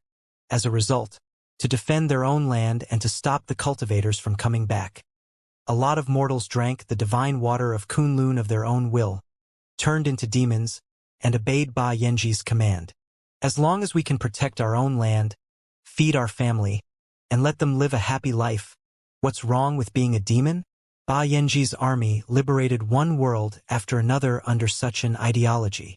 In the end, in a brilliant new world, below the colorful, spectacular nebulas that were spinning fast, Ba Yanji was staring at a planet. Hundreds of rings were swirling rapidly and constituted a solid array. The collision of the star dusts triggered three magnificent, awe-inspiring worlds. Empyrean Terminus Sect. Liao was suddenly shocked. The Empyrean Terminus Sect had been the strongest sect in the 3000 sectors at the end of the era of the ancient cultivators. In the history books that Liao had read, it was also the sect that had been the last to be wiped out by the demons. After the Star Ocean Imperium was established, its capital world had been named Empyrean Terminus Sector, and the space zone it was in had been named Empyrean Terminus Space Zone, in honor of the Empyrean Terminus sect. In front of the billions of demon soldiers was a fleet of warships that was densely packed together. They were almost as brilliant as the galaxy, showcasing the formidability of the Empyrean Terminus sect silently. Liao took a long breath. It appeared that this was the final war between the demons and the ancient cultivators. Ba Yanji was wearing translucent black armor, with a huge saber that was made by combining the best treasures of almost 100 cultivation sects on his shoulder, and standing on a warship that he had captured. The warship had already been tied up by countless thick veins that looked like trunks. Half-transparent lumps were growing out of the veins, fluctuating and releasing bright green venomous gas into the warship. After 100 years of evolution, the demons right now were no longer used to the air that human beings breathed. Ba Yanji's back was as straight as 100 years ago, but his eyes were now much more hollowed. The brilliance inside his eyes was like the sharpness of a sword in the sheath. This is our last war. On our way to this place, we have destroyed hundreds of cultivation sects, slain countless cultivators, and rescued even more mortals who were oppressed by the cultivators. Right now, the remnants of those cultivation sects are all hiding in the Empyrean Terminus sect, gnashing their teeth and grinding their sabers, ready to crush us and return to their own worlds. They are preparing to go back and take back the land that has been distributed to you. They are going to enslave our family, shit on the top of our head, and resume their extravagant lives. The fate of all mortals in the 3000 sectors is now in our hands and will be decided by our sabers, swords, claws, and teeth. If you don't want to be a slave forever, just charge at the scumbags together with me. Swoosh, swoosh, swoosh, swoosh, swoosh. In the boundless sea of stars, a tiny galaxy seemed to have expanded abruptly. Every warship that made up the galaxy activated their spiritual energy to the maximum. Their halos were melted into a roaring dragon whose every scale was standing up. Before the warships charged out, billions of flying swords had already darted toward the defense line on the opposite side like a surging tide. From the defense line of the Empyrean Terminus sect, billions of dazzling mystic rays were shooting close, too. The collision of the two destructive hurricanes made the stars of the galaxy as lackluster as burnt coal. The stars far away even died down instantly and turned into a black background for the war. In the illusionary world, the scene was frozen for a long time before the turbulence of spiritual energy that was sweeping the universe tore it apart. But this time, the darkness lasted for a long time. What reappeared in the end was a black and white world. Liao vaguely felt that this was the part of his memory that Ba Yanji was least willing to recall. Ba Yanji was floating in the sky of a world of fire. On the ground, the pavilions and towers covering thousands of kilometers had been burnt to the ground. Almost 1,000 floating mountains were hitting the ground like meteors, leaving craters that looked like scars. Splendid buildings could be found on the crooked floating mountains, too, but they were mostly being consumed by the furious flames. Liao saw that Empyrean Terminus sect was carved on one of the mountains. The Empyrean Terminus sect had finally been taken over by the army of demons. Liao had mixed feelings, not knowing how to comment on Ba Yanji's behavior. However, the Empyrean Terminus sect was the last fortress for the cultivators. Now that the Empyrean Terminus sect had been occupied, the demons should have secured a great victory now. The history books of the posterity proved the point, too. Ever since the Empyrean Terminus sect was breached, the cultivators had never been able to launch large-scale counterattacks. The minor resistance was mostly suppressed very quickly. Then, it was the 30,000-year-long Great Dark Era. Ba Yanji, as the leader of the demons, clearly won the war. How did he end up in the Blood Demon sector at the edge of the Sea of Stars and even turn into chaos? Screams and yells were echoing on the ground. However, it was not a battle between demons and cultivators. It was a civil war between several troops of demons. Hundreds of flags of bloody demons were shaking violently in the battle. Now and then, they fell and were stomped into the mud. Around Ba Yanji, almost 10 streaks of brightness rushed close and surrounded him, condensing into 8 human beings with a dominating aura. No, not human beings, demons. Of the 8 demons, some were carrying the most glamorous scales, some had colorful feathers surrounded by mystic rays, and some were dragging a long tail, with the vintage feeling of the primeval era. Although they were apparently demons, Liao had to admit that the superb and extraordinary auras around them were even more eye-catching than those of the nascent soul stage cultivators. They almost gave Liao a feeling that they were a nobler species far above mankind. Compared to them, Ba Yanji, whose left arm had almost been chopped off in the bloody battle just now, looked poignant and ugly. He was like a tiger who had just struggled out of a trap, and his blood was almost running dry. The leader of the 8 demons seemed to absorb a huge dragon into his body.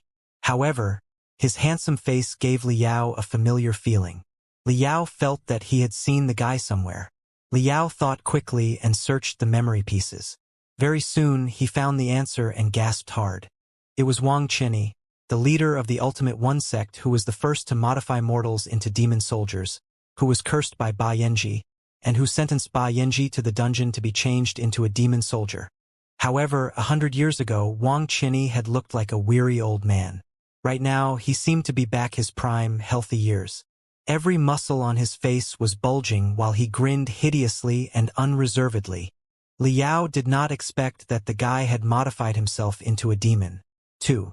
Also, judging from the appearance, he was even more immaculate than Ba Yanji. Yes. Compared to the 8 demons, Ba Yanji and the demon soldiers under his command were like the bronze blood demons and the black blood demons of modern time. Ugly, clumsy, and foolish. But the leader of the Ultimate One sect was even more handsome, strong, and majestic than the silver blood demons nowadays. He was perhaps what the saint blood demons in legends looked like. Wang Qinyi, it's really you, Wang Qinyi. Ba Yanji narrowed his eyes and stared at the guy's face for almost 5 seconds. Finally, he recognized who the new enemy was. He burst into such fury that his wounds cracked again, and his blood burst out like a mist. Weren't you already dead? How did you change into such an appearance?